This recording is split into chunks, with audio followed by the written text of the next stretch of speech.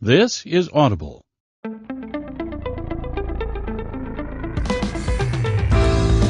Gildan Media presents Your Coach in a Box. Affordable, mind-enriching programs.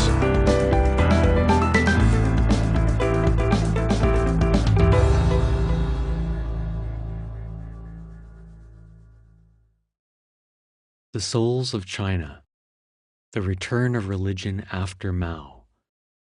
Written and read by Ian Johnson. Heaven sees as my people see. Heaven hears as my people hear. The Book of Documents. But now they desire a better country, that is, a heavenly one. Therefore God is not ashamed to be called their God, for he has prepared for them a city. Hebrews 11:16.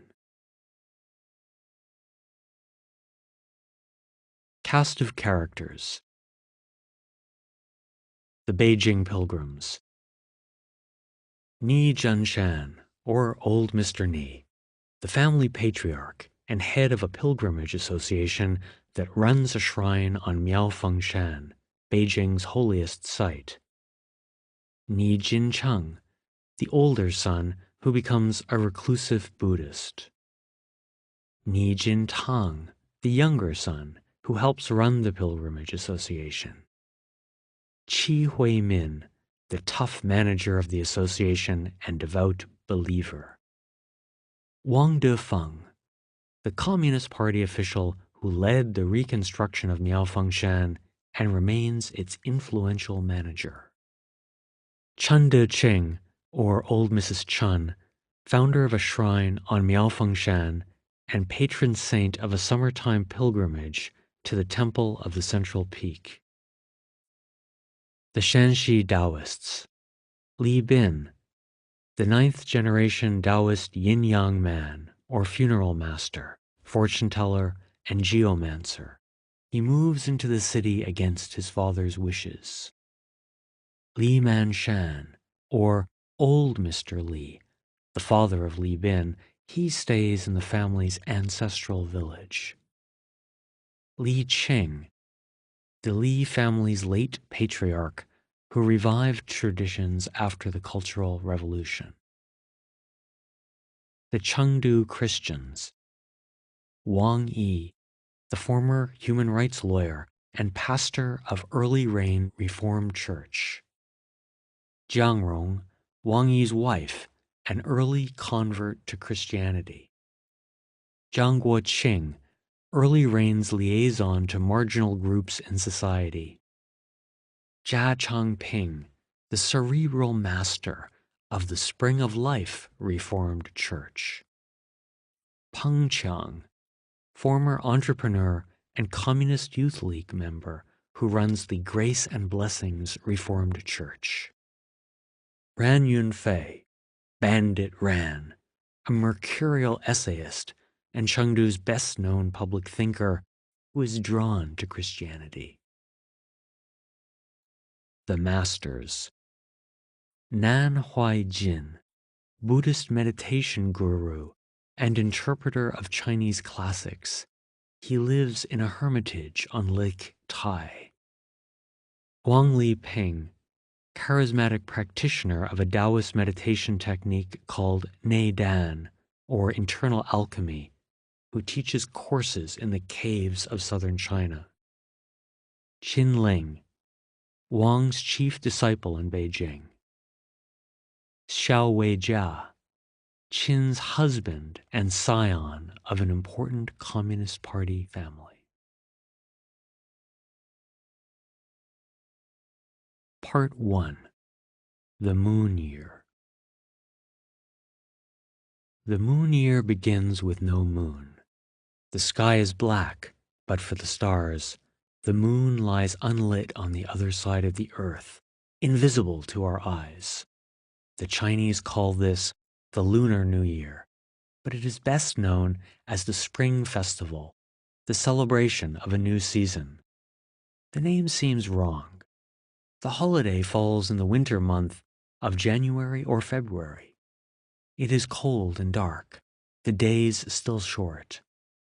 In northern China, snows can blanket the land. In the south, chilly rains penetrate every room, every layer of clothing. We feel gripped by the hopelessness of winter and wonder how this calendar ever functioned. How did it order time in one of the world's oldest continuous civilizations? In the 19th and 20th centuries, Chinese patriots had similar questions. They worried that their country was so backward that it would be torn apart by foreign powers.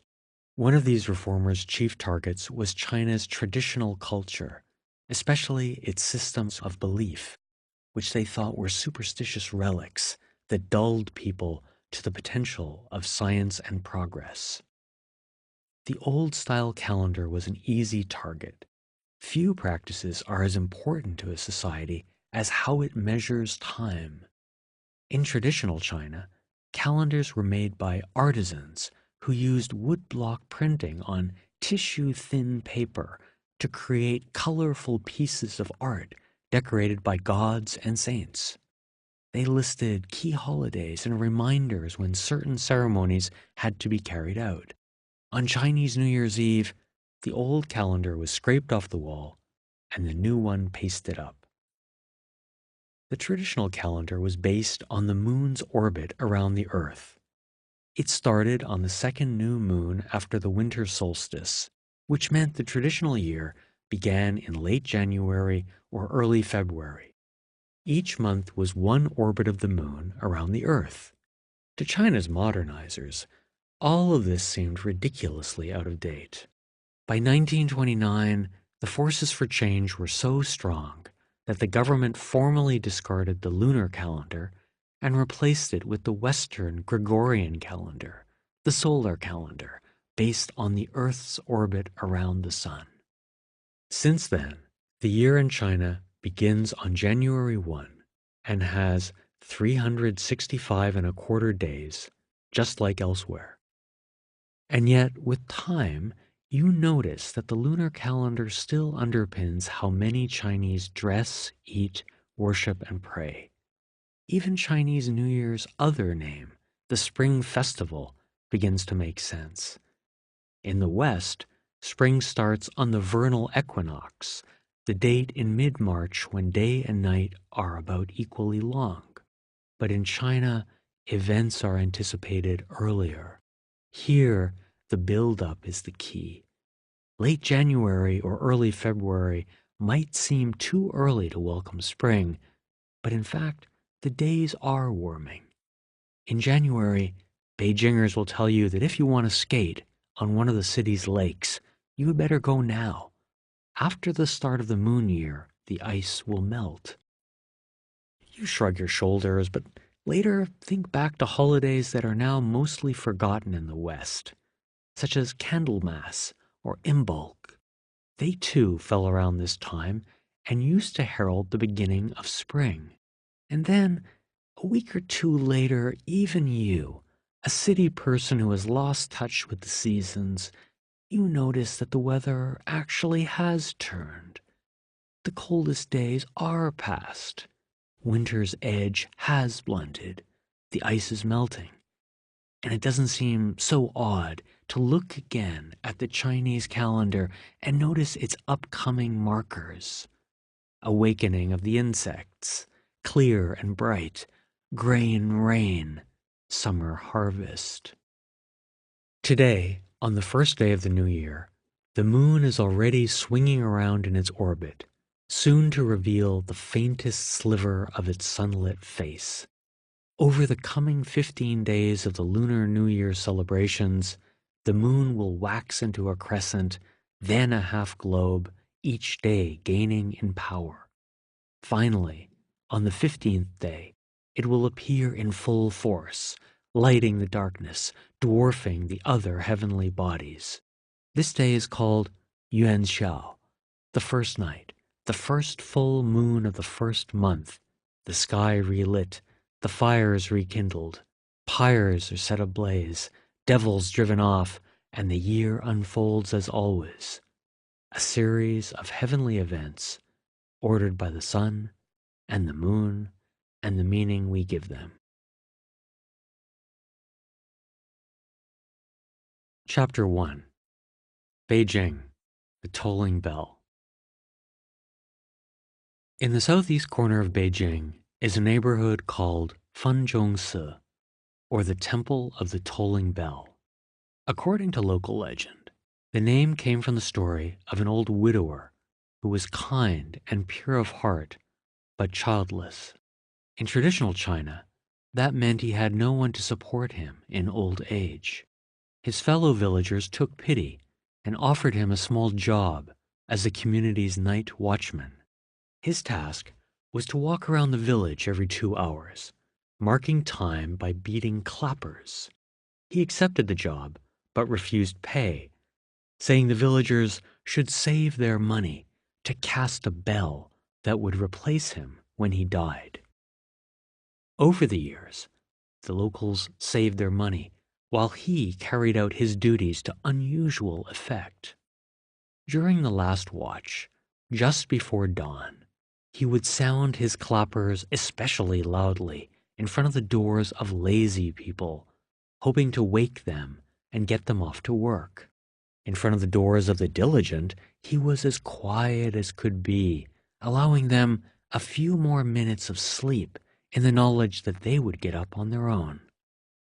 As time went by, some villagers said his clappers anticipated the changing seasons or warned of coming storms. When they heard the steady beat, they knew what they had to do, not just when to work or sleep, but how to live their lives, following good and avoiding evil. Eventually, the old man died, the money was counted, and the bell cast. When it was rung, it had the same miraculous effect, a bell tolling for each person. The bell, the temple that was later built around it, and the village, all were torn down long ago, leaving only a story and the name of a highway overpass, a subway stop, and a neighborhood of tenement homes about to be demolished.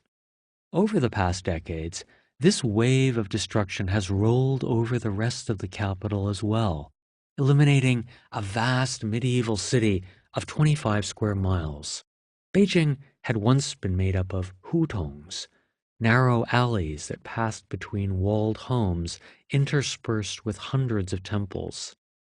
Superimposed over these communities was an imaginary landscape of holy mountains and deities who linked the city into a sacred bond of myth and faith. For centuries, this urban landscape epitomized the political religious state that had run China for millennia. Beijing's cosmology changed in the 20th century, especially after the communist takeover in 1949. Many of the temples and hutongs were destroyed to make way for the new ideals of an atheistic industrial society. Starting in the 1980s came economic reforms and uncontrolled real estate development, which has wiped out almost all of the rest of the old city and pushed most of Beijing's original inhabitants out of the city center. In the few fragments of the historic city that survived, migrants moved in. Some were poor workers from the countryside, others rich gentrifiers from afar. With them came new foods, spicy dishes from the interior or nouvelle cuisine from abroad, and new customs, such as the mass exodus out of Beijing during holidays to rural hometowns or tropical beach resorts. Lost was a way of life, just as the local cultures of other great cities have been swamped by our restless times. I had watched this transformation since first coming to Beijing in the early 1980s. Like many people, I was disheartened and felt the city and its once great culture was lost. But in recent years, I began to realize I had been wrong. Beijing's culture was not dead. It was being reborn in odd corners of the city, like the Temple of the Tolling Bell. It was not the same as in the past, but it was still vibrant and real, waves of life and belief that echoed the sounds of the past. The Temple of the Tolling Bell was the home of the Ni family, ordinary Beijingers who had once lived in the old city near one of its most famous landmarks, the Temple of Heaven. Next door to their old home had been a much smaller temple to Our Lady of the Azure Clouds, or Bixia Yuanjun, an important Taoist goddess. The Ni family children used to play in the temple's 3 courtyards, and the family was friends with an old priest who lived there. In 1992, their house and the Taoist temple were slated for demolition to make way for the headquarters of the General Administration of Sport of China, a government agency charged with creating national glory. Faced with such a strong opponent, the Ni family did the wise thing. It yielded. As compensation, the family was given money and land to build new homes in the Temple of the Tolling Bell neighborhood. It was from this new encampment outside the old city that they helped orchestrate the revival of Beijing's spiritual life. On the second day of the Lunar New Year, I paid a visit to the Ni family's 81-year-old patriarch, Ni Zhenshan. 2 nights earlier, Beijingers had heralded the Year of the Dragon with loud and endless fireworks against a dark, moonless sky. Yesterday, the first day of the new year, had been quiet. Traditionally, it is a day for staying home with one's family, cooking big meals, and recuperating from the previous night's excitement. The second day is given over to social calls, and so here I was, plodding past spent firework casings and charred paper, doing what any gentleman is supposed to do on this day: pay respects to one's betters and elders. Compared with me, the Nis were both. Old Mr. Ni and his 56-year-old son, Ni Jincheng, weren't just older.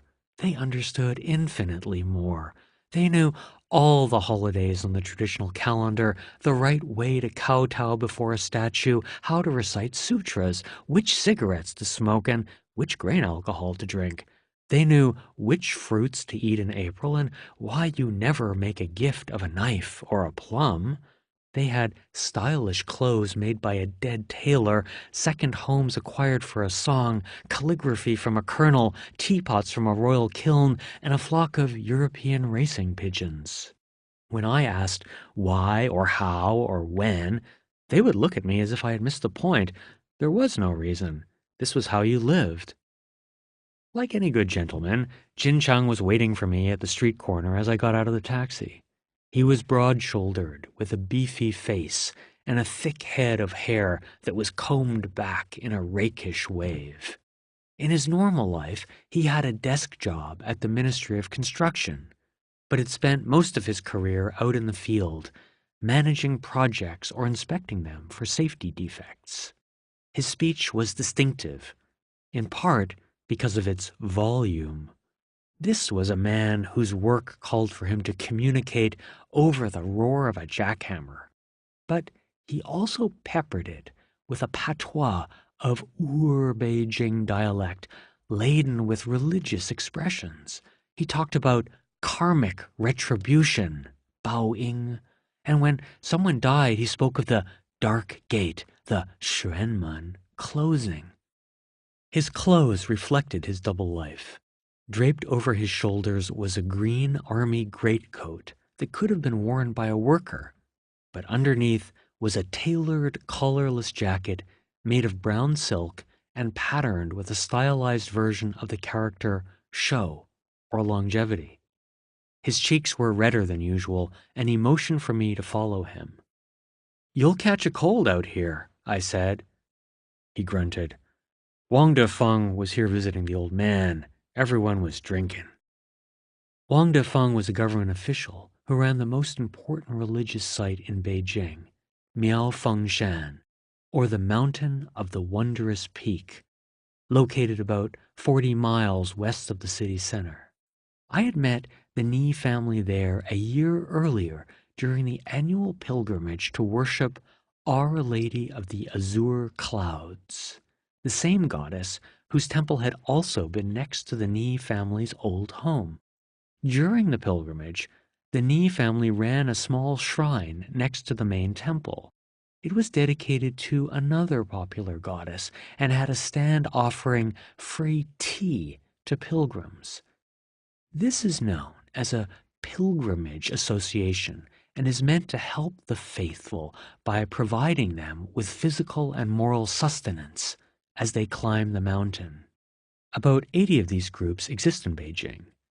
Some provide food and drink, while others honor the gods with acrobatics, stilt walking, humorous skits, and martial arts.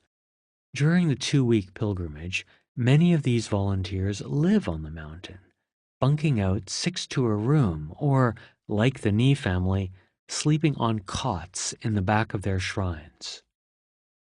The temple is owned by the government, but neither it nor Manager Wang controls the pilgrimage associations. They are independent, with an authority that comes from tradition and faith, rather than power and money. Over the course of many generations, the pilgrimage associations have been handed down through clans and families, and they have developed arcane sets of rules and regulations. They choose who can ascend Miaofangshan and how to behave on the mountain. They even decide how you should greet another person on the street. They are crucial to the pilgrimage's financial success. If the groups participate, then the Miaofangshan Fair is a genuine spiritual event and a destination for tens of thousands of pious pilgrims. If the groups stay away, then it's nothing but a carnival.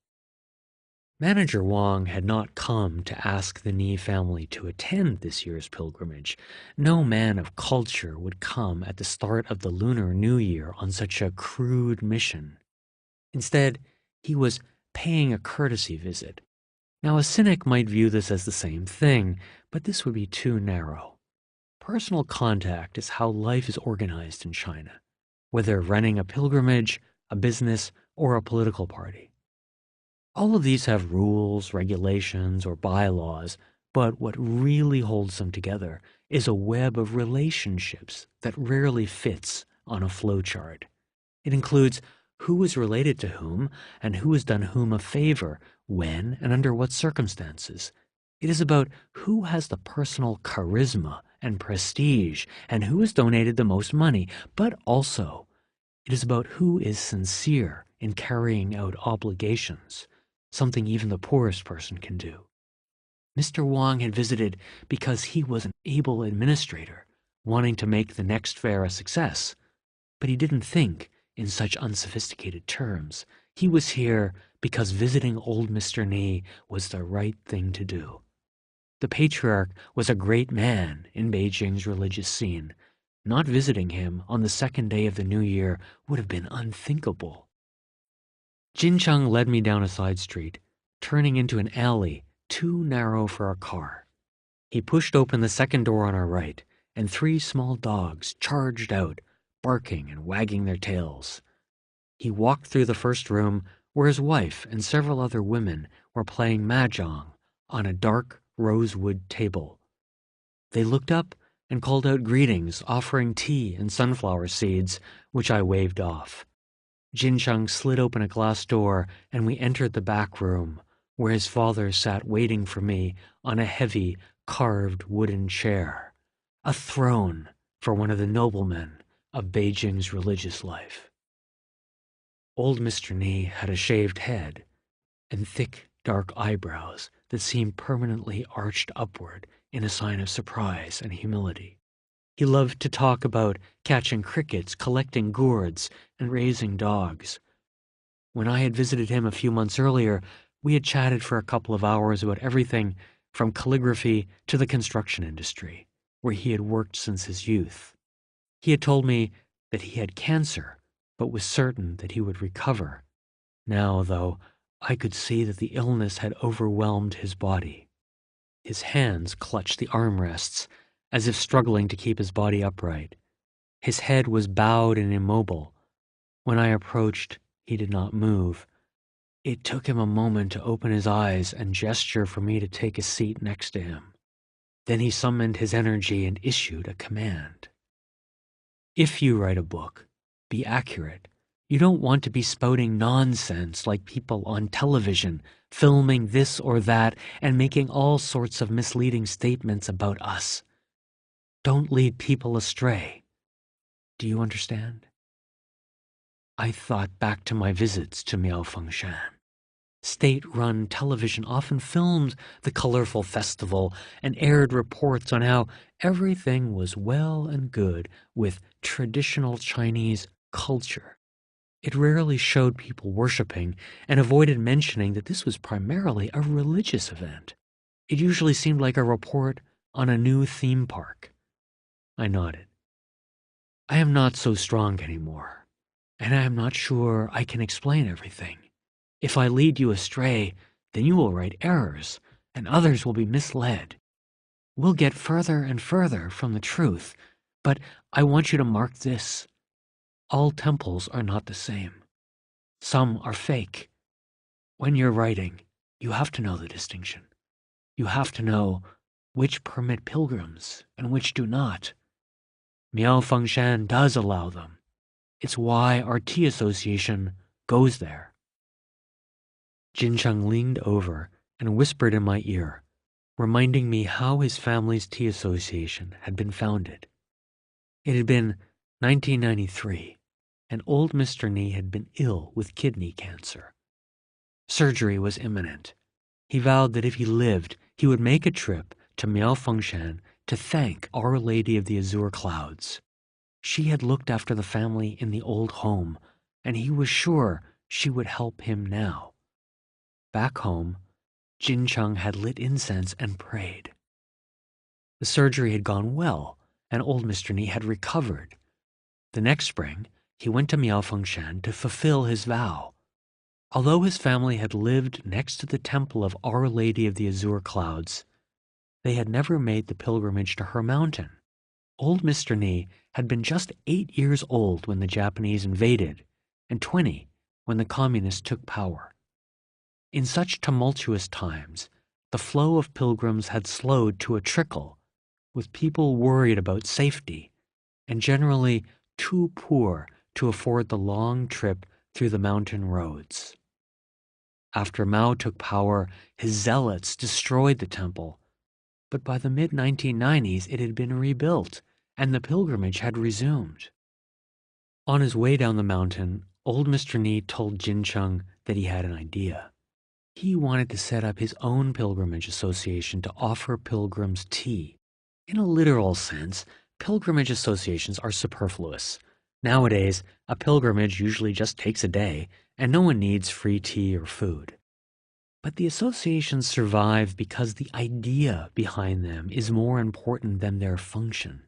They symbolize piety, a gathering of people who have enough faith to sacrifice the thousands of dollars and weeks of time that it takes to run a pilgrimage association. Jincheng had paused for a moment to think. This venture would cost a huge amount of money. They would need a shrine with a beautiful statue and an altar. In front of it, they would need to set out expensive porcelain teapots and cups to symbolize their offering. Of course, they would also need a lot of tea, and not cheap tea, but something that would honor the goddess. And then they would need volunteers to staff their stall so pilgrims could get tea any time of the day. It would cost tens of thousands of yuan, which, especially back then, was a lot of money for working-class people. But Jincheng was in private enterprise then and had begun to make money in the construction industry. He also knew he could count on family and friends to help out. He looked at his father and nodded. During the 1995 pilgrimage, with their own savings and donations from friends and colleagues, they began offering tea and steamed buns at Miaofengshan. Now I looked over at old Mr. Ni and nodded. I knew the story, and I knew that it was because of Miaofengshan that he had established a tea association. You were healed 20 years ago. Perhaps it can happen again, I ventured. He shook his head. This wasn't the time for empty talk.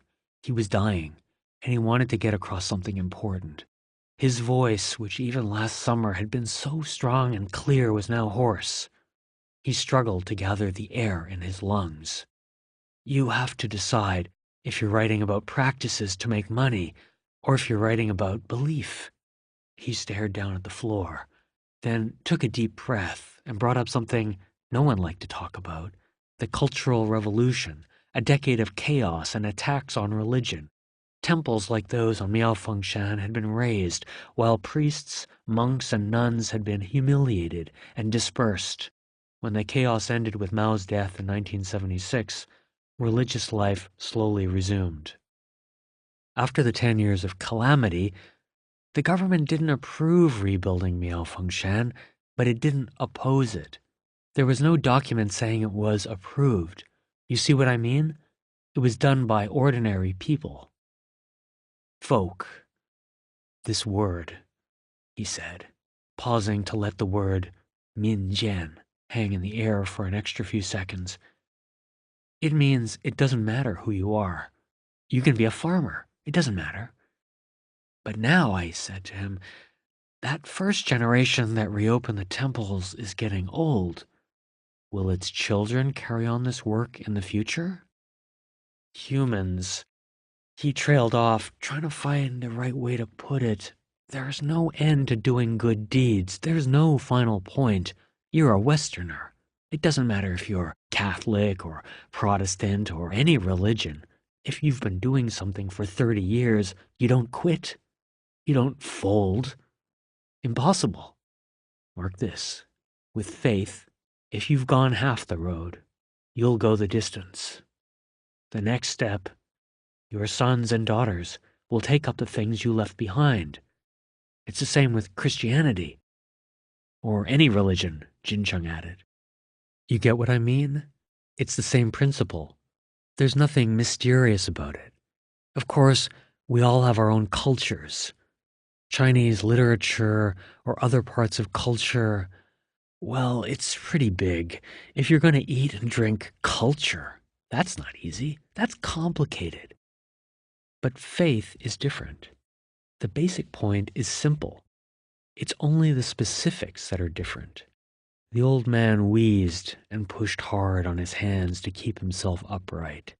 Jincheng's wife, Chen Jinsheng, walked in and put her arms around his shoulders to steady him. Dad, take a rest, Jincheng said quietly. The old man shook his head. Talking to me is just wasting your time if you want to know about high culture. He laughed and perked up. I don't like to talk nonsense. If I know something, I'll tell you. If not, I won't. Ask. I want to ask why you still run the Tea Association, I said. You wanted to thank Our Lady of the Azure Clouds, to pay her back for saving your life. He nodded, and I continued. But why do you still go, year after year? Haven't you paid her back already? There is a need. People are unsettled. They come to the mountain, so we should be there for them. We are carrying this on to the next generation. I feel it is our duty. He paused to formulate the words. There is another reason. The temple on Miaofengshan, its history, is like a great story. Many people went there, many famous people. Do you know Cheng Yanqiu?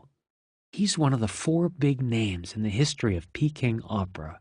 He was fantastic. He gave an incense burner. It's well known. It's part of the story. Those are famous people. But you, what have you left behind? He said, addressing himself. Who's going to recognize what you've done? What have you left of value?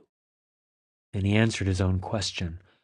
Unless it's participating in the Pilgrimage Association? Our tea association has a name that's unique. It's the Whole Heart Philanthropic Salvation Tea Association. It's based on charity. What are you going to leave behind? He said again, and then replied, in a different, deeper voice. Well, you've got your tea association. Ah, right, in the Beijing district of Fengtai. In the Temple of the Tolling Bell neighborhood is the Whole Heart Philanthropic Salvation Tea Association. Oh, right, so you can leave that. I, Ni Junshan, I can leave that. Otherwise, who will remember you? Jincheng looked down at the ground. His father was already talking about the time after his passing. He was upset. Who would run the Pilgrimage Association if his father died? Dad, what are you talking about? What nonsense? Jincheng's wife blurted out. Chen Jinshang was a lively woman of 56, with short permed hair and a great pealing laugh, but her father-in-law's talk troubled her. The old man was patient. This was his daughter-in-law, a member of his family for over 30 years, a good, loyal woman who had cared for him day and night over the past months. How to make her understand? Then he thought of the family's stele, a stone tablet about 4 feet high that stood outside the temple, an honor given to his tea association for its service to pilgrims. Chiseled on the front was the association's name. On the back were the names of the founding family members, including hers. He looked at her softly. Think of it like this. Long in the future, even if times change, our stele will remain at the temple. They'll see your name and say, hey, who is that Chen Jinshang? Then they'll know, oh, that's one of the founders of the Tea Association. If you don't have something like this, you won't make it into history as a personage. But Dad, after a while, steles fall down, Mrs. Chun said. They break. Yes, you can think of it like that. But heaven knows what you have done. And if your grandson goes to Miao Fengshan and carries on the tea association, if he sees that the stele is broken, he'll fix it or put up a new one, copy the names from the old one and re-erect it. His children will know that their great-grandmother was called Chen Jinshang, and she was a pilgrim to Miao Fengshan and erected a stele here, and so they'll take care of it. This is what's known as passing down for 10,000 years, or through the ages of 1,000 autumns. Dad wanted to write a book about the family, Miss Chun said to me. I'm afraid I don't have much to offer, old Mr. Nee said. I don't have that much higher education. I'm afraid I'll tell you a lot of nonsense, and your book will be full of errors. A book like yours, his son said, nodding sagely, could be boundless. What aspect of the pilgrimage associations do you want to understand? The old man said to me. You need direction, his son added. What are you writing? Miss Chun said with a big laugh, and we all joined in. I want to describe this rebirth of faith, I said to them. It seemed to start recovering after the Cultural Revolution, but really took off in recent years. That's my case, old Mr. Nee said. I encountered an illness and wanted to express my faith. For the first time in our lives, we had money, so I decided to donate tea. It was a thought harbored in my breast, but never spoken. I just went to the mountain and saw something was missing, and the next year helped out a bit. I just wanted to see what could be done. We offered green tea. In my dad's day, green tea was expensive, and so we offered it, Jin Chung said. That's why. But our principles are different from some of the other groups that you might see. We follow the Buddhist idea of dana, the practice of giving or charity. A lot of this new stuff is just for making money, Jin Chung added. It's rubbish. Then his father surprised me by disagreeing. No, he said, shaking his head firmly, his eyebrows knit together tightly, as if pondering the idea and then rejecting it. Not all new things are bad. Sometimes new things rise up, and they stay. After a while, they become old. Then they become tradition. Chapter 2: Ritual, the Lost Middle. Pilgrims like the Ni family underpin one of the great religious revivals of our time. Across China, hundreds of temples, mosques, and churches open each year, attracting millions of new worshippers. The precise figures are often debated, but even a casual visitor to China cannot miss the signs. New churches dotting the countryside, temples being rebuilt or massively expanded, and new government policies that encourage traditional values. Progress is not linear. Churches are demolished, temples run for tourism, and debates about morality manipulated for political gain. But the overall direction is clear. Faith and values are returning to the center of a national discussion over how to organize Chinese life. This is not the China we used to know. For decades, we have been accustomed to thinking of China as a country where religion, faith, and values are marginal. Our images of Chinese people are overwhelmingly economic or political, of diligent workers in vast factories, nouveau riche flaunting their wealth, farmers toiling in polluted fields, or dissidents being locked up. When we do hear of Chinese people and faith, it is either about victims, Chinese Christians forced to worship underground, or exotic stories of wacky people walking backward in parks, hugging trees, or joining scary cults. All of this exists and is true, but misses a bigger point: that hundreds of millions of Chinese are consumed with doubt about their society and turning to religion and faith for answers that they do not find in the radically secular world constructed around them. They wonder what more there is to life than materialism and what makes a good life. As one person I interviewed for this book told me, we thought we were unhappy because we were poor. But now a lot of us aren't poor anymore, and yet we're still unhappy. We realize there's something missing, and that's a spiritual life.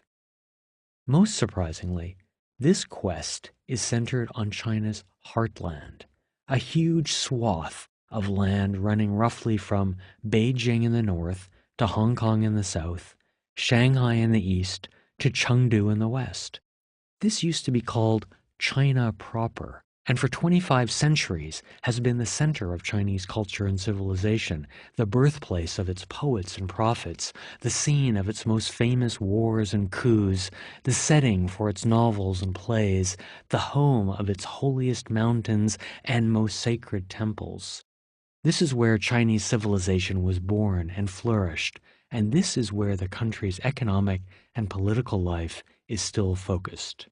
We have long known that China's ethnic minorities, especially the Tibetans and Uyghurs, have valued religion, sometimes as a form of resistance against an oppressive state.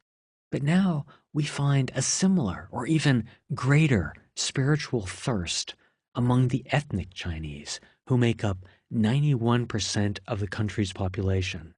Instead of being a salve for China's marginal people, it is a quest for meaning among those who have benefited most from China's economic takeoff. This is why this book focuses on ethnic Chinese, also called Han Chinese. They dominate China's economic, political, and spiritual life.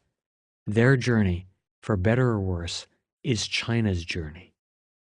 Not all Chinese see this quest in spiritual terms. Government critics often view it as purely political. The country needs better rules and laws to solve society's ills. Reformers inside the system see it more technocratically. If they had better administrative structures and provided better services, apathy and anger would abate. But most Chinese look at the problem more broadly.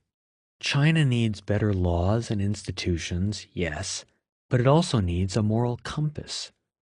This longing for moral certitude is especially strong in China due to its history and tradition. For millennia, Chinese society was held together by the idea that laws alone cannot keep people together. Instead, philosophers like Confucius argued that society also needed shared values. Most Chinese still hold this view. For many, the answer is to engage in some sort of spiritual practice, a religion, a way of life, a form of moral cultivation, things that will make their lives more meaningful and help change society. All told, it is hardly an exaggeration to say China is undergoing a spiritual revival similar to the Great Awakening in the United States in the 19th century. Now, just like a century and a half ago, a country on the move is unsettled by great social and economic change. People have been thrust into new, alienating cities where they have no friends and no circle of support. Religion and faith offer ways of looking at age-old questions that all people, everywhere, struggle to answer. Why are we here? What really makes us happy? How do we achieve contentment as individuals, as a community, as a nation? What is our soul? Understanding this spiritual tumult requires making a detour back in time to its cause, one of the greatest anti-religious movements in world history, one that affected all major faiths in China: Buddhism, Christianity, Taoism, folk religion, and Islam.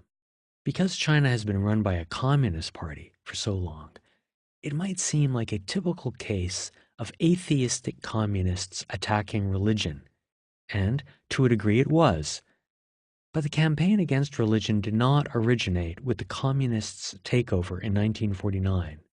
Instead, it began a century earlier when China's traditional civilization began to collapse. This breakdown was triggered by a crisis of confidence.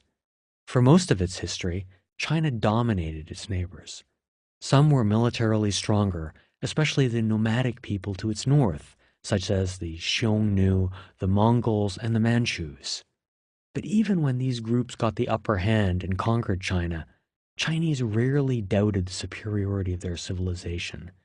Chinese were often self-critical, but believed that their ways of life would prevail. China's encounter with the West shook that self-assurance. Starting with the First Opium War of 1839, China suffered a string of military defeats. Many in power were at first unfazed, figuring that they only needed better technology, especially arsenals, ships, and cannons. But when China kept losing battles and territory, a sense of crisis developed. Chinese looked around the world and saw how the West had carved up the Americas and Africa and subjugated India. Was China next? By the end of the 19th century, a growing number of Chinese began to believe that their country needed more than superficial changes. They realized that China lacked modern science, engineering, education, public health, and advanced agricultural methods. All of these things were products of a radically different way of ordering society, one based primarily on science. As the crisis developed, increasingly radical ideas took hold. China didn't just need new policies or even a new dynasty. It needed to abolish the emperor. It had to overthrow the entire political system of running China. And that meant destroying the religious system that was its most important pillar. Why religion? Couldn't China have simply revamped its schools and modernized its economy without gutting its traditional faiths? Today, China is a rising power, and traditional religions are widespread. The two do not seem incompatible. But the role of religion in traditional Chinese society was very different from today, something we are only beginning to appreciate. Until the past few decades, scholars thought Chinese religions were somewhat analogous to the Abrahamic faiths. Instead of Christianity, Judaism, or Islam, China had Buddhism, Taoism, and Confucianism. That was wrong. Instead, as the historian C.K. Yang put it, religion was diffused in Chinese society. It wasn't one pillar next to secular society and could not be defined as one particular thing you did once or twice a week at a certain place under the guidance of a certain holy book, the way many world religions are organized. Instead, Chinese religion had little theology, almost no clergy, and few fixed places of worship. But this didn't mean Chinese religion was weak. Instead, it was spread over every aspect of life, like a fine membrane that held society together. Work, for example, was sacred. Almost every profession venerated a god. Carpenters worshipped Lu Ban, a historical figure who invented many woodworking and building techniques. Martial artists worshipped the general Lord Guan or the Monkey King, Sun Wukong. Medical professionals honored Hua Tuo, a doctor from the 3rd century who pioneered brain surgery. Sailors worshipped the goddess Mazu. The list is inexhaustible. Dyers, vintners, tailors, makers of musical instruments, musicians and actors, cooks, barbers, and even professional storytellers. In a survey of 28 craft guilds in Beijing in the 1920s, only 4 did not worship a patron god. In Chinese cities, almost every street corner had a temple or shrine. In her survey of religious life in Beijing, the historian Susan McKinn estimates that the city had roughly 1,000 temples in 1911. The rest of China was similar. Every village had a temple or 2. Many had half a dozen. Many people might wonder, what religion are we talking about? Are these Buddhist or Taoist practices? In most cases, the answer would be neither. Thanks to the predominance of the Abrahamic faiths in the West, we think in exclusive terms. This person is Catholic, that person is Jewish, another is Muslim. These faiths have clearly defined stories about their beliefs, as well as set places of worship, a holy book, and quite often a clergy. Most important is that belief in these faiths is absolute and exclusive. It's one or the other. One doesn't celebrate Passover, fast during Lent, or go on the Hajj. New Agers notwithstanding, dabbling is heretical. Traditional Chinese religion is different. This is why pollsters have a hard time figuring out if Chinese people are religious. Asking, "What faith do you believe in?" seems like a simple question for people who define religion according to monotheistic norms. They expect a clear-cut answer like, "I am a Buddhist," or "I am a Taoist." But for most of Chinese history, this sort of question would have been strange. Religion was part of belonging to your community. A village had its temples, its gods, and they were honored on certain holy days. Choice was not really a factor. China did have 3 separate teachings, or jiao: Confucianism, Ru Jiao, Buddhism, Fo Jiao, and Taoism, Dao Jiao. But they did not function as separate institutions with their own followers. Primarily, they provided services. Community might invite a priest or monk to perform rituals at temples, for example, and each of the 3 offered its own special techniques. Buddhist Chan meditation, or devotional Pure Land spiritual exercises, Taoist meditative exercises, or Confucian moral self-cultivation. But they were not considered separate. For most of Chinese history, people believed in an amalgam of these faiths that is best described as Chinese religion. In fact, the concept of thinking of oneself as part of a discrete and clearly definable religious system was so foreign to Chinese that when modernizers wanted to reorganize society using Western norms 100 years ago, they had to import the vocabulary from the West. Turning to Japan, which had started a similar discussion a generation earlier, they imported words like zongjiao, religion, and mi xin, superstition. Before that, there was little idea of religion being separate from society or government. It was all one and the same. It was how you lived. It was what you did. This is reflected in theology's small role. In religions like Christianity, theologians argue passionately over issues like the Trinity or original sin, using tools provided by Greek logic and metaphysics. The same goes for Judaism or Islam, where scholars argue over doctrines or ways of behaving, engaging in epic debates. China has a long history, so it is possible to find exceptions, such as a famous debate in the court of a 6th century emperor between proponents of Buddhism and Taoism. The Taoists lost, and the Buddhists wrote a book called Xiao Dao Lun, or Laughing at the Taoists. By and large, however, these kinds of discussions were rare. Most people saw them as pointless. What did interest Chinese were rituals. In other words, the pragmatic but profound issue of how to behave. As the historian David Johnson puts it in his book, Spectacle and Sacrifice, Chinese culture was a performance culture. Chinese philosophers were concerned more with how people should act and what counted as good actions than with using logic to prove propositions. Ritual was the highest form of action or performances. Every single life event, social, political, or religious, was embedded in and expressed through ritual. These rituals helped organize Chinese society.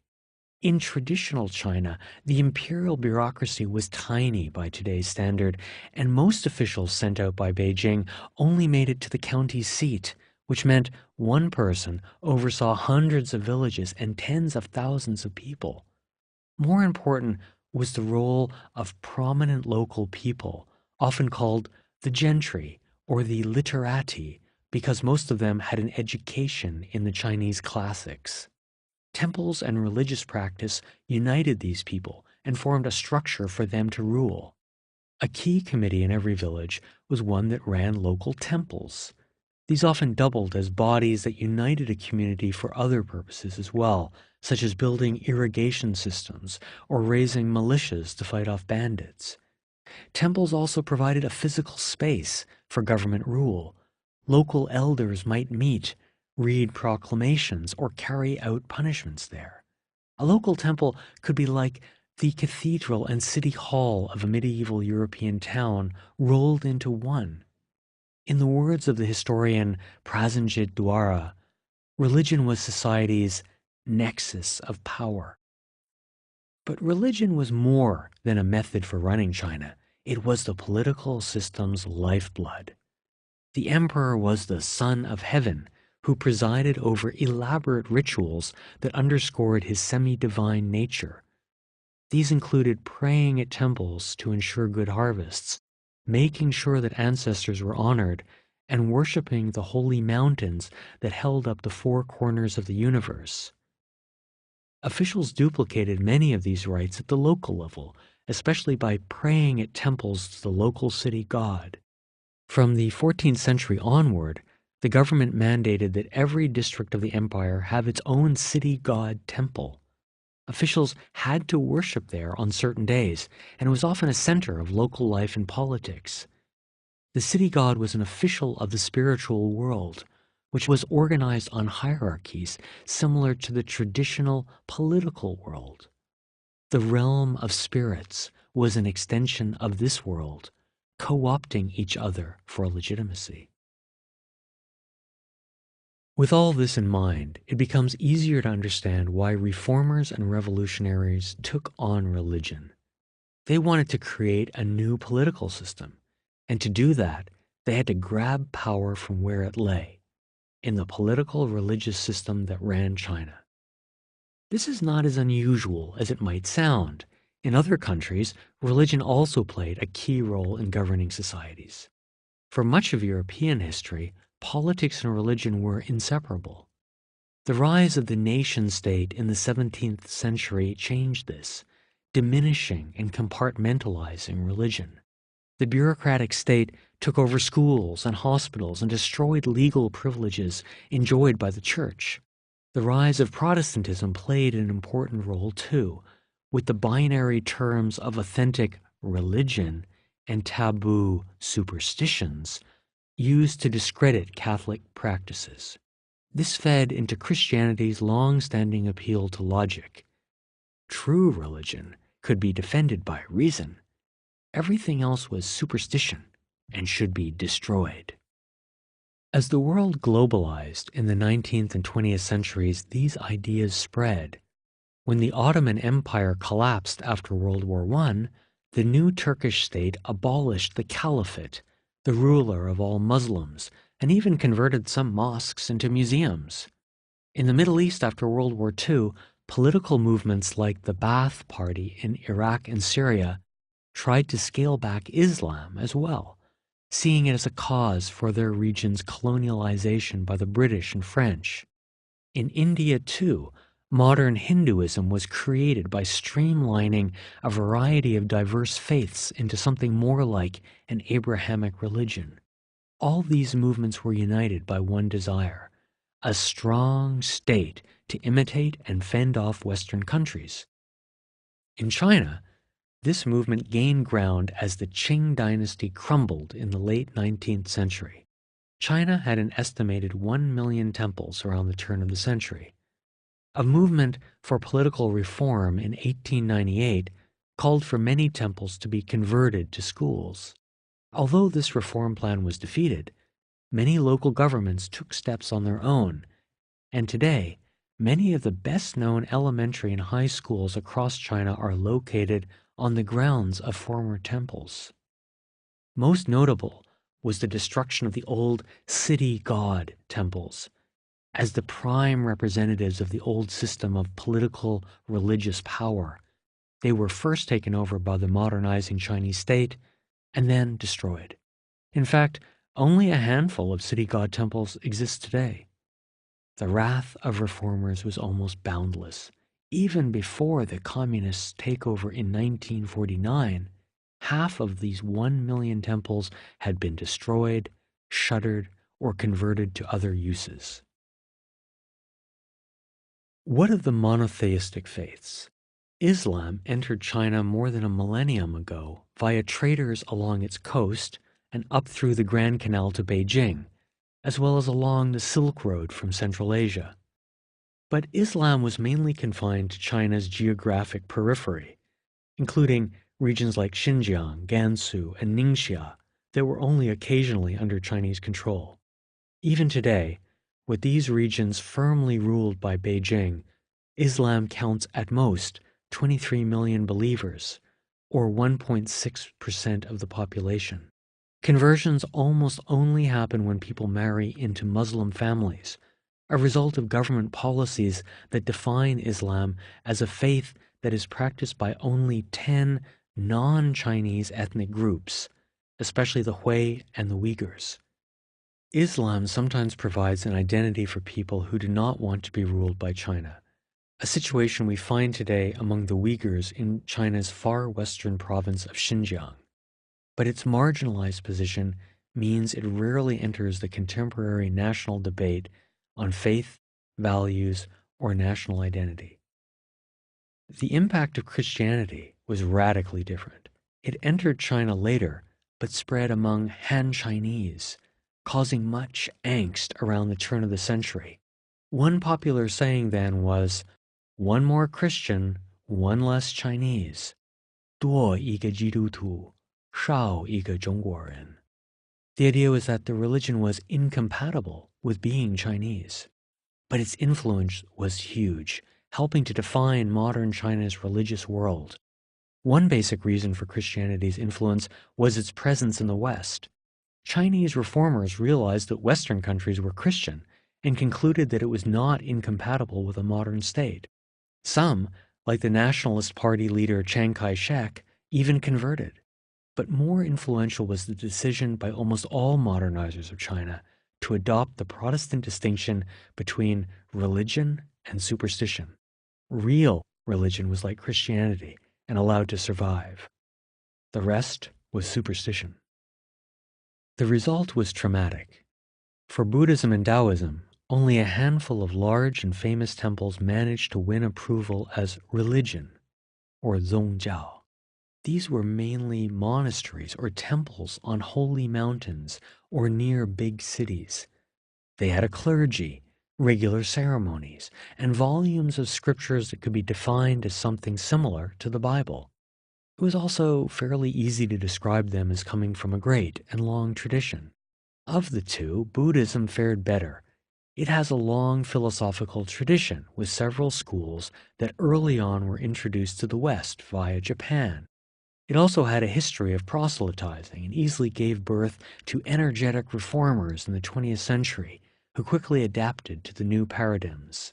They linked temples into nationwide associations that lobbied for their rights. But most Chinese religion did not fare so well. Confucianism had been too closely tied to the old system to survive, despite efforts in the early part of the century to organize it into a religion, or even to declare it China's national religion, much as Japanese reformers had done with indigenous religious practices that became known as Shinto. As for Taoism, it survived, but only barely.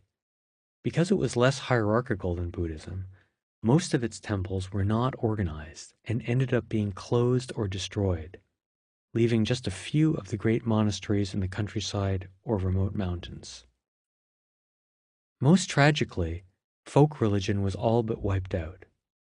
These were the innumerable small temples or shrines that were locally managed and not linked to the major faiths.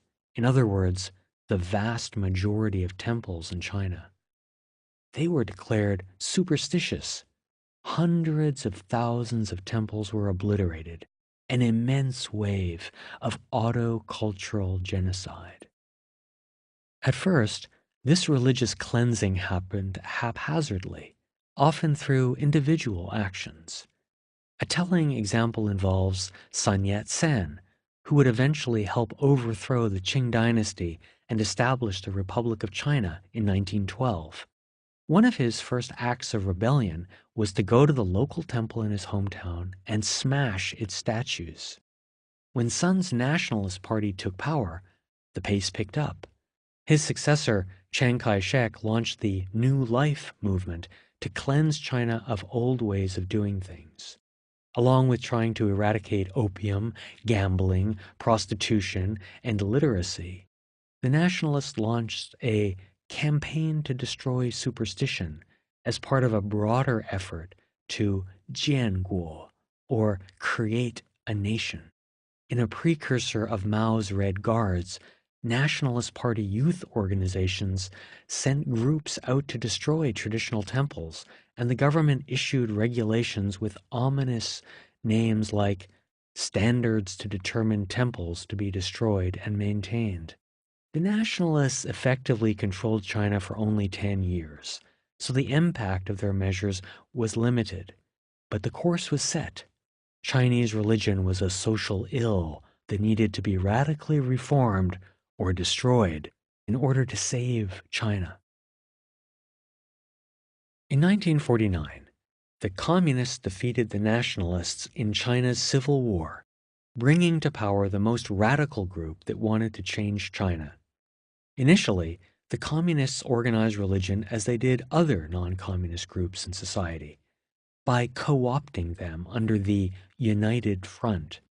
These were non-communist groups that the party thought could be useful or could at least provide the facade of a pluralistic society. The party set up associations for the 5 religions that had coalesced out of the wreckage of the old system: Buddhism, Taoism, Islam, Catholicism, and Protestantism. These 5 groups were allowed to run their faiths, surviving temples, churches, or mosques, but everything was firmly guided by the party. Key personnel decisions, important abbots, priests, bishops, cardinals, or imams, all had to be approved by the Communist Party. Most property was confiscated, such as the Christian-run schools and hospitals, or the land holdings that had supported the great Buddhist and Taoist monasteries in the countryside. Foreign ties were especially suspect and all missionaries expelled. But religion wasn't banned, and many of the surviving temples or churches stayed open. This system only lasted a few years. By the late 1950s, Mao embarked on a series of wildly radical policies that suppressed most religious activity. By the time the Cultural Revolution was launched in 1966, the attack was among the most furious in world history. Virtually every place of worship was shuttered and clergy driven out. In the Catholic stronghold of Taiyuan in Shanxi province, the central cathedral was turned into a living exhibition of how backward religion was. Priests and nuns were held in cages and local residents ordered to troop by and watch them. Across the country, Buddhist, Taoist, and Catholic clergy who had taken vows of chastity were forced to marry. Almost no place of worship survived unscathed. Family shrines were dismantled and thrown out. Temples that had endured the attacks in the late Qing and Republican periods were gutted, torn down, or occupied by factories and government offices. A few were of such historic importance that moderates in the government were able to protect them, but most were damaged or destroyed. Almost all were emptied of their statues, which were pitched into bonfires or smuggled down to Hong Kong to be sold off through antique dealers.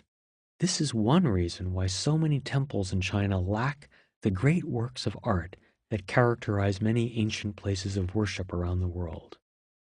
During this period, religion went underground.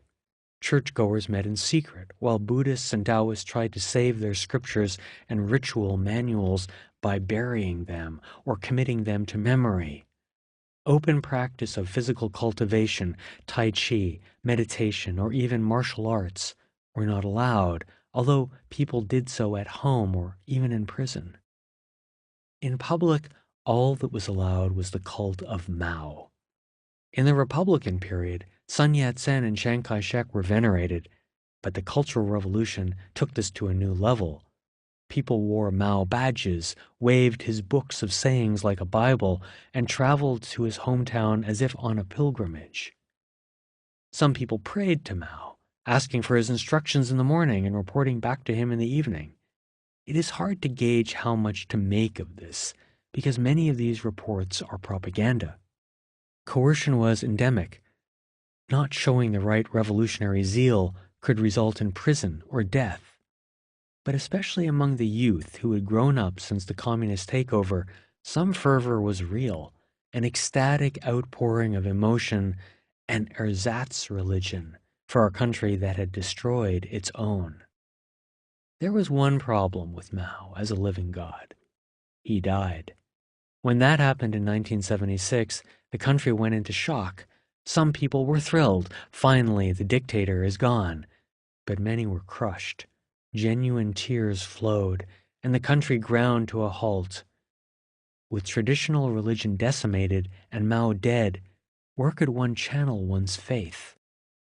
The party responded by trying to turn the clock back to the early 1950s.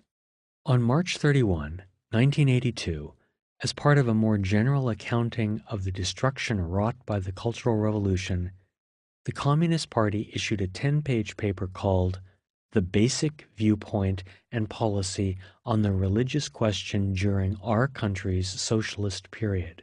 It is better known as Document 19 and is an astoundingly candid analysis of China's religious crisis and the legal basis for China's religious revival. It states that for 19 of Mao's 27 years in power, leftist errors took hold, a startling admission of how the party had fumbled religious policy during its first 3 decades in power. It admitted that the radicals who ran the country forbade normal religious activities, fabricated a host of wrongs and injustice that they pinned upon these religious personages, and used violent measures against religion that forced religious movements underground. After admitting its errors, the party went on to describe religion in sympathetic language. arguing forcefully that religion would disappear, but only very gradually. Those who expect to rely on administrative decrees or other coercive measures to wipe out religious thinking and practices with one blow are even further from the basic viewpoint that Marxism takes toward the religious question. They are entirely wrong and will do no small harm. Instead, the document said the party's long-term policy was respect for and protection of the freedom of religious belief. That meant it was permissible, either in places of worship or at home, for Buddha worship, scripture chanting, incense burning, prayer, Bible study, preaching, mass, baptism, initiation as a monk or a nun, fasting, celebrations of religious festivals. Even Christian house church meetings were tacitly approved. In principle, this should not be allowed, yet this prohibition should not be too rigidly enforced. As for how religion should be controlled, Document 19 ordered a return to the old system set up in the early 1950s. The 5 religions would be run by associations that would report to the government. Places of worship could reopen and a new generation of clergy be trained. This was the foundation of China's religious revival. This does not mean that China's religious life is normal. Government control of major temples, churches, and mosques is resented by many who turn to underground places of worship free from government control. In the public sphere, religion is also tightly circumscribed. It is all but banned from the media. Religious leaders, for example, almost never comment on the great issues of the day or even interact with each other. Interreligious dialogue is all but unknown. The turmoil of the past century and a half has also made people uncomfortable about expressing their religiosity. In fact, most people shun the word religion, which is seen as a sensitive term, something extremely formal, hierarchical, and political. This results in colossal misunderstandings when outsiders try to use these terms to gauge religious or spiritual life in China. One government survey in 2012, for example, showed that only 10% of respondents said they had a religious belief, with 89.6% saying they had none. International polling firms seem to reflect similar low levels of belief.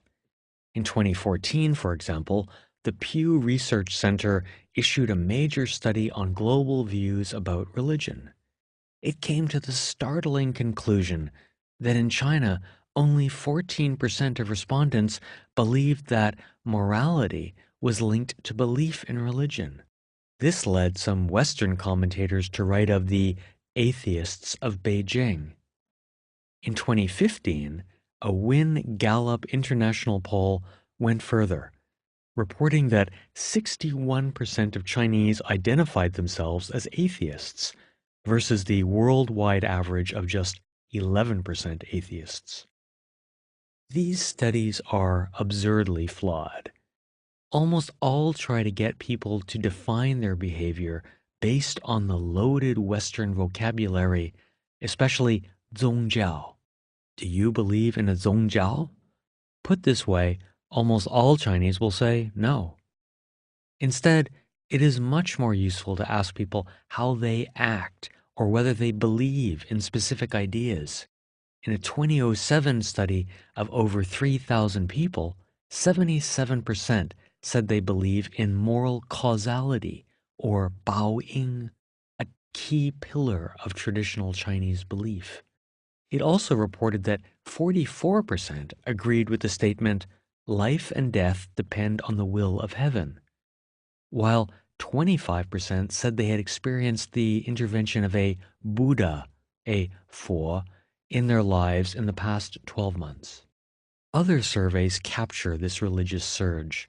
A 2005 survey by East China Normal University in Shanghai found that 31% of the country's population, or about 300 million people, are religious. 2/3 were worshippers of Buddhism, Taoism, or folk practices, in addition to 40 million Christians, with the rest divided among other faiths. The key reason for the high response rate was that the survey used the word 信仰, or faith, instead of 宗教, or religion. Another study, the China Spiritual Life Study, led by Fenggang Yang at Purdue University, gave similar numbers. 185 million consider themselves Buddhist, while another 17.3 million have formal ties to a temple, making them the equivalent of lay Buddhists. As for Taoism, 12 million say they are Taoists, and another 173 million say they engage in some Taoist practices. The most obvious sign of China's religious revival is the growing number of places of worship. A government survey from 2014 found 500,000 Buddhist monks and nuns in 33,000 Buddhist temples and another 48,000 Taoist priests and nuns affiliated with 9,000 Taoist temples, twice the number of temples reported in the 1990s. That might seem like impossibly fast growth, but it matches what I have observed in dozens of cities across China. Even in Beijing, the most politicized and atypically atheist city in China, the number of Taoist temples has increased from 2 in 1995 to over 20 today. This is still a fraction of the hundreds that existed in the past, but indicates the speed of change. As for Christianity, the picture is bifurcated. Until 1949, Catholicism was the strongest Christian group, numbering 3 million, or 3/4 of Christians in China. But since then, Catholicism has fared poorly. The chief culprit is Catholicism's greatest strength and its greatest weakness, its hierarchy. Before 1949, that top-down structure allowed the church to channel money from abroad into China to build hospitals and schools and send missionaries to far-flung corners of the land. But when the communists took power, this hierarchy was decapitated and the money supply cut off.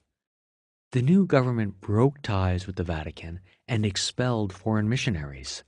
In their place, the government instilled government functionaries, giving the state control over the Catholic religious apparatus. These problems were compounded by the Catholic Church's failure to localize its clergy. Before 1949, virtually all Catholic leaders, cardinals, bishops, leaders of hospitals and schools, were foreigners.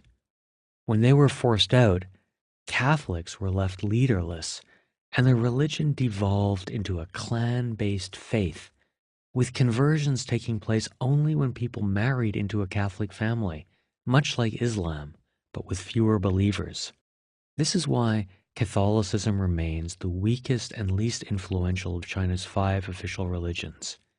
Even if one accepts upper-end estimates of 12 million, that is still less than 1% of the population and barely above China's population growth, which has more than tripled since 1949. The religion has a colorful history in China, and the decades-long courtship between the Vatican and Beijing attracts much foreign media coverage. But the reality is that Catholicism plays a minor role in China's religious life. Protestantism, by contrast, took off after 1949 and is often described as the fastest growing religion in China. From 1 million adherents in 1949, the official figures show that 20 million Protestants are members of government-run churches. Almost all independent estimates, however, show the true number to be several times that, especially because of the popularity of churches that are not part of the government structure, underground or house churches. In 2008, the Beijing sociologist Yu Jianrong estimated that Protestants number about 60 million. In 2011, the Pew Forum on Religion and Public Life estimated 58 million Protestants. Because the government does not permit independent studies of religious belief, figures on unofficial activity are at best educated guesses. But round number estimates of 100 million have to be seen as at the very upper end, and so I think it reasonable to exclude them. Even so, it is worth noting that since 1949, the number of Protestants has increased at an annual rate of 7%. Now, straight line projections are risky. Some extraordinary factors, such as the turmoil of the early years of communist rule, might have driven high numbers of people into Protestant Christianity. But even at just a 4% growth rate, the number of Protestants should top 100 million by 2030. The exact numbers are in any case not so important. The key is that Protestantism has become a dynamic part of China's religious landscape, especially in its biggest cities and among its best educated people. Altogether, we can say that China has roughly 200 million Buddhists and Taoists, with another 50 to 60 million Protestants, 20 to 25 million Muslims, and about 10 million Catholics. In other words, about 300 million people, which matches broader estimates such as the Shanghai study. This excludes the 175 million who follow some sort of Taoist or folk religious practices, and the many Chinese who follow smaller spiritual practices such as Baha'i, Gandhism, yoga, and esoteric practices imported from the West. All told, this is a remarkable recovery, especially considering the destruction of religious infrastructure and knowledge, the continued political suppression, and the broader difficulties of defining one's spirituality. This does not mean that the party has suddenly allowed religious freedom. Document 19 and subsequent rules and regulations make it clear that religion is supposed to be apolitical and regulated by the state. Underground activities might be tolerated but are still illegal. So too are ties with foreign organizations, a taboo that often leads to persecution. The biggest example of official intolerance took place in 1999, when the government banned the Falun Gong spiritual movement. This group was an outgrowth of a return to traditional spiritual and physical cultivation, but the group was seen as a challenge to the government. When it refused to disband, a crackdown followed. Human rights groups estimate that about 100 practitioners died in police custody, while thousands were incarcerated without trial, many spending years in labor camps. However terrible, the suppression of Falun Gong might have created space for other religious organizations. Since the crackdown, the government has loosened its policy toward established religions, perhaps feeling that it is better to allow religiosity to be channeled into groups than it can control, rather than see it erupt in independent movements like Falun Gong. Government favor is especially pronounced toward Taoism, folk practices, and most forms of Buddhism. Groups with foreign ties have fared less well. Hence the ongoing troubles for Tibetan Buddhists who emphasize ties to the exiled Dalai Lama, Muslims inspired by global Islamic movements, or Christians who look abroad for guidance and leadership. But if focused, led, and financed inside China, religious life has been granted huge leeway. This has led to an uneasy balance. Traditional values and practices are encouraged as a source of stability and morality, but faith is also feared as an uncontrollable force, an alternative ideology to the government's vision of how society should be run. In the past, state and religion were united, forming a spiritual center of gravity for China. That old system is now gone, but nothing new has taken its place. With no clear course, the country percolates with sects and saviors, but has no system to hold it all together, or, as the historians Vincent Gossard and David Palmer describe it, a middle kingdom that has lost its middle. Chapter 3, Shanxi, First Night. The Taihang Mountains begin west of Beijing, where Miaofengshan abuts the Mongolian plateau like a pillar holding up the northern edge of the Chinese world. From there, the range runs south through the historic heartland of the Chinese people like a primordial scar. Centuries ago, People looked to the peaks and believed them to be the birthplace of Nuwa, the matriarchal creator of humans. Military strategists cast a colder eye, finding value in its narrow passes that could easily be defended.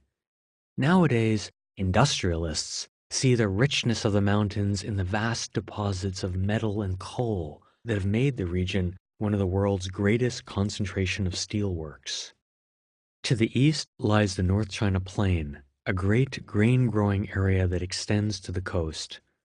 To the west is the province of Shanxi, which literally means west of the mountains. It is home to Mount Hung, one of the 5 holy mountains of ancient China, and one of the greatest concentrations of historic relics in the country. In the northeast corner of Shanxi, wedged in between the Taihang and the Mongolian Plateau, is a plain little county of 280,000 people called Yangao. A bit of the Great Wall runs through its northeastern corner, but it is hard to reach and not developed for tourism. Its most famous temple is in ruins and used as a storage shed for stacks of smashed Buddha heads and steles. No famous officials, generals, poets, or painters made Yangao their home, and in a region where coal is about as common as oil used to be in Texas, it is the only county in Shanxi without a mine. It relies on agriculture, but water is so scarce that farmers still look to the clouds, hoping that the spring clouds will bring rain. To be safe, they grow cash crops that do well in arid climates: apricots, nuts, and chrysanthemums. Seen on a map, though, Yangao tells a more remarkable story. The county is a blur of 267 villages, their names running one into the other, an incredible density of rural life. For thousands of years, Chinese civilization has been anchored in areas like this. Its population was spread out evenly, with no major metropolitan areas. Travel was by foot, so life centered on the village and local traditions. That fostered a communal life of agricultural work regulated by the lunar calendar, punctuated by annual festivals at the hundreds of local temples, many of them huge and imposing, dotting the countryside like castles or cathedrals in Europe. This was village China, for centuries venerated as the ideal form of society. Today, this rural idyll exists only on paper. A new ideology called urbanization has left many of those villages empty. Some farmers have left for China's big cities, but many ended up in the county seat, Yangao Town, which by 2015 had sucked in half the county's population. An awkward city of weedy roundabouts and potholed boulevards, it bustled with 2-stroke tractors and wrong-way drivers. People sauntered across the roads, oblivious to the horns and shouts, owning the street as if it were their family's fields. On each side of the road were 2-story buildings of upstairs apartments and shop fronts, offering services no one needed on the farm: hairdressing, security doors, and lottery tickets. The front of one store was decorated with a bright red sign and white letters that read, "Funerals from head to toe," and in smaller characters the owner's qualifications: Upper Liangyuan Village, 9th generation yin-yang man, Li Bin. In a city rushing forward, the sign's descriptions were personal and idiosyncratic: history by the number of generations, geography by the name of village. The store was like a fruit tree in a village orchard, its top cut off and grafted onto something new, an effort to transplant the past into the future. 2 weeks ago, the Chinese New Year had begun on the dark night of a new moon. Now it was nearly full, and Li Bin was about to celebrate the holiday's end with the Lantern Festival, a tame-sounding name for what is also called Yuan Xiao, first night or primal night, a name that harks back to the festival's origins as a time of purging and exorcism. This is when the year really begins, when the visits and ceremonies end and daily life resumes. A new moon, a new start. The festival began the next day, and Li Bin intended to spend it mingling with friends in town. It was the dead of winter, just 5 degrees above zero, but as he stepped outside his store, he didn't bother wearing an overcoat or hat. That was the outfit of people back in the countryside where he used to live, the cautious, careful people who hoarded their calories until warmer days arrived. He wasn't so timid. He was tall and strong, with quick eyes and a sharp sense of humor. He spoke like a city person, confidently and directly, not with the pregnant silences and meaningful looks of village people. He was accustomed to living amid strangers. He knew that he could no longer assume that everybody knew who he was and what he was thinking. He still understood that smaller world, but was a city man now, dressed in black loafers, black corduroys, and a black leather jacket unzipped to show off a thick, dark gray sweater. He cut a good figure, a 35-year-old stepping out into a new world. Li Bin's profession, though, seemed a throwback. A yin-yang man is a cross between a geomancer, a fortune teller, and a funeral director, a form of family-based Taoism. That was how the religion was originally practiced before new schools of the religion arose about 1,000 years ago that emphasized celibacy and monastic living. Back in those days, and still today across wide swaths of rural China, Taoist masters were not affiliated with a temple, and they certainly were not part of a government association. They lived in local communities as priests, passing their knowledge down from father to son. In many parts of China, these priests are simply called Daoshi, or Taoist priests, but the local term is much more evocative. Yin-yang priests are masters of the yin world, the dark world of death, but also the yang world of brightness and light. For 9 generations, an unbroken chain of Li family men had provided religious services. The world of their authority was small. They rarely traveled more than a dozen miles to perform a funeral or tell a fortune. But many became famous in this small corner of rural China. Mao's Red Guards had tried to burn all the religious manuals in the region, but Li Bin's grandfather had miraculously recovered them, helping to rebuild local religious life. Li Bin's father was a respected fortune teller, carefully listening to people's problems before offering measured advice. As for Li Bin, he had his own gift, vision. He could see that Chinese were leaving the villages for the towns. He also knew that these new city people were hungry for belief. So despite his father's opposition, he had recently moved to Yanggao town. Then he started acting like the other small business people there. He handed out name cards wherever he went and invited anyone of note for a meal and a bottle of grain liquor. The efforts had paid off. Now he was traveling across provincial boundaries for his clients and had recently buried the director of a government office. That had been a financial bonanza. Most country people could afford just 2 wreaths of paper flowers, but the official's family had ordered 7. Li Bin and his wife, Jinghua, had stayed up all night making the wreaths, their hands rubbed raw from bending bamboo into wooden frames and gluing on the paper flowers. But they were clearing more money in a week than his father did in a month back in the village, and the business kept coming. The couple could barely get 6 hours of sleep a night. Many days, they asked relatives over to help. The work was challenging in other ways, too. Rural people knew their roles and what was expected of them. Li Bin and his father gave them a standard 2-day funeral, complete with music, complex rituals, and periods of intense emotion when family members could express their loss. It was a tried and true way of dealing with death, and one that had brought respect to his family.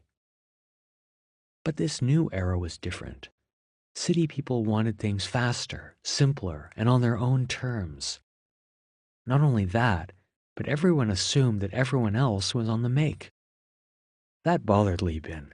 The suspicion and the endless haggling of city life wore him out. But before he could meet his city friends, he had to bury a dead man. China might be urbanizing, but half the population still lived on the land. The deceased had been a well-regarded farmer, and his children and grandchildren had returned from across China to see him off. Wanting it done right, they had hired the Li family. Tomorrow was the big holiday, with a parade, floats, and a massive bonfire. Li Bin was looking forward to that. But like in much of Chinese religious life, the dead held precedence over the living. He walked over to his car, a tiny Chinese-made sedan that always seemed close to collapse. Its starter whirred and whined in protest against the cold, but eventually Li Bin coaxed it awake. He stepped on the clutch, put the car in gear, and crawled down the rutted street to the first intersection, turned left, and headed back into the countryside. I first met Li Bin at Carnegie Hall. It was 2009, and the New York institution was holding a series of concerts about Chinese cultural life. There was an evening dedicated to marionettes, another to puppets, and one devoted to sacred music. On that evening, Li Bin and his troupe performed with another group, their different styles knitted together by the story of a Chinese American named Wu Man, who was a master of the pipa, a Chinese-style lute. A film about Wu Man at the start of the concert explained how she had gone back to China to see if folk music still existed. Later, during the concert, she joined the groups to perform.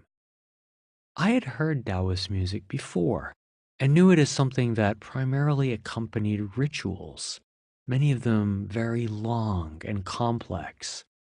But these pieces were short, neat, and digestible. Afterward, I went backstage to introduce myself. Li Bin handed me a business card, inviting me to visit him back in China. I doubted I would go. They seemed like nice people, but I had hoped to find something authentic and assumed that any world music that found its way to Carnegie Hall had to be fake. The brochures were slick, the advertising effective, the audience polite. How could this be connected to the rough world along the Taihang Mountains? A year and a half later, I was traveling in Shanxi and realized I was near Li Bin's home. I called him, and he said the group was about to perform. Come on over. I arrived at his store in Yanggao town, and the two of us set out for the countryside in his beat-up car. I had no idea what was going on. I thought it was a concert in a village or maybe a rehearsal. We arrived in the village, stopped in front of a farmhouse, and walked in. Everyone was wearing white. White robes over their ordinary clothes, white hats, and white paper pasted to their shoes. We were at a traditional Chinese funeral. What the heck are you doing here? I asked him. We're performing, he said to me. This is what we do for a living. Li Bin's father and other members of the troupe marched out of the side room, dressed in black gowns and black peaked caps, decorated with the outline of a red sun on the front, symbolizing yang, and the moon on the back, symbolizing yin. They walked past me into a small tent that had been set up by the front door. In the middle was a temporary altar laden with fruits and snacks, offering for the afterlife. Behind it was a big oak coffin, and on it was the picture of a dead man. The musicians sat down on folding chairs, 3 on each side of the altar, and began playing. 2 were on cymbals and gongs, and 3 played the sheng, a handheld instrument made of a dozen pipes protruding from a wooden base. Another played a guanzi, a kind of valveless clarinet. One of the men playing the cymbals also sang prayers, while the hypnotic music built up in intensity and volume. It was strange, unsettling, sad, and so different from anything I had heard in Carnegie Hall. I spent the day listening to them perform for short stretches in front of the coffin, punctuated by breaks, when I could ask them questions. I began to realize that I had completely misunderstood the concert in New York. The story implying that Wu Man had discovered them was a harmless fiction designed to give American audiences something to hold on to. She is indeed a great pipa player who has recorded with famous groups like the Kronos Quartet, and she is genuinely interested in traditional Chinese music. But she was part of a decades-long effort by outsiders to transform Taoist ritual practices into a musical product that could be marketed to modern audiences. The problem is that Li Bin and his family were not primarily musicians. They were Taoist ritual specialists who used music to carry out funerals or celebrations of a god's birthday. They were priests. The Li family became pigeonholed as musicians in the 1980s. That is when a Chinese scholar named Chen Kexiu found them while conducting field research in Shanxi in the 1980s. He and other scholars discovered that 14 similar Taoist yin-yang groups exist in the greater Datong area, a hidden religious life that would not be obvious if one just drove through the area. In China, these rural folk practices are often called living fossils and romanticized as something that has not changed in centuries, like a brontosaurus bone dug out of a pit that has suddenly come to life. Chen decided to see if he could make the dinosaur dance. He streamlined their music and gave them a fanciful name, Hung Shan Taoist Music Group, named after the nearby holy mountain. The group had never been to Mount Hung, but no matter, it was better than not having a name at all. Then Professor Chen helped organize a concert in Beijing in 1990. A music group was born.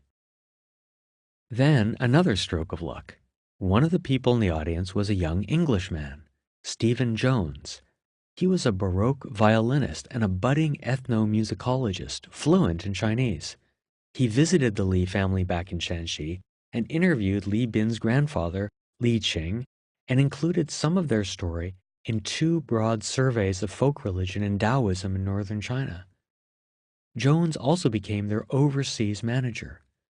I got to know Steve over the years as a formidable scholar who understands the entirety of the Li family's work, their rituals and their fortune-telling, as well as their music.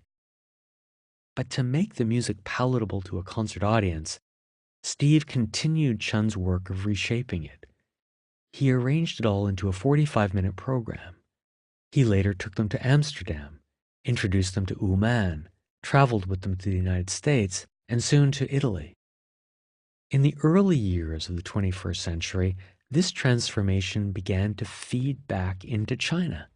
The government adopted a term coined by the United Nations Educational, Scientific, and Cultural Organization called Intangible Cultural Heritage, or Fei, as it is known by its Chinese acronym. This is meant to protect not monuments like the Great Wall and the Forbidden City, but to help more elusive traditions like music, cuisine, ritual, drama, and martial arts. By the second decade of the 21st century, it had become a national craze, with Fei designations offered by each level of government, neighborhood, city, province, and nation.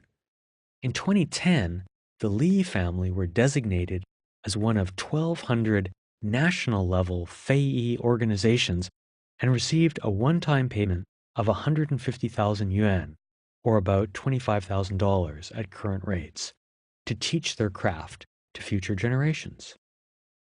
In exchange, the Li family had to show that ye olde ancient music was alive and well, no matter what was actually going on. That meant performing a few concerts a year during big holidays. And for that, they used the musicologist's repertoire of a few shortened pieces from funerals or other rituals.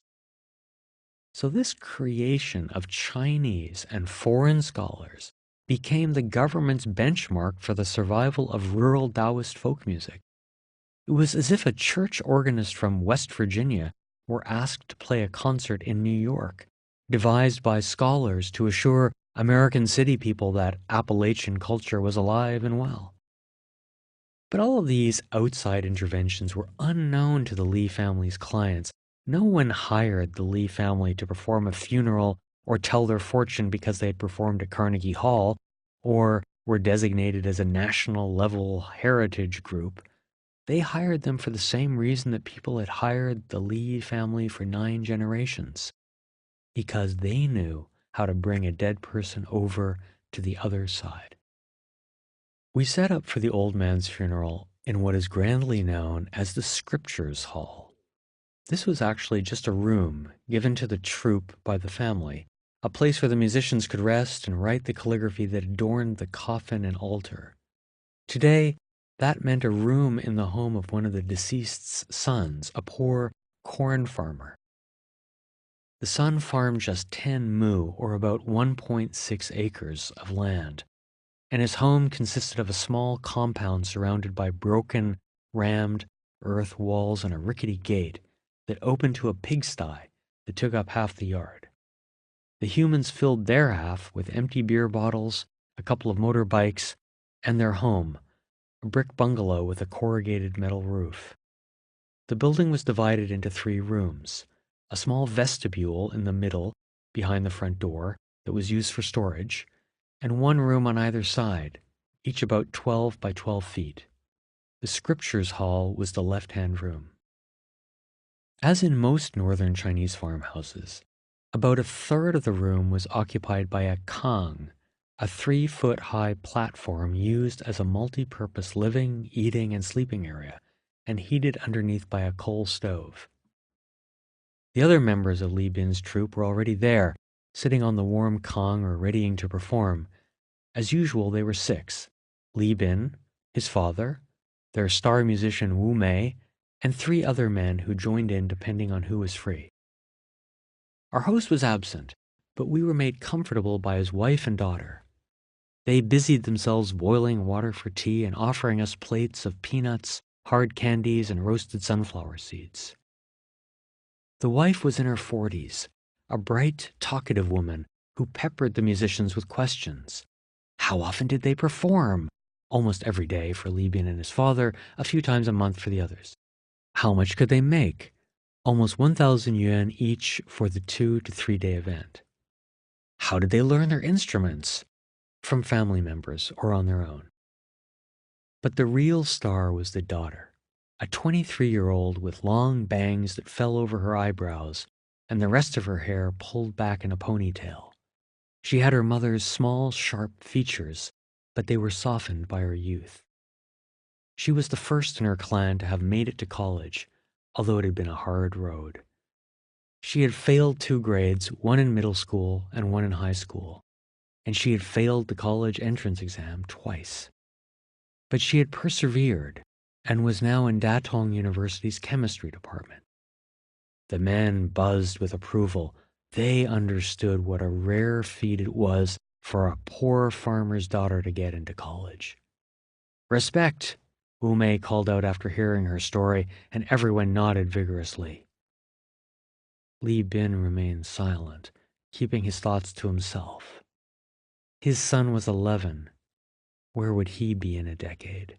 Sitting in a farmhouse burying somebody's parent? On his way to college education?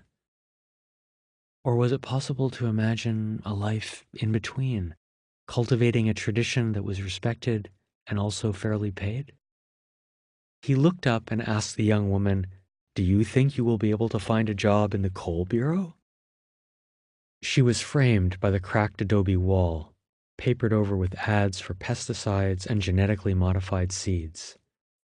"It is my goal," she said softly. Li Bin looked at her face, taking in her features, the gaze of a professional fortune teller. Then he nodded thoughtfully. I predict you will. The winter sun slanted through the warped glass onto the back of Li Bin's father. The women had gone to help prepare for the funeral, and the musicians had left to scope out the village.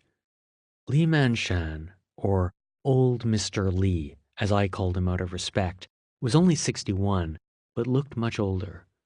Small and wrinkled, a man of few words but deep intensity. His love was his profession, a fidelity to the past that won him more work than he could handle. He crouched on his hands and knees, leaning forward, a Chinese writing brush in his right hand hovering over a blank piece of paper 3 feet long and 2 feet wide. Yin-yang men say they have 3 tasks: fortune-telling, reciting scriptures, and making music. But to me, their most amazing skill was calligraphy. It seemed a small miracle that these men, with so little formal education, could be so adept at the rich and dense language of classical Chinese. They write hundreds of characters a day by hand with a writing brush and paper, penning odes to the dead, exhortations to the spirit world, and talismanic symbols. The task at hand was an announcement of the good man's death. It had to be told from the perspective of the eldest son. Old Mr. Li started down the middle of the paper, writing from top to bottom. Informing of the death of my late father, Liu. Respectfully, his given name a taboo, Cheng, on this day has reached longevity with 7 decades and 8 years of age. The characters were written in different sizes. The family named Liu and his given name Cheng were bigger. Other characters like Gongwei were smaller. This phrase means that his given name was to be said respectfully. In fact, that uttering it was a taboo. It was almost like an aside to the readers, a reminder of their duties. Old Mr. Li worked quietly and concentrated completely. An overflowing ashtray lay next to him, but his cigarettes were stashed. The words were now the key. He added the dates of the man's life, his birth, known as the happy event, and his death, or the great limit. Off to the side, he wrote out useful information for visitors. In-laws are not banned. Mourning dress for children is not discouraged. Li Bin walked in and quietly told his father that the family had incorrectly told them the time of the patriarch's birth. It had been the early morning, the second watch, not in the afternoon. This changes everything, old Mr. Li said, the only words he would speak this hour. He hastily consulted a ragged notebook of tables and formulas. Then he carefully wrote in the time that the coffin could be lowered, tomorrow morning, 15 minutes earlier than he had previously calculated. It was a good thing his son had asked, or else the announcement would have to be rewritten. Li Bin left, and old Mr. Li went back to the announcement, writing in the names of the sons and expressing their sorrow.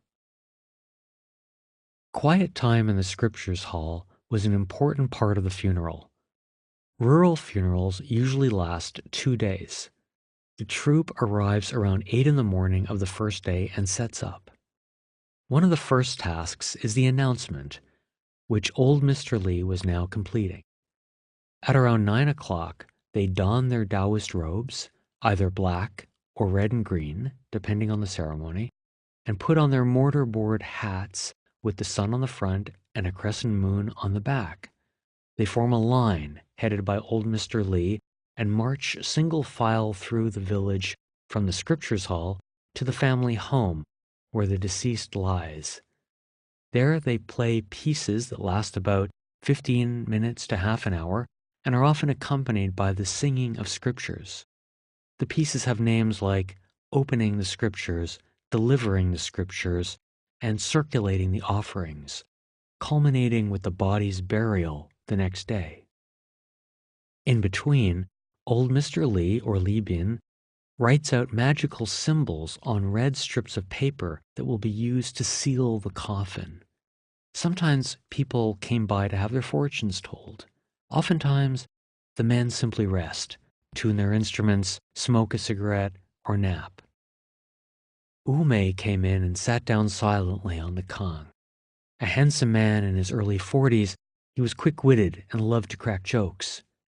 But he was dead serious about his music and the profession. When he saw old Mr. Li writing the funeral announcement, he quietly pulled out a broken reed and began repairing it with a pocket knife. Mei had been with the family for 30 years. As a teenager living in one of the poorest and driest villages in the county, he had been so fascinated with the profession that one day he had walked 10 miles to the Li family home and begged Li Bin's grandfather, Li Qing, to accept him as his disciple. The old man had agreed, and Mei moved in and began to learn to play music, although not all the skills of a yin-yang man, such as fortune-telling. Still, he was now the group's best musician, able to play any instrument. His solos were inspiring, and he could bring a crowd to its feet. He had also learned a conventional profession, welding. But in recent years, the Li family's business had grown so quickly that he could quit welding and devote himself to Taoist ceremonies full-time. After fiddling with his instrument for a while, he lay on his back and napped. The drowsiness of spring was arriving. The sun rippled through the old glass over the milky paper and the black ink. Old Mr. Li tucked his legs underneath his torso and leaned forward to start a new line. He carefully dipped the writing brush in a saucer of black ink, filling the page with strong, clear characters.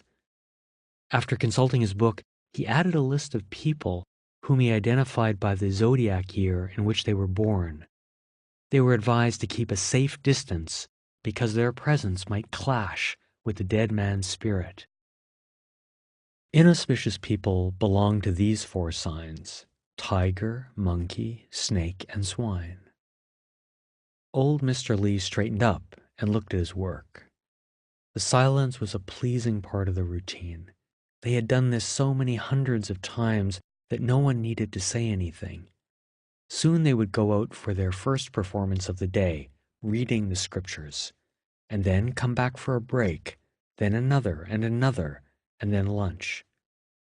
They were like artisans working on a sculpture, but their craft left no traces. Old Mr. Li readied a cigarette in his mouth, but before lighting it, he added with a flourish 2 large characters at the bottom: solemn announcement. Liu Heshen zigged dizzily through the dining tent until he saw what he wanted: me, the foreigner. He was the 54-year-old second son of the deceased, wiry and tough, with thin lips and watery red eyes. Dressed in a white cotton jacket and trousers over his winter clothes and wearing a white hat decorated with hemp, he was in mourning for his father. The upheaval, however, had also unleashed other emotions. He saw me, and for a moment his spirits soared. Here was a foreigner, really a foreigner, for God's sake, here in Shanxi, in China, in Yangao, in his father's compound, today, here, now, eating with him. This was going to be great fun. We sat at a small table overflowing with liquor and beer bottles as he poured out an endless series of questions. Where is Canada? Is it a big country or a small country? What about the United States? How many harvests do you get a year? Corn or millet? Sorghum? Mr. Liu did not really expect answers, only that I drink with him. After refusing many times, I finally accepted a bottle of beer. He wrenched off the cap with his teeth, laughing at my wide eyes. For himself, he opened a bottle of grain alcohol, and we began toasting each other. In China, one isn't supposed to drink alone, so I was doing him a favor, but not really. I was drinking 4% beer, and he 43% grain alcohol. So I was able to match him cup for cup, my head fairly clear, while he plowed forward, the questions coming in a constant stream. How much do people earn in foreign countries? Are foreign people poor? Poorer than here? He kept insisting that I eat and drink up again and again, his urgency bordering on panic. I asked him to slow down, but he wasn't listening. Why are we here, foreigner? Tell me. I said that I had no answers, figuring that he would move on to another subject, but Mr. Leo was insistent. Why are we here? He said. Why? I shrugged, but said nothing, had no answers. He looked at me in silence, his mourning costume framing his face, hardened by the weather, but softened by the drink.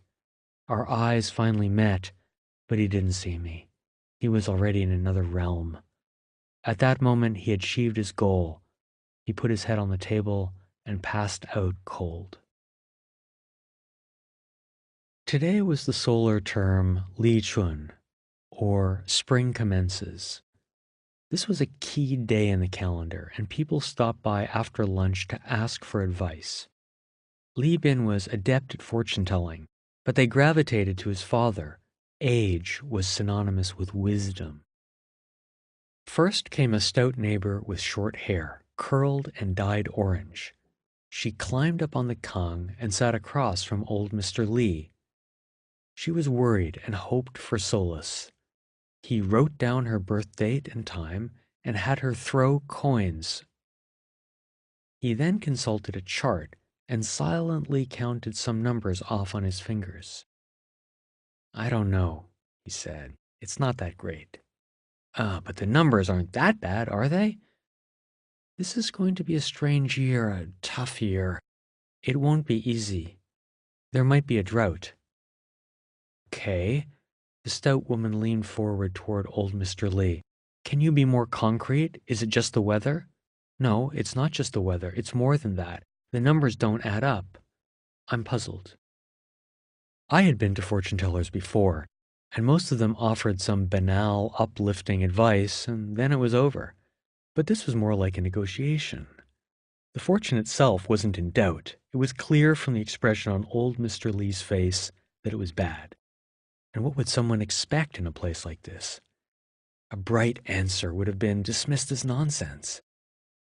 The sensitive part was how this message would be conveyed. I don't know, old Mr. Li said, looking directly at the stout woman. It's all right, she said. It's okay if it's difficult. I knew it would be. Thank you. She seemed almost relieved to say it, and in a way, old Mr. Li's hesitancy had granted her power.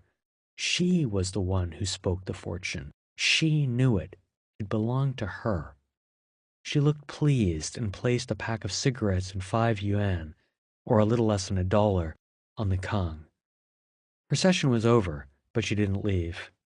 In the countryside, even if your fortune was bad, there was at least some benefit in having it told early, because then you could stay there and listen to your neighbor's woes. She slid over to the side and waited. Our inquisitive hostess was up next. Mrs. Wei was a petite woman with faint eyebrows and tinted red hair. She had thin lips and small eyes, but her features were fine and light. Like her intelligent daughter, she looked as if she belonged somewhere else. She asked politely if she could pose a question. Old Mr. Li nodded and smiled. Of course. I can't stand my husband. We fight all the time. Should we divorce? Old Mr. Li put down the coins. He looked down at the kang in silence for a moment, and then he asked carefully, Do you want to get divorced? If he doesn't change, I will. He's terrible. She laughed, and the stout woman smiled sadly. She knew. Everyone in the village did. Only you can decide this. If you feel you must, then you should. Silence. Old Mr. Li stared at his hands in his lap. He had wrapped the 3 coins in a piece of paper, and now he pressed the packet together firmly.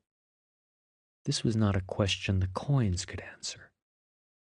It's up to you. The numbers can't tell it, only you know. Then he turned to the stout woman. She had been staring at him intently. On the surface, the fortune-telling had moved on, but she still hadn't. She was turning it over in her mind. She looked tired. Old Mr. Li seemed to know what she was thinking. You can get through it, he said. You can. You can release the poison. I can? How? There's no how. It's not like that. You can get through this. I will, the woman said, relieved. I imagine the regular droughts, the emptying land, the exhaustion. Thank you, she said. Thank you. These women probably had such ideas on their own, but the presence of old Mr. Li, an outsider, a person of faith and tradition, allowed them to speak it out. In a village, everybody might know each other, but closeness is not the same as intimacy. Opening up is a risk. It means telling your secrets to someone you will see every day for the rest of your life. Old Mr. Li wasn't just wise. He would be gone tomorrow. The two women began chatting about the rest of the day's events. Their relief was palpable, but so was old Mr. Li's exhaustion. It was a tiring life, always on call, staying in people's homes, burying their dead, eating their banquets. The questions never stopped, an avalanche of new challenges and problems that were overwhelming these old villages. Ever since he was a young boy, Li Bin knew what his fortune would bring. Working as a yin-yang man in the countryside, just like his father. His family's history guaranteed it. When he was a boy, he learned the sheng from his grandfather Li Qing, and when he failed the test into high school, he began working with his grandfather and father full-time, learning the trade and traveling around the country.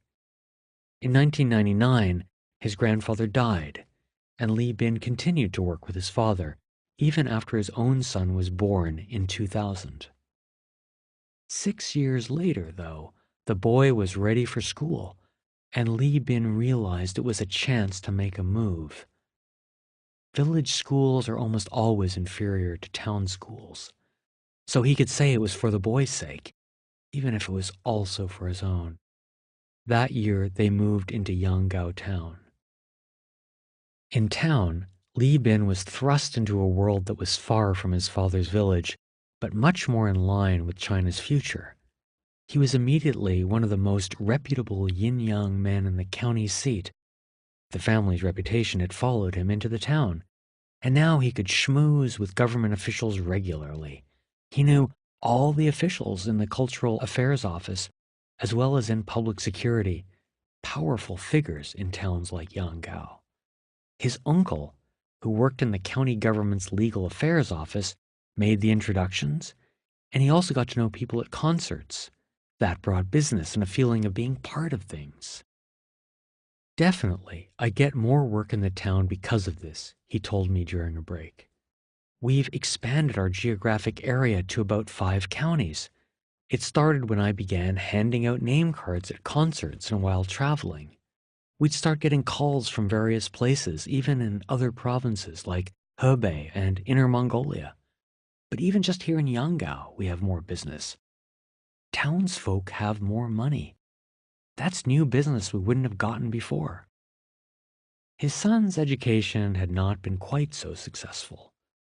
The school he had attended folded, so Li Bin had to send him to a boarding school in another county. He could have moved back to the village at this point, but had no intention of doing so, even though he knew his father needed help. We used to do everything together, all the funerals, fortune-telling, and so on. But now I'm in the town. He's left with quite a bit of work on his own in the village.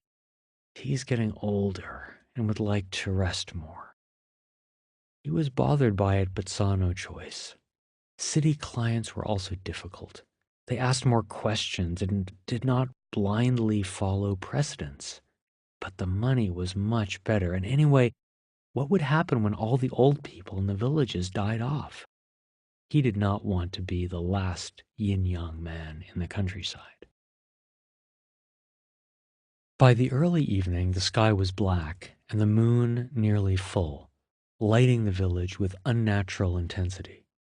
Inside the compound, the Lee family was performing in front of the casket, but no one under 30 was watching. Instead, these young people who worked in big cities as cooks, waitresses, construction workers, and truck drivers were crowded outside the front door, watching a husband and wife team sing on the flatbed. The woman was tough-looking, and the man sang in a falsetto. Their repertoire included popular songs and opera excerpts, backed by recorded music, a kind of professional karaoke. The couple left, and several of the dead man's grandchildren jumped onto the stage.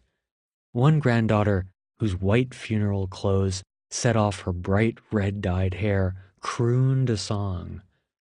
People from the village began to gather. This was interesting. Children in mourning, singing on stage. In another era, their parents would have dragged them off the stage and thrashed them. But now people just watched. In fact, the deceased's eldest son had hired the truck, knowing that his children, nieces, and nephews would want this. The crowd watched silently.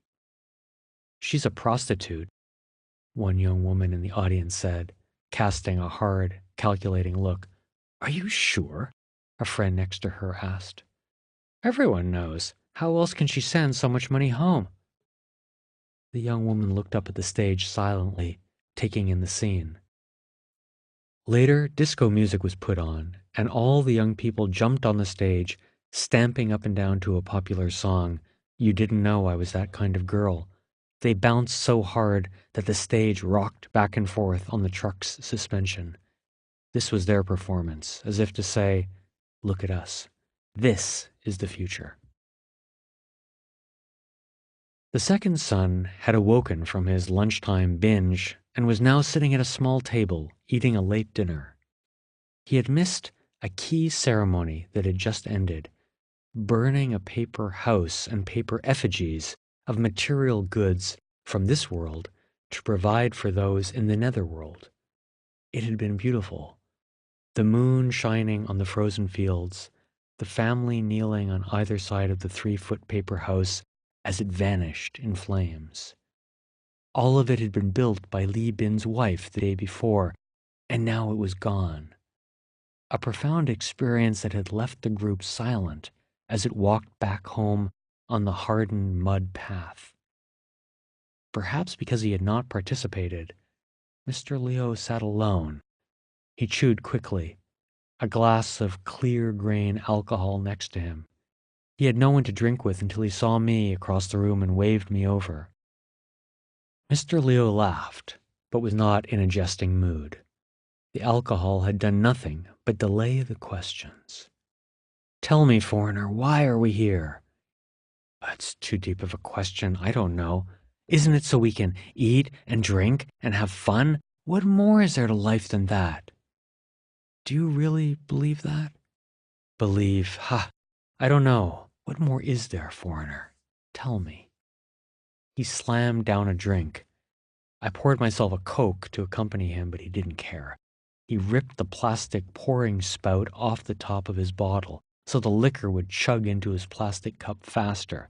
He slugged it back, time and again, laughing and cursing. He sank lower into his chair and kept asking me why, and I knew he meant it all. The big questions and the small, the death of his father and the injustice of having to stay behind to tend the family farm while his siblings had moved to the cities to earn money. He gripped the table to steady himself, and then he slumped forward once again. Li Bin and I dragged him to bed, and then we drove back home in the unnaturally bright moonlight. Tomorrow, Li Bin would finally have his big night out. Yuan Xiao, the first night, would be celebrated with floats through town and a giant 30-foot bonfire at the center of a major intersection. He would walk through the town, talking to police officers, government officials, business people, handing out cards and taking in the sort of pageantry that never occurred in a village. But now he was tired and drove silently until I finally asked him a question that had been bothering me. So, which son was he, the drunk? You haven't figured it out yet? Li Bin kept his eyes on the road, his face lit up by the dashboard's glow. He owned the place where we stayed.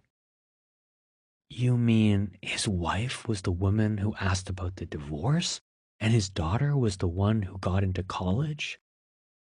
It had been a long day, a series of intense scenes that had little connection until now, when I finally saw them clearly. A woman asking about her marriage, 3 coins wrapped tightly in paper, a young girl talking about her studies while everyone nodded in admiration, a man opening a beer bottle with his teeth and asking over and over, "Why are we here?" Li Bin nodded. How did the girl manage that? I asked him. With such a father, I mean. Li Bin sighed. He didn't say anything for a while. Then he spoke. Sometimes, if you want something, you just make it happen. You create your own fate. Chapter 4. Chengdu. Long live Anti Wei.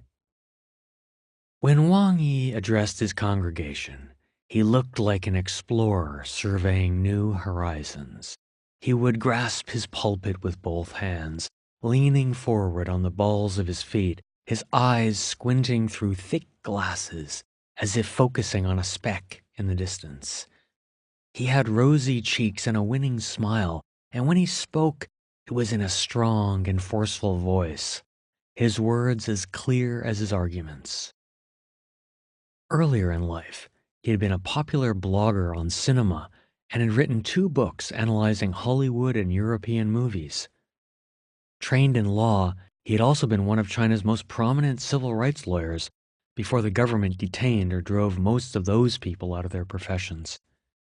By the time that happened, early in the 2nd decade of the 21st century, Wang Yi had already found a new calling. He had converted to Christianity in 2005 and founded Early Rain Reformed Church, quickly establishing himself as one of China's best-known preachers. His church was independent of government control, but that made it all the more dynamic. Videos of his sermons circulated on social media. His plans, ideas, and ambitions seemed boundless. Protestant Christianity was China's fastest-growing religion, and Wang Yi was one of its stars. But at times, he had been accused of arrogance and talking over people's heads, of giving theoretical sermons about theological issues that no one could understand. Like most Chinese pastors, he was mostly self-taught in the Bible and tended to bring his lawyer's argumentative nature to church matters. In 2011, he had kicked one of his closest associates out of the church, saying his advocacy of an equal role for women risked allowing Satan into the church. Tonight, though, was a chance to shine. Behind him on a screen was a picture of a dead woman whom people had come to mourn. She deserved more than an abstract talk. Her name was Wei Suing, a popular member of the church, known to everyone as Auntie Wei. She had died of cancer at age 62, leaving 2 daughters and 2 infant grandchildren. Her family had come to the funeral, as well as many church members eager to show their solidarity. The service had started out with a touching slideshow of her life. Then her daughters testified about how she had persuaded them to convert to Christianity. Both said how it had changed their lives, helping them see through the materialism of contemporary society.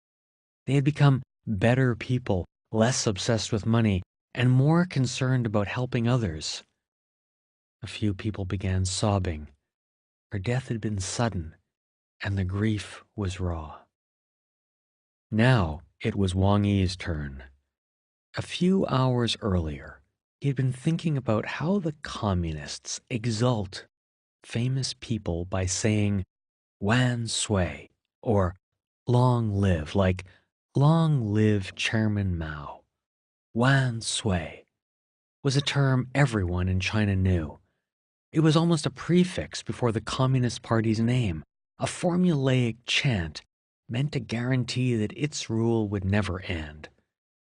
Auntie Wei's death made him realize how much he hated that term. It was an offense to God and to ordinary people like Auntie Wei, whose lives truly deserved exaltation. Talking about this was a bit abstract, but he thought it might work. He stood up to speak, as usual without notes. He started softly, forcing everyone to listen carefully. Auntie Wei was someone I think it would be fair to call a simple woman.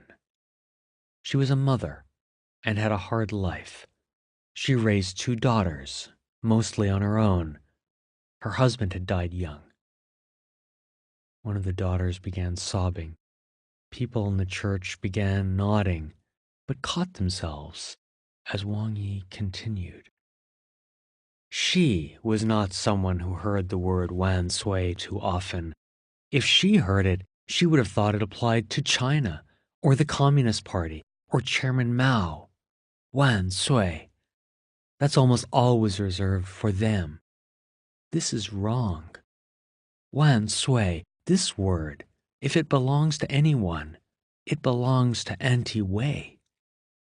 A couple of people looked up, startled. I tell you that she can hear Wan Sui now because she is Wan Sui. She is immortal because of Jesus. It's not the government that can confer this word. It's God.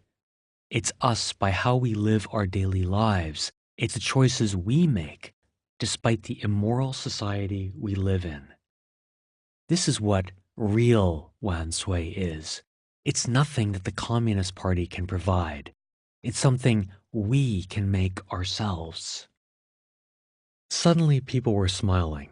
This was why they came to Early Rain Reformed Church. It was different from the anodyne churches sponsored by the state. It was warm and direct, but most of all, it was relevant. It was for people who didn't want the status quo, who were searching for alternatives to the lives around them. Wang Yi was dressed in a suit, with short cropped hair and an earnest expression, a nice, modern young man, a perfect son-in-law. And yet, here he was, standing in front of them, telling them directly how to challenge the official way of looking at their country. When I had visited old Mr. Ni in Beijing a few weeks earlier, he had also described religion as a kind of immortality, but one that was achieved through private faith and recognition from the community.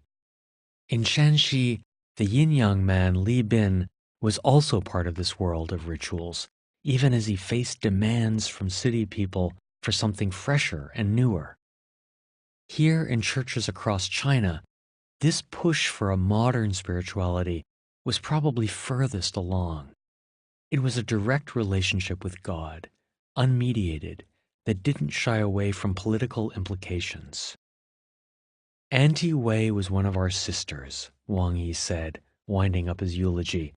We loved her, but it's she who possesses eternal life, not the government. She created it for herself by living a good life, by being our sister in the church and resisting the immorality around her. Now I could see why Wang Yi had made the choice to become a pastor. When he was a public intellectual, most of his words were censored. But here, speaking to 100 people in a room, he was helping a grieving family and also teaching the congregation how to live a different life. He was contributing to a sense that it was ordinary people who possessed real power in a country where all authority seemed to belong to the state. After the service, a son-in-law of Auntie Wei's walked up to Wang Yi and did something Chinese almost never do. He hugged him.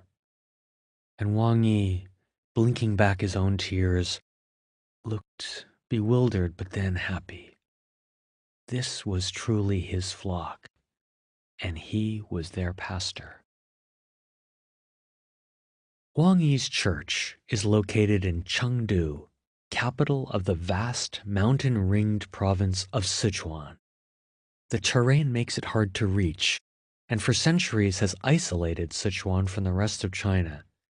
Nowadays, highways and rail lines cut through the mountains and airlines serve its cities, but the region is still the most remote, big concentration of Chinese in the country. To its north and west is the Tibetan Plateau, while the south is dominated by the historically tribal lands of Yunnan. Sichuan produced some of China's best-known poets, painters, officials, and soldiers, but a feeling remains of being apart from the big cities to the east. It is as if the mountains and distances and history diminish the laws and orders and rules promulgated in the faraway capital. You can sense this in Chengdu's street life. Beijing is defined by walls, the Great Wall to the north, the sentries around the leadership compound in the Forbidden City, and the hutongs lined with walls, behind which daily life plays out. Chengdu lives outdoors, especially in its tea houses. Some are noisy public spaces in big parks or temples. Others are simply a slew of tables and chairs strewn under a canopy of trees. Most are quiet storefronts found on almost every block, where regulars come and go at various times of the day, chatting with friends and discussing the latest news and gossip. Chengdu percolates with an argumentative air that is different from the cautious, curtained world of Beijing. It has the biggest group of thinkers and dissidents outside the capital, and during periods of unrest, such as the 1989 protests, it had the second most tumultuous rallies. Nowadays, it is China's capital of alternative lifestyles, such as a thriving gay scene, hippie communes, and independent history museums. Its cuisine is peppery, its countryside lush, and its people libertarian. For a while, Chengdu became my second home. As I followed the moon year and its unfolding cycle, I lived there for weeks at a time, finding a lively counterpoint to the rural life of Li Bin's Yanggao County, and a valuable corrective to the incestuous world of Beijing and its hyper-politicized life. In the capital, government policies were so amplified that they took on an importance they did not deserve as predictors of China's future. In Chengdu, Chinese society was unfolding at its own pace, and predictions of a new totalitarianism seemed less likely. 2 weeks after the Lunar New Year festival ended with the burning pyres in Li Bin's hometown, the second month of the new year was upon us. This year, it coincided with the beginning of Lent, the solemn 40-day period of fasting and prayer leading up to Jesus' crucifixion and resurrection during Easter. Lent starts on a Wednesday, Ash Wednesday, when people used to paint crosses on their foreheads with ashes. The day before is known as Shrove Tuesday. As kids growing up in a Protestant household, my sister and I marked the holiday by eating pancakes.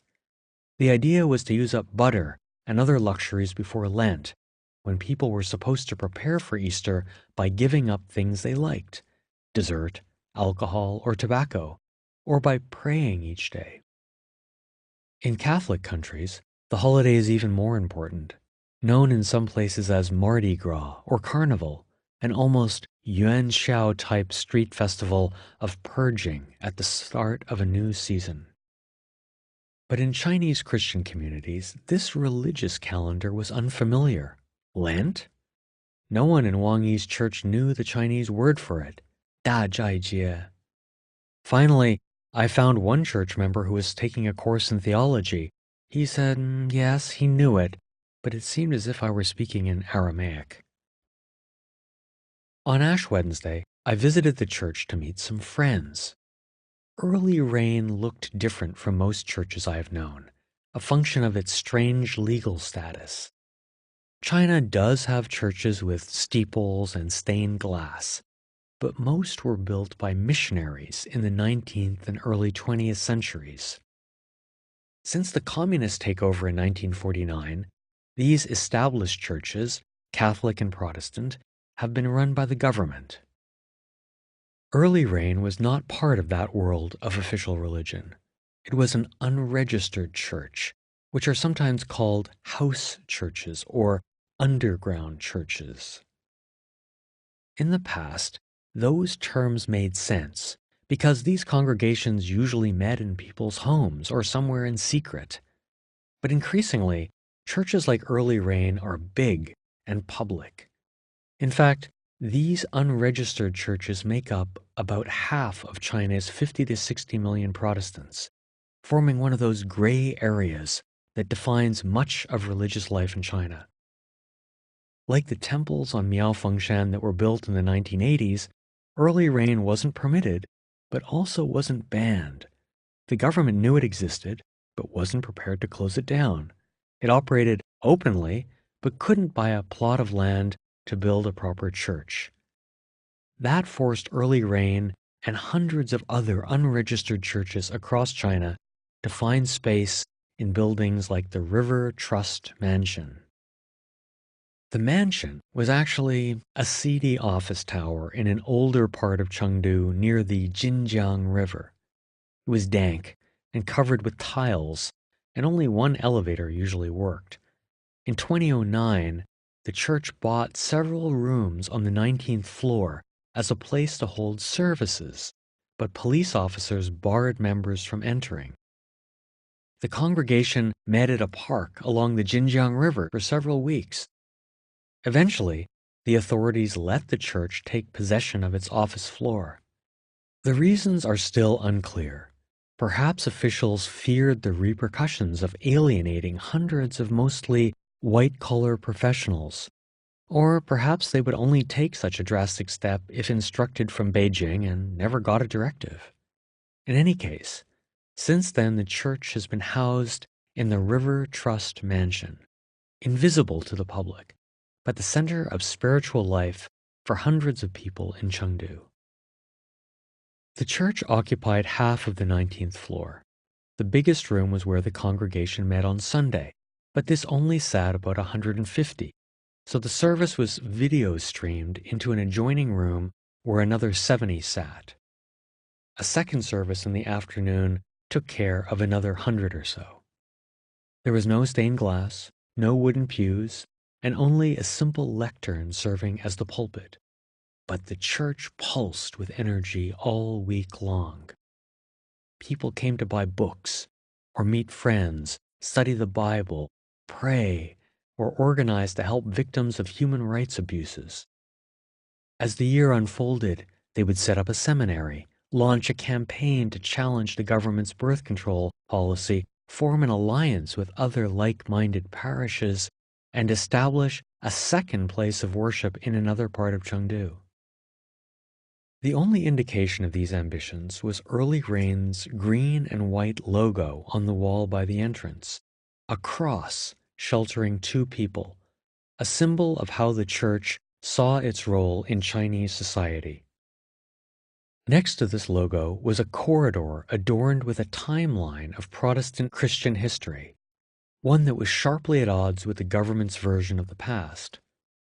It began conventionally enough in 1384 with the publication of John Wycliffe's English language Bible, and then moved to Martin Luther, John Calvin, and other great figures from church history. When the chart reached the 20th century, the white faces gave way to a more diverse array of people, and the story began to become more subversive.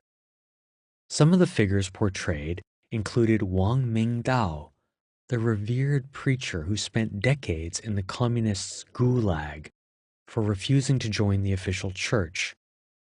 Closer to the end was Stephen Tong, an ethnic Chinese revivalist preacher from Indonesia, whose lectures are popular in the Chinese-speaking world. None of these people were recognized by China's government-run church, but instead formed an alternative history emphasizing the independence of Chinese Christianity. The government-run media sometimes portrays Christianity as a foreign faith, but here the religion was portrayed as indigenous, as in any other country. On this Ash Wednesday morning, I walked past the faces on the wall, turned left, and saw that Wang Yi was in his office. He looked up and waved me in. As always, he was disarmingly frank. I asked him about his plans to set up a seminary. The idea made me nervous, and I wondered how he felt. Had the government approved that? Well, no, they won't approve it. But the question is if they'll shut it down. We don't think so. They asked us if it's internal, and we said yes, so they seemed okay with that. So the idea is that it's only to train early rain church members, I said. But will they go out to preach? Well, definitely. The idea is people from here will become missionaries. They'll learn here. But isn't this a sensitive year? I trailed off, wondering if his office was bugged. You mean the big leadership issue? Wang Yi asked with a twinkle in his eye. Every year is something special.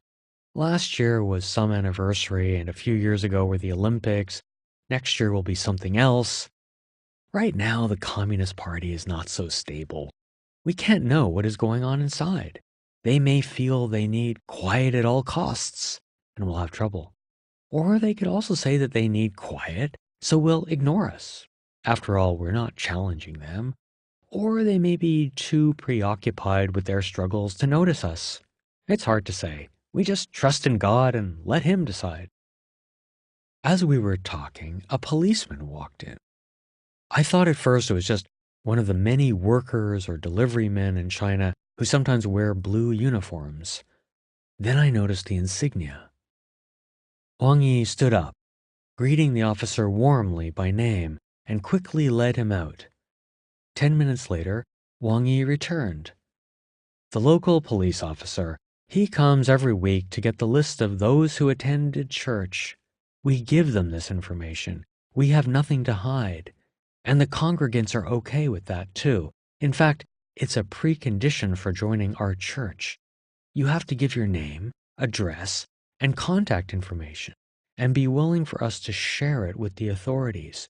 We don't want to be stuck in the old underground church mentality.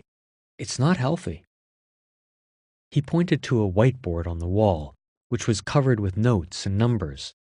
There's the figure for the Sunday morning service, 222, and the afternoon, 92. So the total was 314. We can only seat around 220, so that's why we have the second service. I asked about Lent.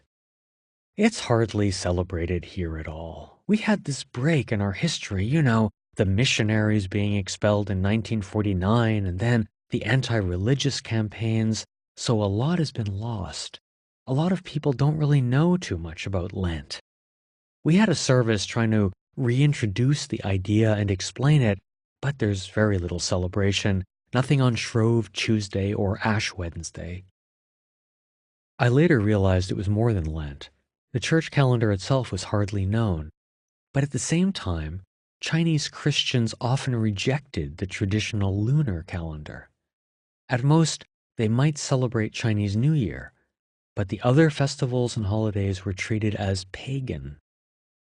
We talked about my upbringing and how in my family we marked Lent by eating simply. My mother used to make a big show of giving up dessert for Lent. We knew she was partly motivated by wanting to lose weight, and we joked about whether she would last the 40 days until Easter. But the effect was real.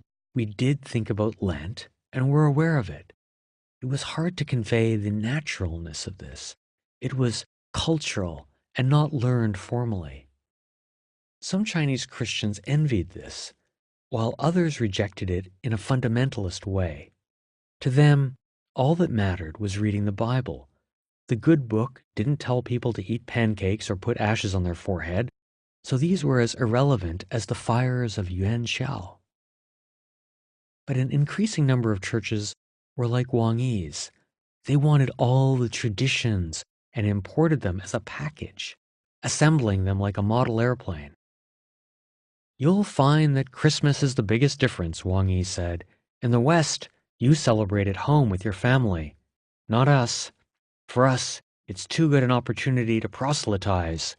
We try to bring people to the church to get members to invite friends and have a big celebration.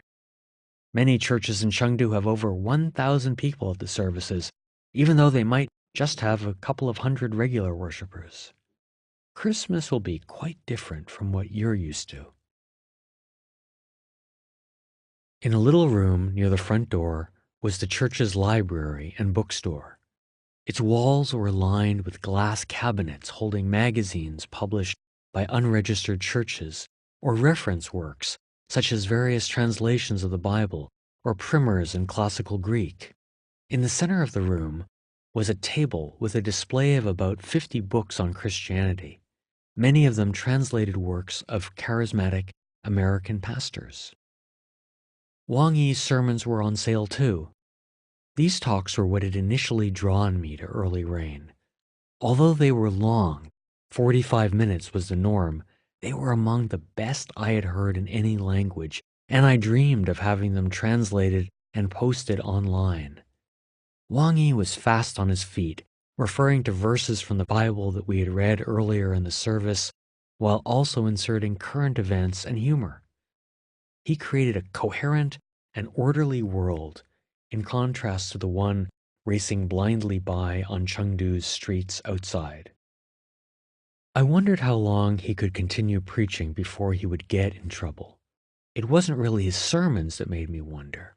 Instead, it was that his church was a parallel realm outside the party's control. It had its own nursery school, daycare, seminary, and elementary school, all located on this floor that it owned. It handled its own finances, rejecting all foreign money. It held its own elections and annual meetings, just like the government's, but more transparent and inspiring. The Beijing social commentator Li Fan once wrote a monograph on Christianity in China, declaring that China's underground churches were the only real example of civil society. In other words, organizations independent of government control that tried to change or improve society. This was clearest in Early Rain's social work. Independent activism is anathema to the government, which worries that even innocent-sounding groups might morph into something political. This is not as far-fetched as it seems. In 2008, Sichuan was hit by a terrible earthquake that left thousands dead. Spontaneously, people across China volunteered to help or send money, but they quickly noticed that the first buildings to collapse had been schools. Critics, such as the Chengdu activist Tan Zuoren, began to ask pointed questions about corrupt building practices, a theme amplified by the Beijing activist artist Ai Weiwei. What had started as charity had transformed into something political. Within weeks of the earthquake, most independent helpers had been sent home, and Tan was later locked up. Early Rain, however, persisted. Wang Yi's congregation set up charities to help street people and even families of political prisoners. The church claimed it wasn't siding with the prisoners, just acting from purely humanitarian purposes. That was probably true, but it was skating close to the edge. As I sat flipping through Wang Yi's sermons and books, a friend stopped by. He was Zhang Guoqing, a local businessman in his late 40s, still not married, but hoping to find a Christian wife. He was always busy with work, which involved setting up concerts, conferences, and big public events. That and his heavy involvement in early rain had left him single. He often spoke to me longingly about finding a 对象, a partner, someone to share the joys and trials of life. For now, the church filled his time, and he was its unofficial liaison with every thinker in town, as well as the Guobao security agents who kept watch. You need to understand Chengdu a bit better if you want to write about it, he said to me. You want to meet Ran Yunfei? The famous author and blogger who had been detained in 2011 for retweeting something about the Jasmine Revolution in North Africa? Authorities had held him for 6 months without trial before finally releasing him. Since then, he had been under close watch. I nodded vigorously. Of course, I was interested. His wife is a member of Early Rain. We're old friends, and of course Ran and Pastor Wang are old buddies. We know him well. We'll go early to avoid the Guobao, Zhang said. I'll pick you up at 7. I laughed. The Guobao doesn't start work until after 7? I thought that state security worked around the clock. This is Sichuan, and it's just old Ran. But you're right, 6:30. No, 6. He won't be expecting us. The Guobao or Ran? Are you sure he wants to see us? Zhang laughed and slapped me on the back. For me, he'll do anything. We're brothers. Christians? Ran isn't exactly a Christian, but he's like one. See ya tomorrow. Ran Yunfei lived in an old communist-style apartment complex from the 1950s, a series of low-slung buildings made of brick, but crumbling like an old temple. It was canopied by ginkgo trees that seemed to have been planted centuries ago. They enveloped us, holding in the early morning mist like a rain cloud. We slithered over smooth paving stones, wet and mossy, as morning broke, gray and chilly. This was what was known as a Danwei apartment complex. Until the 1990s, most Chinese in cities worked for a work unit, or Danwei, a company, a government agency, a university, some sort of organization that provided cradle-to-grave benefits. Gradually, the Danwei system broke down as China adopted market economics. The biggest step was when the government started selling these apartments to their residents in the 1990s, an often underestimated step that gave people a huge sense of freedom. Ran's Danwei was Sichuan Literature, a government-run magazine where he still held a token job writing occasional articles about classical Chinese texts. His Danwei housing was typical: poor construction, 5 stories up with no elevator, and extremely dingy. The stairway was dark and littered with junk that people no longer wanted in their homes. Public spaces tended to be like this in China. Littering, spitting, and abusing public property were the rule. After all, there was always a migrant laborer to sweep it up. As Zhang predicted, the Guobao wasn't around, and Ran wasn't expecting us either. He opened the door of his 5th-floor apartment in his pajamas, stared at us for a second, and burst into a staccato laugh as if to say, well, if the Guobao didn't see you, what can I do? He was a compact man, 5'6", with a shaved head and a dark complexion. A member of the Tujia minority from the mountains near the Yangtze River, he called himself a bandit. You know, short, dark, angry, was how he put it. And he used it as his social media handle, Tufei Ran, Bandit Ran. He spoke fast and stuttered, often adding a few dui, right, at the end of his sentences, as if one word couldn't adequately convey his agreement or cover up his doubts. He shook my hand and pulled me into the room, then quickly excused himself to brush his teeth, change his clothes, and put the kettle on. He lived with his wife and daughter, who were rising to get ready for work and school. They stayed in the back until Ran appeared with our tea and led us up a small internal staircase to the roof of the building, where he had built a glass-walled room that served as an office. It was lined with a wonderful array of books, stacked every which way like games of pickup sticks. Between the bookshelves were a work desk, sofa, easy chairs, and several large wooden chests that seemed salvaged from a sunken Spanish galleon. As dawn broke, we looked over the polluted city, its buildings rising from the smog like trees in a misty forest. Objectively, it was ugly, but so abstract that it could have passed for a classical Chinese painting of a mystical landscape. "You're looking good," Zhang said perkily, as if his friend had just come back from vacation. "I read a lot of classics in jail. They don't allow the Bible because it's considered subversive, but they allow the classics, which have a lot of subversive material. Of course, they can't read the classics. They don't know, but it was very instructive." He handed me a small blue book with the picture of a temple on it. It was called The Lungs of Old Sichuan, the story of the Temple of Great Charity, a methodically researched history of one of Chengdu's most famous Buddhist temples. I marveled at the production quality. It was a beautiful paperback with a rough textured cover. It shows how the monks were attacked after liberation and declared rightists, a term used in the Mao era for those who were considered not left-wing enough. Ran laughed.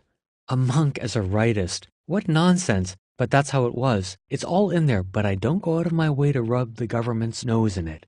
It's just stated factually. That's how I like to write books, factually and clearly." "And you got it published?" I asked him.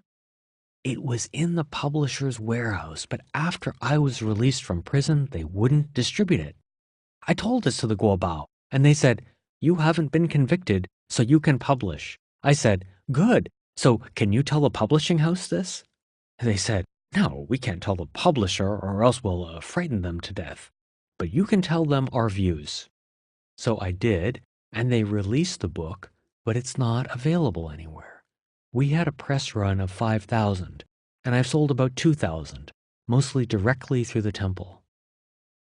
"Why did you pick a Buddhist temple to write about?" I asked. "Are you a believer?" No, not a Buddhist, but I do have a lot to do with Christianity. My wife is a Christian.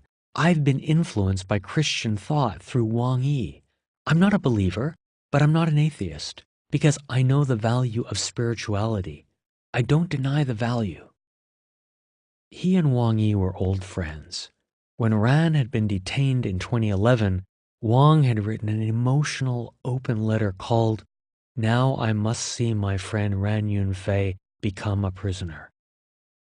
The title was darkly humorous. In the past, Wang and Ran had discussed religion so vigorously that Wang Yi had joked that he couldn't stand the idea of Ran becoming a Christian.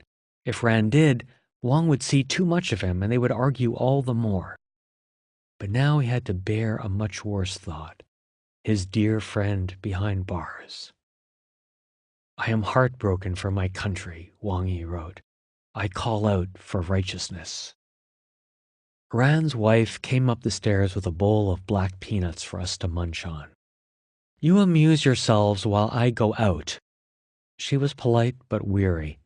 Her husband was at it again, talking to people he probably should avoid.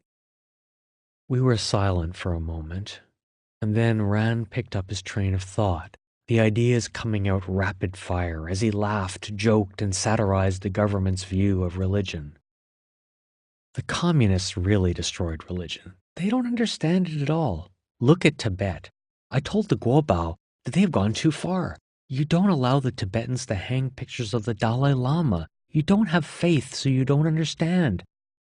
So the Tibetans get very angry and depressed, and then you go into temples and instead hang pictures of Mao. You've gone overboard. This isn't right. Think about it.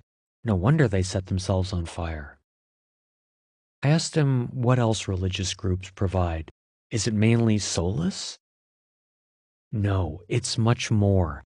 If this government wants China to develop well, it needs faith.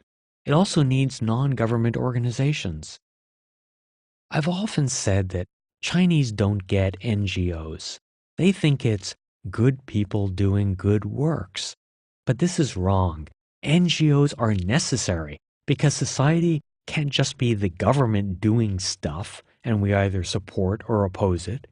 It has to be us doing stuff on our own and not just reacting to the government. You see what I mean? Churches are like this. The unregistered churches are public spaces. They're maybe the only real public space in China right now. Also, I have to say I've learned to think more clearly thanks to them. Churches make you think clearly? I asked. I'm cursed by people online all the time, but I've learned to accept this. To turn the other cheek? Yes, or just trying to be civil. I'm like this. I've got rules for arguing. 1, I don't care if you curse me. 2, I won't praise you or kiss your ass. 3rd, I'm magnanimous. I don't fight with the secret police, for example. Of course, we have differences of opinion. He broke out into guffaws, wiping his mouth to try to recover. But we discuss things. I don't treat people as enemies. We're polite to each other. Nowadays in China, few people don't curse. Public intellectuals are constantly shouting and cursing. That's why public discussion is so trashy in China. So why are you writing about education? What does it have to do with this bad public discourse and this lack of spiritual values? You have a society where the educational materials are all about loving the party, so of course it leads to a spiritual crisis. I don't get it. What do you mean? Everything they teach you to admire is fake. Right now they're pushing Lei Feng again, he said, referring to the communist hero who for decades had been held up as a model of selflessness. But everyone knows that Lei Feng is fake. His story is mostly made up. It's bullshit. He was supposed to be an ordinary soldier, but somehow a Xinhua photographer was there to take perfect pictures of him. And his beautifully written diary? It's an insult to people's intelligence. All of their model heroes are fake. Wang Jie, Liu Wenxue, Lai Ning, fake, fake, fake. So when they teach morality, their teaching tools are fake, completely fake. After a while, the students learn that Lei Feng is a fake. This is destructive. It destroys everything you've been taught. You feel that nothing is real. How can they teach virtues? It's impossible. You find out that the things you're supposed to admire the most are fake. So it seems nothing is real. Faith is a foundation, but the government has no foundation. They will say anything or do anything. The only way the party can succeed is by cheating you. That becomes their biggest success, by how much they can cheat you. That's whom you're ruled by. How do you combat it? The main thing is you have to learn how to argue. Too few public intellectuals can argue logically in China. They don't learn how to do this, and they end up cursing each other all the time. If there's one thing I've learned from Christianity, it's that one shouldn't curse everyone all the time. I'm a hothead, but I try to calm down. I think it's taught me that, to be rational. This was an interesting twist. Secularists say religion is irrational. And if they have any sympathy for it, it's as a mystic, illogical part of human life that, at best, we have to accept. And yet, as old Mr. Ni had said a few weeks earlier, faith can be a simple proposition, doing good deeds and living a straight life. Wasn't this the universal basis of real happiness? By contrast, the society that China's radical secularists had set up seemed much more convoluted.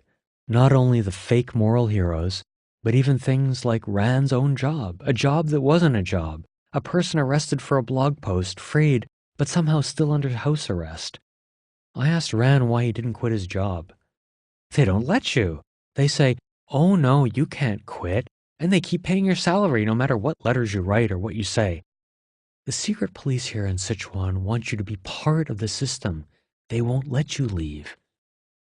Because it's easier to control you? It's not so direct. If something happens, then the Guobao don't need to deal with you. It's much more refined. Let's say you have a good boss. You like him. So they go to him. His daughter is going to college. So he asks you, really embarrassed, do you have to publish this or that thing? Do you always have to be so critical? And so you feel, don't I want his daughter to go to college? So you get $250 a month for doing nothing. It's a crazy society. Okay, let me give you an example. Wang Yi hasn't been in jail, but I have. But Wang Yi can't publish, but I can. They have some sort of blacklist, but I'm not on it, and he is. Why? I was in jail, and he wasn't. You figure it out. Because he's a preacher. He has a congregation. Right. You can't underestimate the role of house churches in Chinese society. They're the only real NGOs in China right now. People like Wang Yi have their own followers. These are real followers. It's not like on social media, which they can switch off when they want. I joke to Wang Yi that the government is more afraid of him than of people like me. They are real civil society. We talked for another hour and left without encountering the feared Guobao. My mind wandered back to Wang Yi's church and the sense that it might not last. In his open letter about Ran's detention, Wang had predicted his own imprisonment. Even though that had not happened, the letter contained a startling passage in which he talks to his wife, Jiang Rong, about his likely arrest. My wife said, I thought that you would be arrested before Ran Yunfei. Beginning on Wednesday, I fasted for 3 days and discussed with my wife various eventualities. In my prayers, I reached the certainty that I had been called. No matter where I go, whether voluntarily or involuntarily, it will be for the sake of spreading the gospel. My wife, no matter what, is a minister's wife. Human forces can easily alter the time, place, and manner of our service, but cannot change our basic mission of serving God. So Jiang Rong asked me, if I am arrested, what could she do? I answered, go to prison as if you were going to Africa. I am still a missionary. You are still a minister's wife. The gospel was our life yesterday and will be our life tomorrow. This is because the one who called us is the God of yesterday and the God of tomorrow. Part 2. Awakening of the Insects. One reason that China's modernizers rejected the lunar calendar was that it slowly goes off course. 12 lunar cycles is just 354 days. That's about 10 days short each year. The calendar is corrected every 3 years by adding a leap month. But this still means that events on the lunar calendar shift relative to the solar calendar from year to year. Sometimes Chinese New Year is in January, sometimes in February. This might seem insignificant. After all, other religious calendars have shifting dates for their holidays too. But China's calendar did more than track religion. It set the pattern for work as well. In agricultural societies like China, farmers needed reliable guideposts to the seasons. When the earth would warm, the rains fall, or the frosts arrive. To figure this out, people had to gauge where the earth was relative to the sun, not the moon. They did that by tracking the way the sun appears to move through the stars. From the earth's position as we revolve around the sun, the stars behind the sun appear to be moving. The idea is familiar to Westerners through the signs of the zodiac, which tell which constellation is passing behind the sun. Of course, it is we who are moving around the sun, not the sun through the stars. But the basic idea is right. It tells the Earth's location on its annual 360-degree circuit around the sun. The movement is exact and predictable, about 1 degree around the sun each day of the year. Ancient Chinese used this principle to group days into 15 to 16-day mini-seasons called jie-qi, or solar terms. Each year has 24, 6 for each season, and each of the 24 has its own special weather patterns, poems, aphorisms, and even rules about which foods to eat. Which ones, for example, would cool the body in the summer, warm it in the winter, or replenish fluids in dry months. Their names evoke another rural era. Grain rain, summer harvest, frost descends, lesser snows, greater cold. In recent years, these solar terms have made a comeback as cultural symbols. In the 1990s, artists began to use them allegorically for political and cultural events. Around 2010, consumer culture discovered them. Magazines devoted special issues to the solar terms, reintroducing readers to their traditional calendar and suggesting the appropriate food, tea, and clothing. In Beijing, a grocery store chain hired folk culture experts to devise a line of special foods for each of the 24 solar terms. Minced garlic pies to fight off the increased bacteria in the warming air of the vernal equinox. Cooling green bean cakes for lesser heat. And a hearty pig's elbow to build up one's constitution for the cold days of autumn commences. Books and apps explain the poems, myths, and fables associated with them. Elementary schools invited guest lecturers to explain the concept. Friends started signing emails with a greeting for key solar terms. A peaceful winter solstice to you. One of the most evocative solar terms is Jingzhe, or the awakening of the insects. It occurs in early March, when spring thunder showers were believed to waken dormant insects. The last of the 6 winter solar terms, it falls when the Earth is 345 degrees around its orbit and planting is just around the corner. After the excitement of the New Year celebrations has faded, the world rouses itself. Tao Yuanming, a reclusive Taoist poet of the 4th century, put it like this. Spring approaches, bringing timely rains, early thunder erupting from the east, hibernating animals, hidden but shocked awake, plants and trees across the land slowly open up.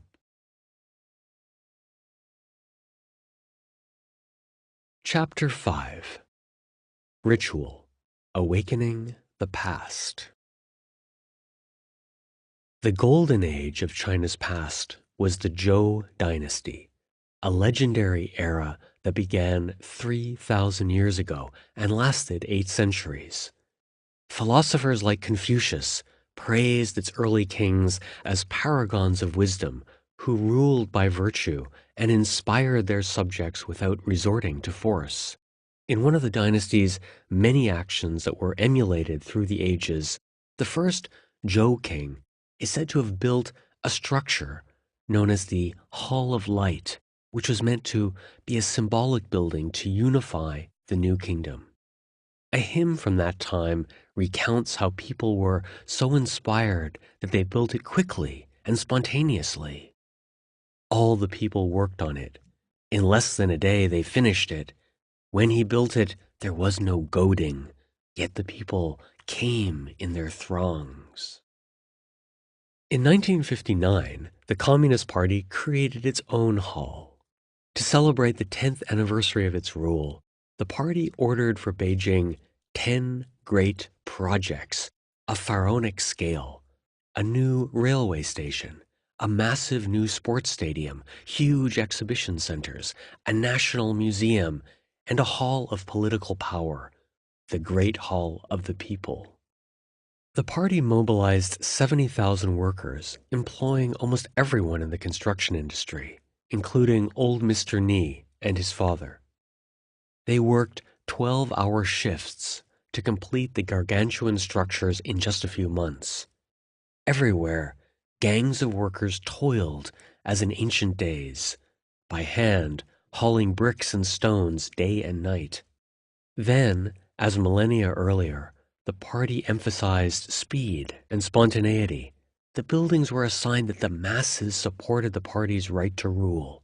Or, as one of the architects put it, people welcomed this glorious assignment, throwing themselves into mighty collective campaign of architectural creation. Of the 10 projects, the most enduring is the Great Hall of the People. Many of the other buildings have been sidelined one way or another, surpassed by bigger stations, fancier museums, and showier stadiums. But the Great Hall is still the public focus of Chinese politics, a monumental granite block of massive columns that extends 1,200 feet along the west side of Tiananmen Square. It is where the country's leaders appear in public to display their power. It is a backdrop for state banquets, receptions of foreign dignitaries, and symbolic political meetings. It is their throne room, their sacred space. It is a manifestation here, in the public world, of decisions made in murkier realms. These parallels to China's old political religious state are not accidental. The building's severe lines mirror China's Stalinist policies of the 1950s, when it largely followed the Soviet model. But the details are traditional. The pillars that stretch across the front sit on lotus petals, a Buddhist symbol of purity and uprightness. They number 12, which purposefully equals the 12 columns of the Hall of Supreme Harmony, the central building in the Forbidden City. The usable floor space, which exceeds 42 acres, was expanded from more modest dimensions so it would exceed the area of the entire Forbidden City. In a nod to traditional Chinese geomancy or feng shui, the building is not positioned directly in the middle of the square's west side. That would have put its entrance directly across from a memorial in Tiananmen Square to people who died for the Communist Revolution, an inauspicious symbol of death. Instead, the entire structure was moved to the north. As the chief architect put it, the living should not face the dead. Inside, too, the Great Hall reflects a traditional view of how the political center views and unites its territories. 4,000 years ago, China's first dynasty, the Xia, cast bronze vessels decorated with symbols of its provinces and their tribute goods. In the Great Hall of the People, this confederation is symbolized by rooms for each of China's 34 provinces, regions, or provincial-level municipalities, each room featuring local products and symbols. The Hong Kong room is dominated by an imposing painting of the night scene of Victoria Harbor to display its role as China's most cosmopolitan city. Antique bronzes fill the Hunan and Shanxi halls to showcase these provinces' ancient heritage. The Xinjiang Hall boasts the largest oriental carpet in Beijing, while the Tibet Hall is decorated with tanka-like murals. Uniting these far-flung territories are emblems of the Communist Party. The most prominent is a giant red star on the ceiling of the Grand Auditorium. On Mao's instructions, the auditorium was designed to seat 10,000 people. The number 10,000, or wan in Chinese, is synonymous with infinity, just like in the saying for eternal life, wan sui, literally meaning 10,000 years. According to a statement by the architectural team, the curved ceiling alludes to the infinite space of the universe. In its center, an illuminated red star made of plexiglass stands for the leadership of the party. The star emits radiating rays of golden light and is encircled by gilded sunflower patterns and again by waves outlined with recessed light. The message of the decorative scheme is clear. All the people unite themselves around the party, following the party to advance the revolution from one victory to another. Each year, around the solar term Awakening of the Insects, under this galaxy of heavenly lights, the party launches its most important public display of power, a 10-day ritual called the Two Meetings. One of them is a session of a consultative conference where Communist Party leaders confer with entrepreneurs, movie stars, religious figures, and academics. It is meant to show that people from all walks of life are part of the sacred mission of ruling China. The other gathering is the annual session of the National People's Congress, a ritualized version of a parliament. The Congress has deputies, but they are unelected.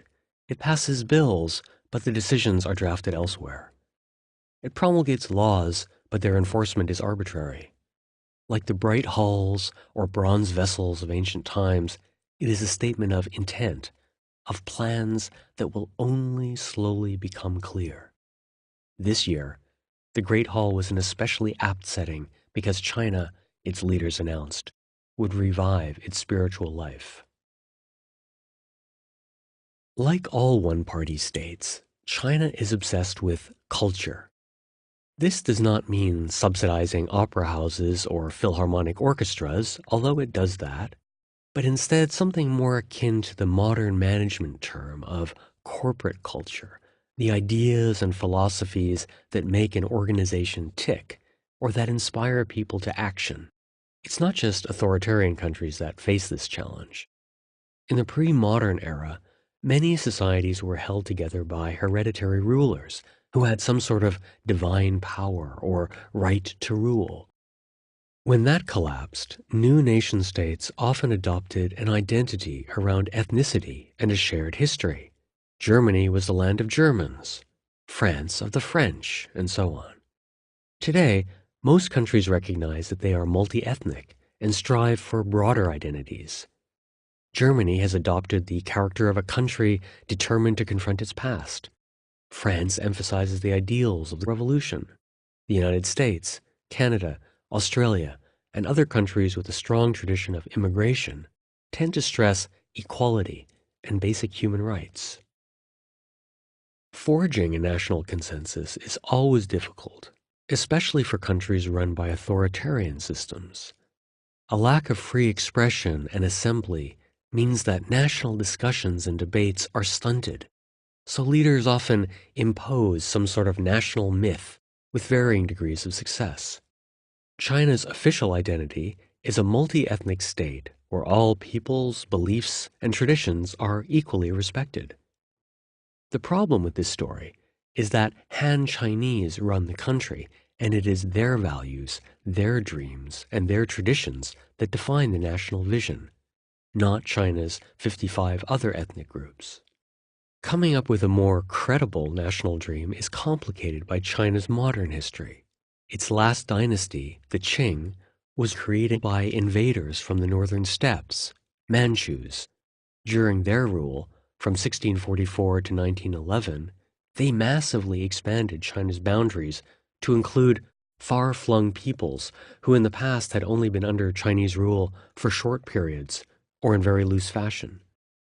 It was also a truly multi-ethnic empire with many documents and public monuments written in several languages, such as Chinese, Manchurian, Mongolian, and Tibetan. But what held the Qing together was hereditary rule and the old Chinese political system imbued with religious power. When the Qing collapsed in 1911, the Republic of China and then the Communists, both dominated by ethnic Chinese, inherited the Manchu Empire's borders, but struggled to come up with ideals and values to replace it. Part of Mao's solution was to put himself forward as a godlike figure, the great helmsman, or the sun rising in the east. But because his rule was marked by a string of catastrophes, his successors were saddled with a lack of credibility. Their solution was to focus on economics, making the national credo economic development. Later, patriotism was added to the mix. Students had to undergo mandatory military training, and the government pushed a story that China had been humiliated until it was saved by the Communist Party. Even so, a sense of malaise began to take hold in the 1980s and 90s.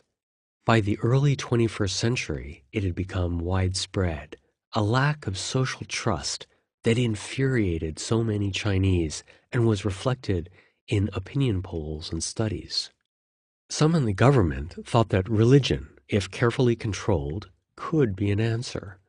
One of these officials was Ye Xiaowen, a controversial figure who headed the State Administration for Religious Affairs, the government body that sets policies, appoints senior religious leaders, and determines which temples, churches, or mosques can be built.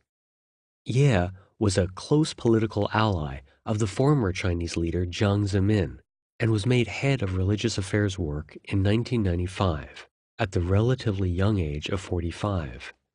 He held that position for 14 years, easily making him the most influential figure in the party's religious work in the Reform era. In the West, Ye is widely seen as a hardliner, but he was a complex figure who had some understanding of religion. In the party's early years, it had either tried to ban religion or grudgingly respected it as something important to minority groups like the Hui or Tibetans, and so best left alone. Ye was more sophisticated.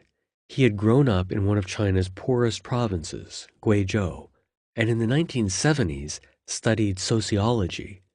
For many years, this discipline had been banned as unnecessary because communist ideology was supposed to be able to explain all phenomena in society.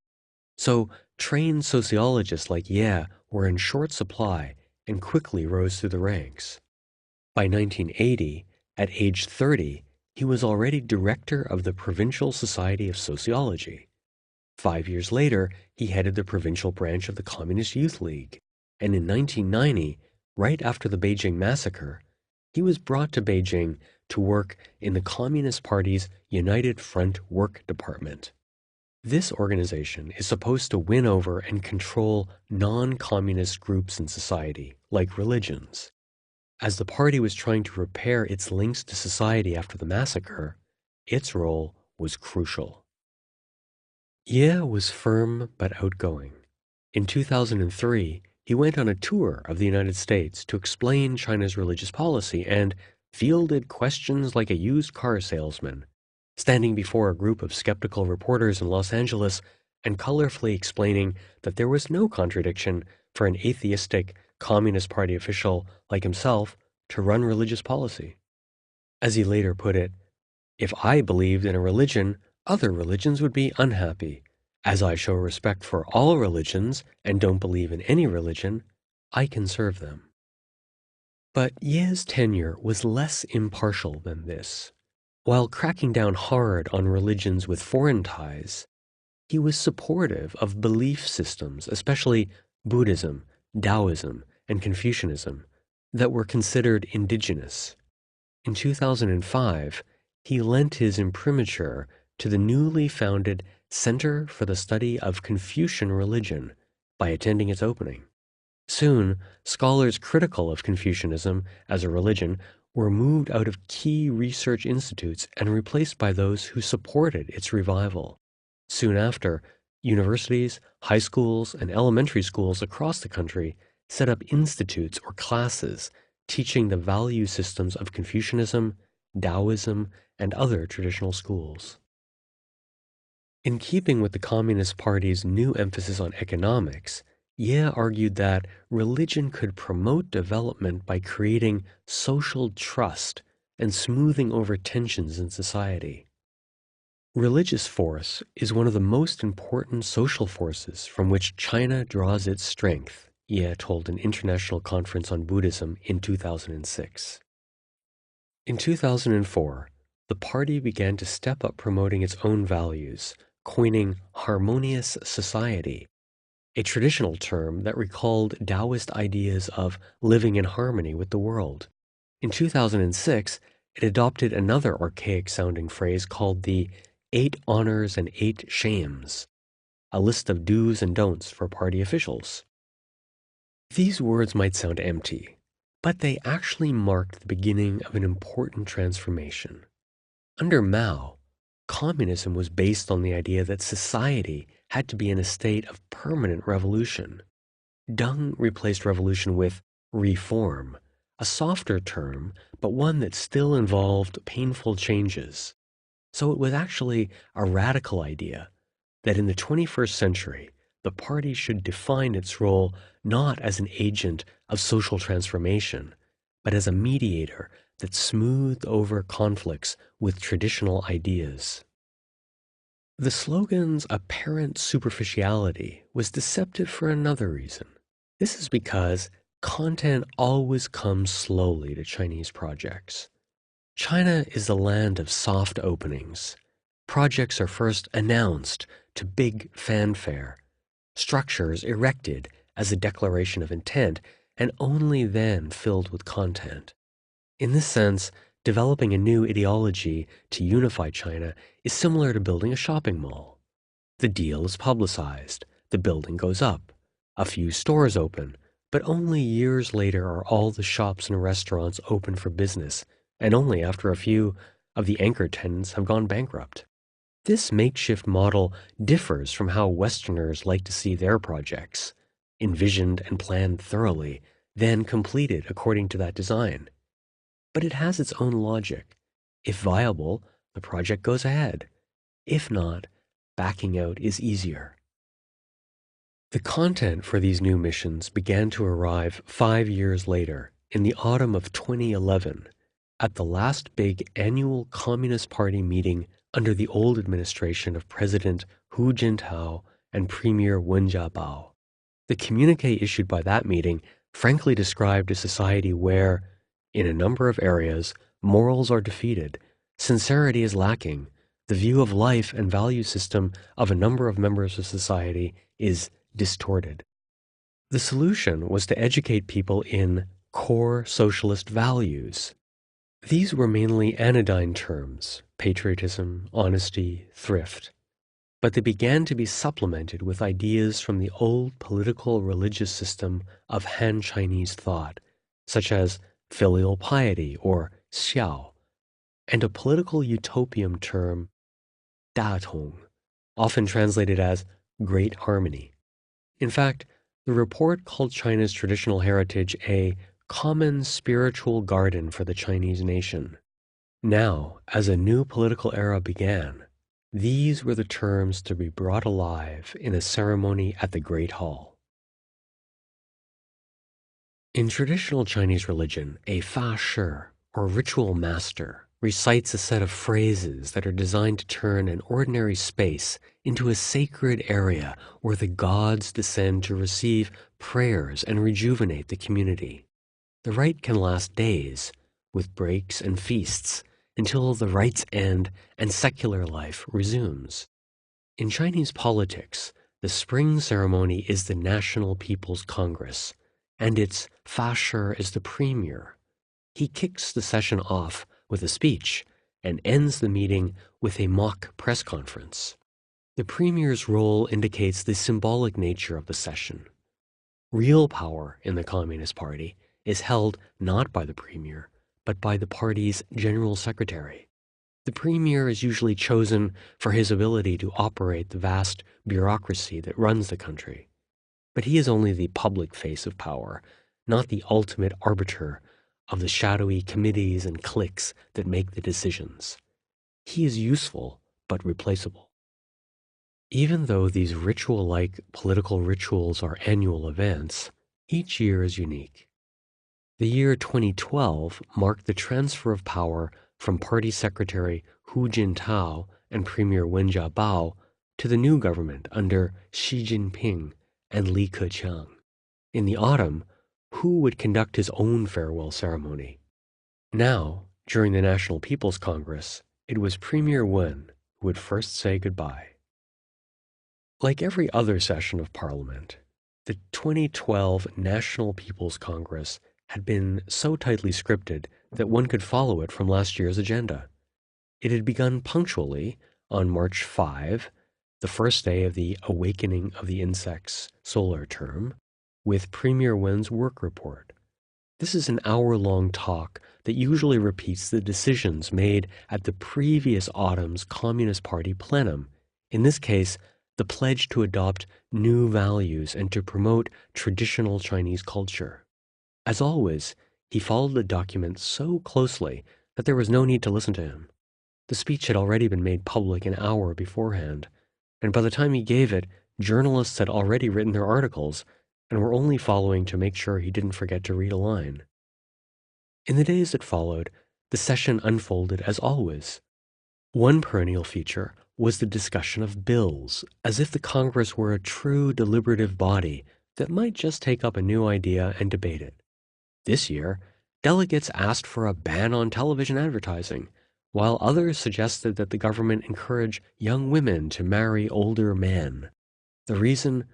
Only older men can afford apartments in Chinese cities. Another serious proposal came from a delegate who suggested that rural children not be allowed to attend university.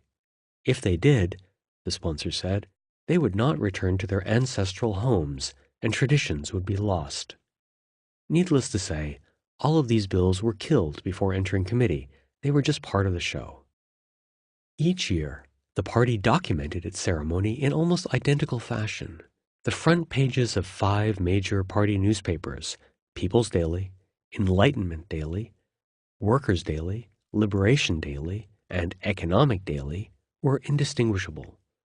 This year, the flagship People's Daily offered a front page with the headline, National Consultative Congress 11th Session 5th Plenum Ends. The year before, the headline was, National Consultative Congress 11th Session 4th Plenum Ends. The year before that, it was the 3rd plenum that had ended. This year, last year, and the year before all had the same photographs. Top center was a panorama shot of the carefully festooned rostrum with the same faces, the same suits, the same dyed hair. A photograph center right showed the head of the Congress standing in front of a microphone, a sheet of paper in his hands. Both appeared to be exactly the same pictures as the year before. The 10-day ceremony wound up with the final press conference, which this year was Premier Wen's exit from the national stage, just as it had been for Premier Zhu Rongji 10 years earlier, and would likely be for the incoming Premier, Li Keqiang, 10 years later. Wen was a thin, almost ascetic man, whose neck shriveled into the collar of his shirt, and whose lips always seemed pursed like a priest contemplating a particularly embarrassing confession. In his earlier years, Wen had supported reformers in the party and looked the part, the punctilious, careful, good hands man, or as the local press liked to call him, Uncle Wen. This abstinent image, however, was misleading. As foreign journalists later proved, Wen's family was loaded with money. His old mother had been used to list shell companies while siblings had taken cushy jobs abroad. At the very least, he was incompetent, or a bad example of the Confucian admonishment to first regulate one's home before regulating the affairs of society. Wen's press conference went on for 3 hours. He did not seem to want to leave the stage. At the time, most attention in the politically incestuous capital was focused on a political scandal that involved a provincial leader named Bo Xilai, whose wife had allegedly murdered a British businessman, Neil Haywood. One seemed to be alluding to this when he issued an urgent appeal for political reform, not democracy, of course, but some sort of fairer, more transparent system, one ruled by laws and not tyrannical local bosses. Wen's personal wishes and political warnings were interesting but irrelevant. The real significance of this year's ceremony under the Great Hall's stars was its call for cultural renewal. This was the program that the party would adopt over the course of the year, its new foundation for power. At the end of his press conference, Wen trudged off stage, a defeated man. This was not the era of political reform. It was the beginning of an appeal to China's mystical, powerful history, and it was driven by a widespread desire across China for a more stable, moral society based on traditions culled from the past. Chapter 6. Beijing.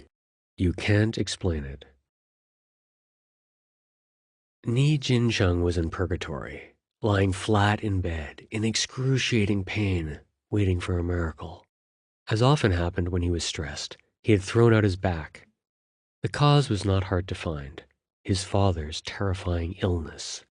The cancer had spread, and his body was bloated with water. The old man lay on a cot in a side room next to the hall where he had greeted me at Chinese New Year, now barely able to move. Family members changed him and tried to spoon-feed him, but he was declining rapidly. Across the hall from his sick room was another small chamber used as a family shrine. It contained a large table covered in silk. On top were scores of statues of smaller deities centered on a 2-foot-high bronze statue of the Buddhist goddess of mercy, Guan Yin. In front of the altar was a red padded kneeler, and next to it a big brass bowl and a wooden mallet. Every morning at 5, Jincheng went there to perform his morning prayers. He would light 3 sticks of incense, strike the bowl with the mallet, and kowtow, repeating a prayer for his father's health. The bowl would vibrate like a deep registered bell, tolling across the hall for the old man to hear. Old Mr. Ni's illness had made Jincheng head of the clan, but he was not sure he wanted to lead the Ni family's Whole Heart Philanthropic Salvation Tea Association. He was the older son and had helped his father found the pilgrimage group 15 years earlier. He had donated generously and joined the group each spring when it set up a shrine during the 15-day pilgrimage to Beijing's holiest mountain, Miaofengshan, or the Mountain of the Wondrous Peak. There they provided tea to pilgrims, a symbolic act of generosity and piety. But truth be told, his father had done most of the work. His faith had inspired people to donate their time and money. His recovery from cancer had seemed a miracle. He possessed a quiet charisma and the authority that comes simply from having lived a long time. He had seen the old temples before they had been torn down. He knew the old Taoists who had lived in the temple next to the family home. He understood things that a younger person could not. Compared with him, who was Jincheng but a wealthy and pious son, a mere 56 years old, born after the Communist Revolution, a youngster when the Cultural Revolution had been unleashed? How could he manage to bring the family together without his father? And now, as if fate were testing him, he had slipped a disc while moving a box just weeks before the pilgrimage. After days of intense pain, he had admitted himself to the Titan Orthopedic Hospital. It was a small clinic, not very famous, but it was located near their old home. Its name carried the story of the Ni family's expulsion from the old city to the Temple of the Tolling Bell neighborhood. Pronounced Titan, it was made up of 2 abbreviations: T for the Sports Commission, whose construction in 1992 had meant the destruction of their old home, and Tan for the Temple of Heaven, a landmark near their old home. The name could have been an unpleasant reminder of their loss, but Jincheng didn't think so. For him, it created a link to the past, a sense of continuity at a trying moment. Like any gentleman, he insisted on meeting me at the door to his room, but he was bent over, and his black hair had gone gray at the roots, a sign he had not been able to get to a barber in a while. I followed him as he shuffled to the bed. He perched gingerly on the edge, looking down at his hands, embarrassed at his predicament. Then he gathered himself and issued a command. "Use my other mobile number next time. The one you called is issued by the government. They're listening in. The government is listening to your cell phone? I knew that Jincheng had strong views on social issues, but he was not a political person. No way. Why? Corruption. You know what I mean? A lot of people are corrupt in the government.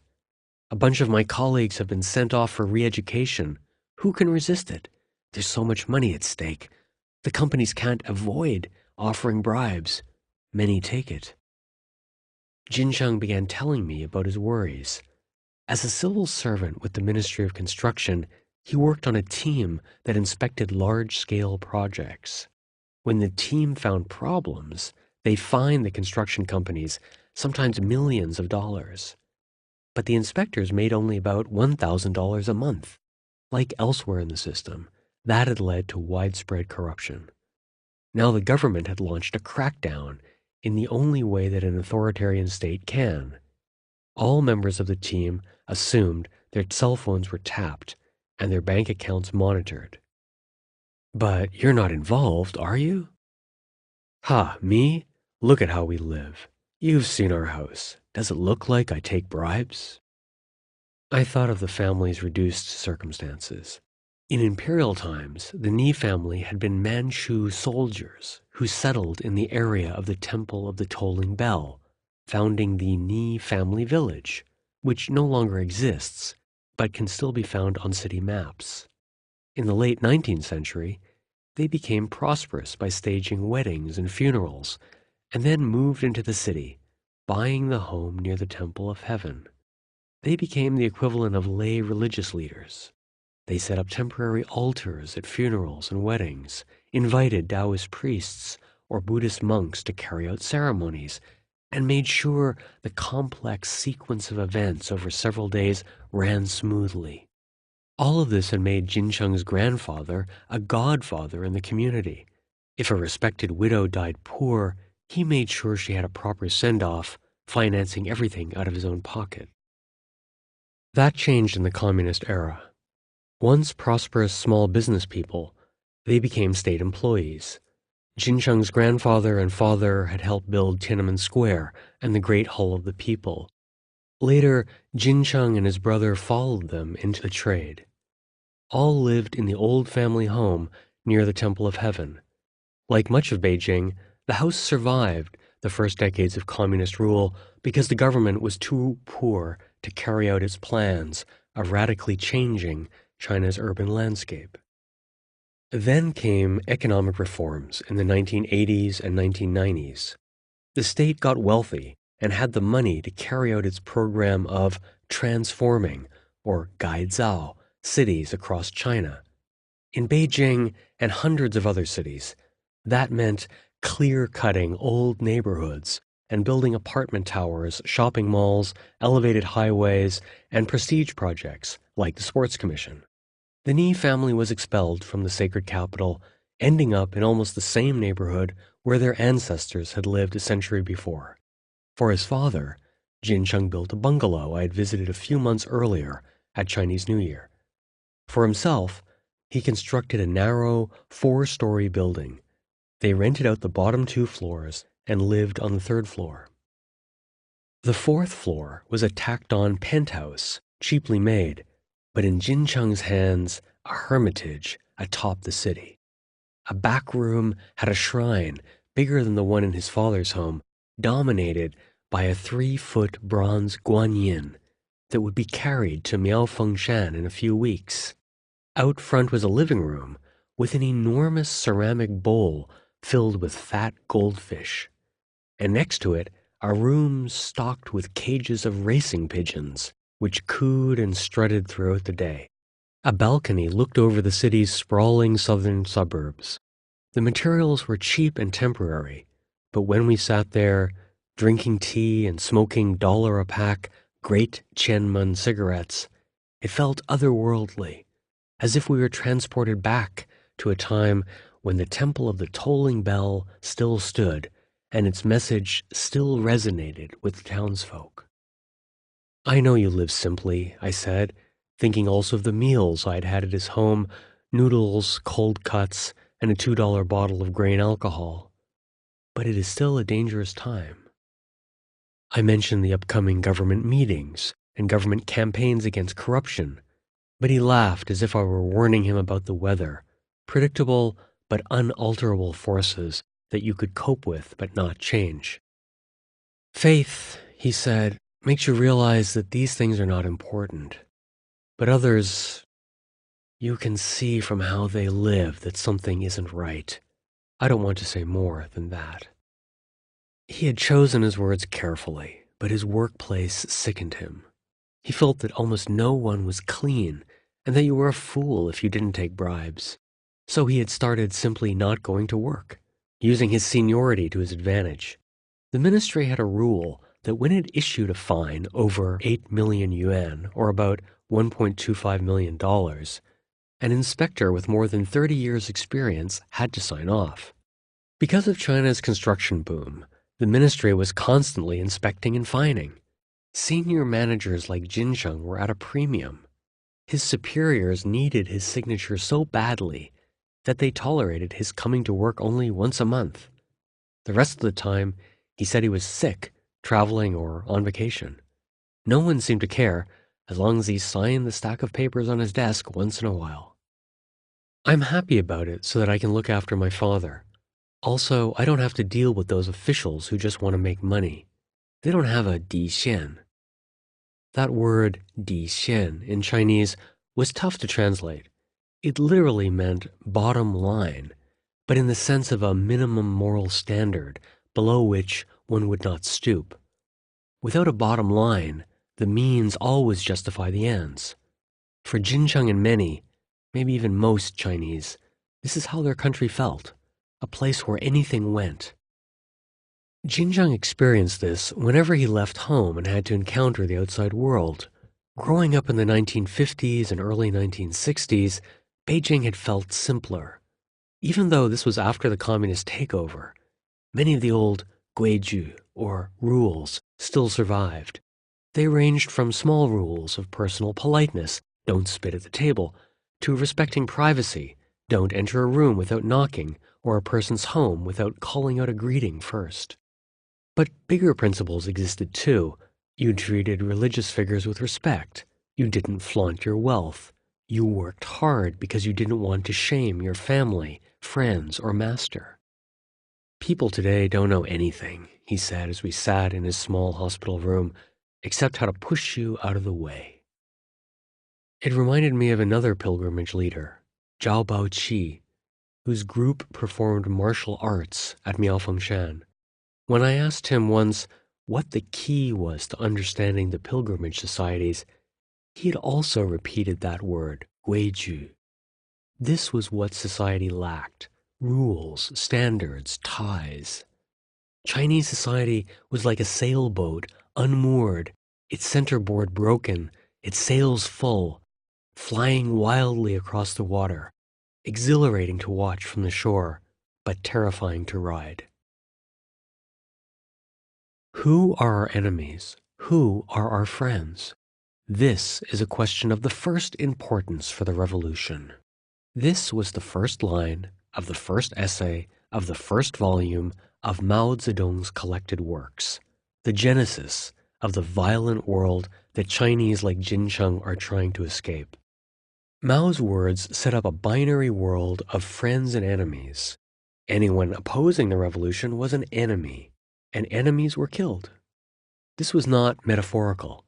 Violence was endemic in the Mao era. Millions of so-called landlords, often the literati who had held traditional society together for centuries, but many of them little more than small-holding farmers with tiny plots of land, were buried alive, decapitated, or beaten to death by villagers, often whipped up by Communist Party agitators. Just a decade later, the Cultural Revolution continued this brutalization. Like millions of homes across the country, Beijing's old courtyards were ransacked by Red Guards. The Ni family lost all their statues, and the Taoist temple next door was vandalized. When the army was sent into Beijing and other Chinese cities to restore order, it made things worse, savagely beating and killing even more people than the Red Guards.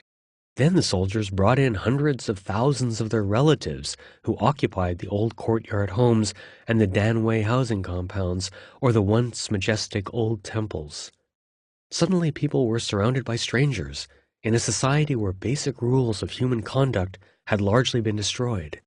Trust became limited to one's immediate family and circle of friends. When the Cultural Revolution ended, many wondered if they could ever trust anyone again.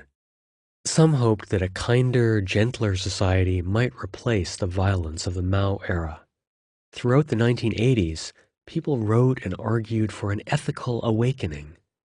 Writers like Ba Jin, for example, called for a Cultural Revolution museum to commemorate and warn against the horrors of the past. Instead, public discussion was throttled. The 1989 massacre of demonstrators further stifled any open debate about how to organize society. As economic reforms accelerated in the early 1990s, the country was ordered to direct its energies into getting rich. But underlying this new era of prosperity was a sense of anger and violence. One senses this in online forums, where even by the low standards of internet civility, disputes quickly take a brutal turn, often ending with online mobs posting humiliating personal details about their opponents, the modern-day version of the Mao era's denunciations. As the Peking University ethicist He Huaihong wrote, "We can feel the overlay of savagery in our ordinary lives." We should not forget that the reforms were a godsend to many people.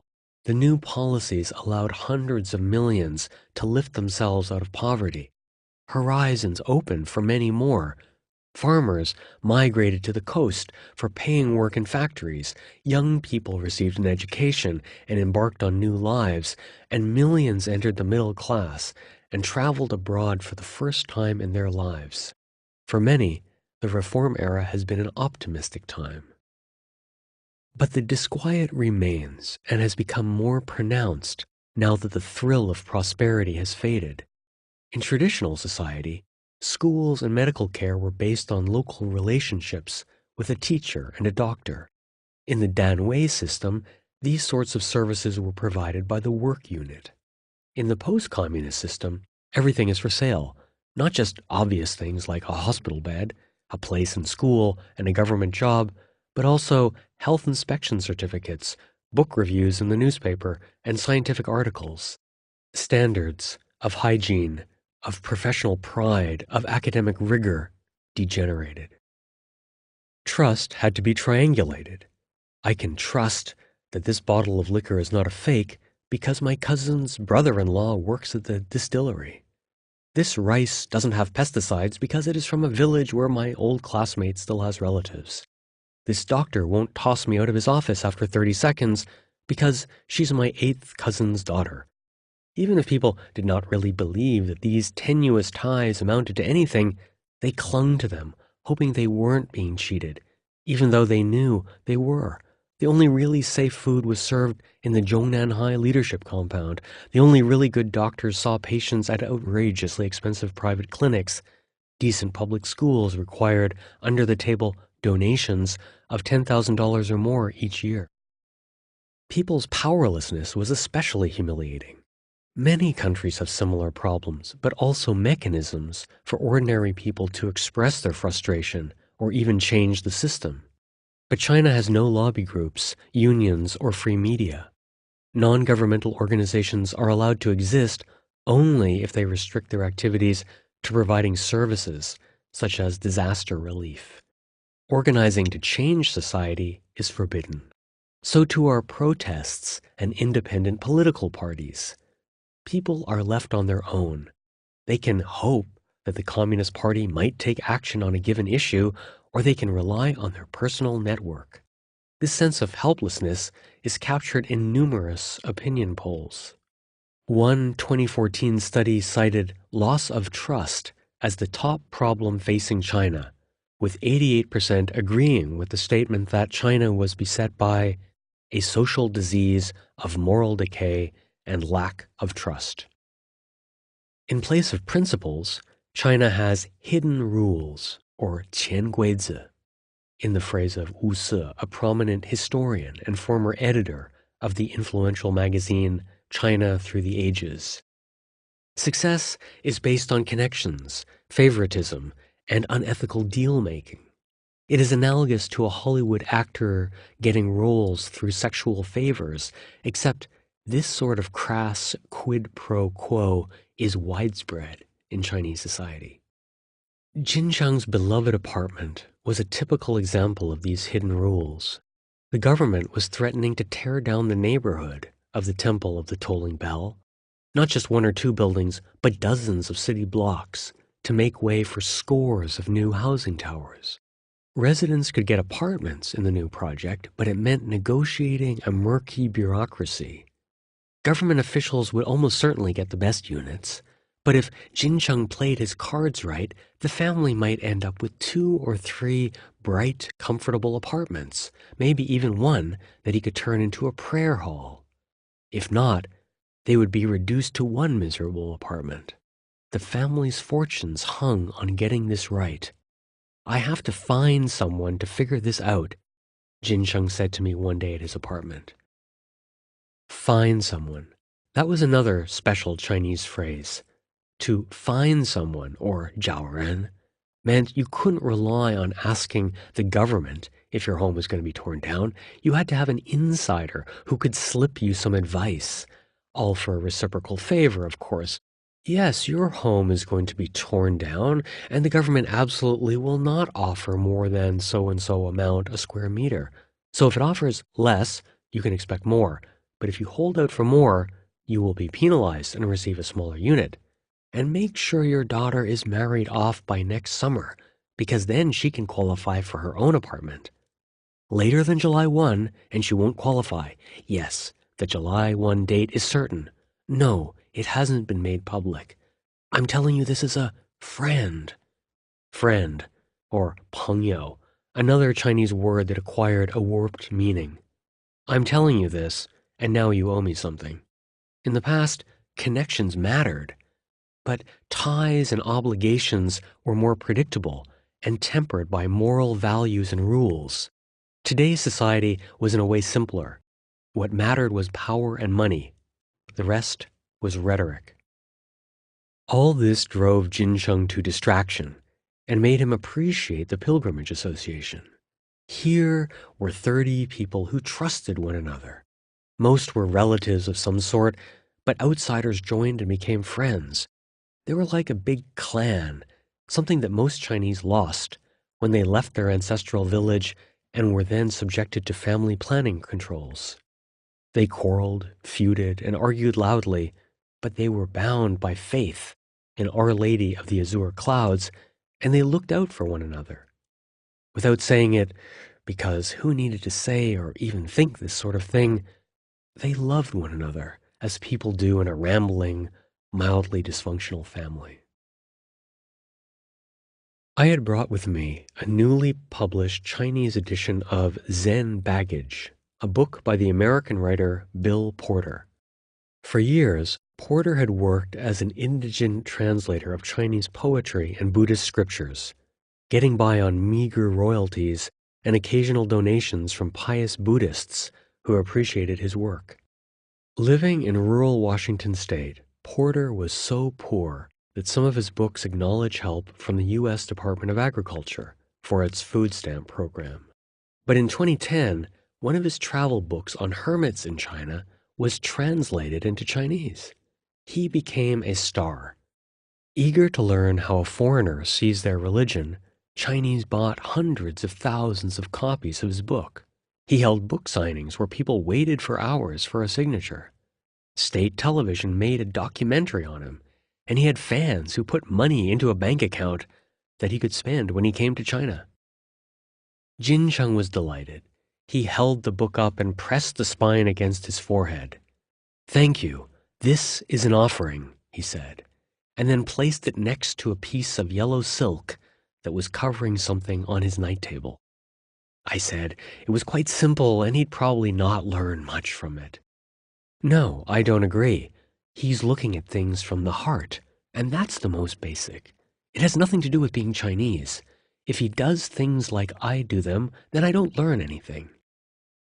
He pulled away the bolt of yellow silk next to the book. Under it was a small portable altar made of rosewood. Inside was a small wooden stand holding a bronze mirror. Next to it were two laminated pieces of paper the size of playing cards. On the front of one was a many-armed Buddha, and on the back was a mantra Tsundi Dharana, a short chant of 10 words meant to be said aloud. Jincheng explained that this was really powerful, but only if you said it often. How often? 20,000 to start, 800,000 to achieve enlightenment. Who has time for that? You're supposed to say it 108 times a day.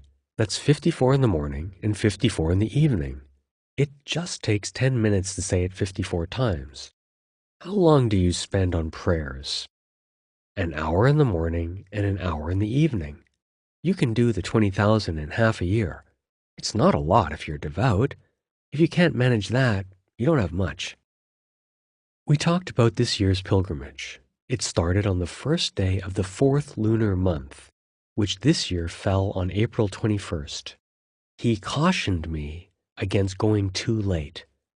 It was important to get there the night before it started, so on the 30th day of the 3rd lunar month. That way, you were there at midnight, when the first day of the 4th month began. That was the high point. What mattered was the build-up. By the time it officially started, the best was over. I looked at him and thought, the 2 weeks up on the mountain, is this your calling? Your family shrine, the racing pigeons, the balcony, the hours of prayer. Isn't this where you belong? Maybe you shouldn't go, I ventured politely. You're sick? Well, Jincheng said slowly, as if considering this for the first time. Oh, no, I have to go, but don't forget, get there early. No one gets there late. If you get there at midnight, you've missed it. He reached into his satchel and pulled out a tattered booklet. It was his official papers as a lay Buddhist. It listed his master at a temple in Beijing where he had taken a short course in Buddhist ideas and history. Becoming a lay Buddhist or Taoist was increasingly popular. Some prominent Chinese, like the singer Fei Wang, were lay Buddhists. Wang, a one-time sex symbol and torch song singer, had carved out a new identity with music featuring esoteric and explicitly Buddhist lyrics. Others signed up for Tibetan Buddhism, which they viewed as a purer form of the religion because it came from what they thought of as an unspoiled part of China, the Tibetan Plateau. The interest, though, did not translate into sympathy for Tibetans, many of whom wanted more autonomy or even independence. At heart, it was a kind of selfishness, and if it had a political meaning, it was as expropriation, much in the way Native Americans were first conquered, their land despoiled, then their beliefs hijacked by pop culture. For Chinese, Tibetan Buddhism was like a more efficacious form of medicine, and for some even a status symbol. I've got my own master from Lhasa, or my Rinpoche from Sarah. Jincheng watched some of these masters in online videos, but spent his money on the Tea Association and focused his piety inwardly. Jincheng pointed out that the bronze mirror had one patch that was shinier than the rest. I haven't touched it. It's shinier because of the praying. It's one of those things you can't say for sure or not. You say it's not scientific, but then you see this happening. You can't explain it. He pointed to a glass jar in front of the small altar. It was filled with water and had a metal lid screwed on. I drink this water once a day, and my blood pressure is perfect, and my heart rate is perfect. How do you explain it? You can't explain it. He said he had brought the jar over from the altar in his home. You weren't meant to drink all the water at one time. Instead, you drank half of it and refilled it. That way, the old holy water made the added water efficacious. The jar doesn't matter, he said. It's because it's in front of the altar. The prayers make it special. Otherwise, it's just water in a jar. Why does it work? You can't explain it. Let me give you another example. The old man. He's really sick, yes, but after Wang Defeng went up and prayed for him last year, he got another year. He should have died last year, but he's still alive now. How do you explain that? You can't explain it. You can find lots of things that you can't explain unless you understand this, he said, pointing to his heart. This explains it.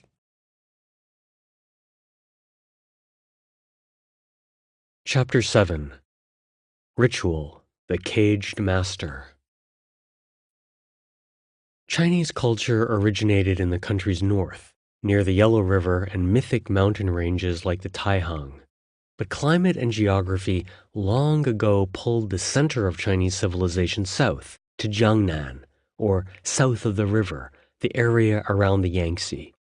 Here, the milder weather and plentiful rain created the prosperity that produced more officials, scholars, painters, and writers than any other place in China. Even today, it is the country's economic motor, with the two provinces of Jiangsu and Zhejiang, along with the megacity of Shanghai, forming an economic zone that is at the level of a middle-income country. Although not as boisterous as Sichuan or as politically connected as Beijing, its wealth and sophistication are unrivaled. The heart of Jiangnan is Lake Tai, a strangely half-round body of water that is home to some of China's most coveted products. Ink brushes from Huzhou, clay teapots from Yixing, silk from Suzhou, tea from the hills of Zhejiang, and limestone scholar rocks from Dongting Mountain. Although its shape is sometimes attributed to a meteor impact, it functions more like a railroad turntable, sending goods and ideas racing across the region and up through the Grand Canal to the country's politically rich but economically arid north.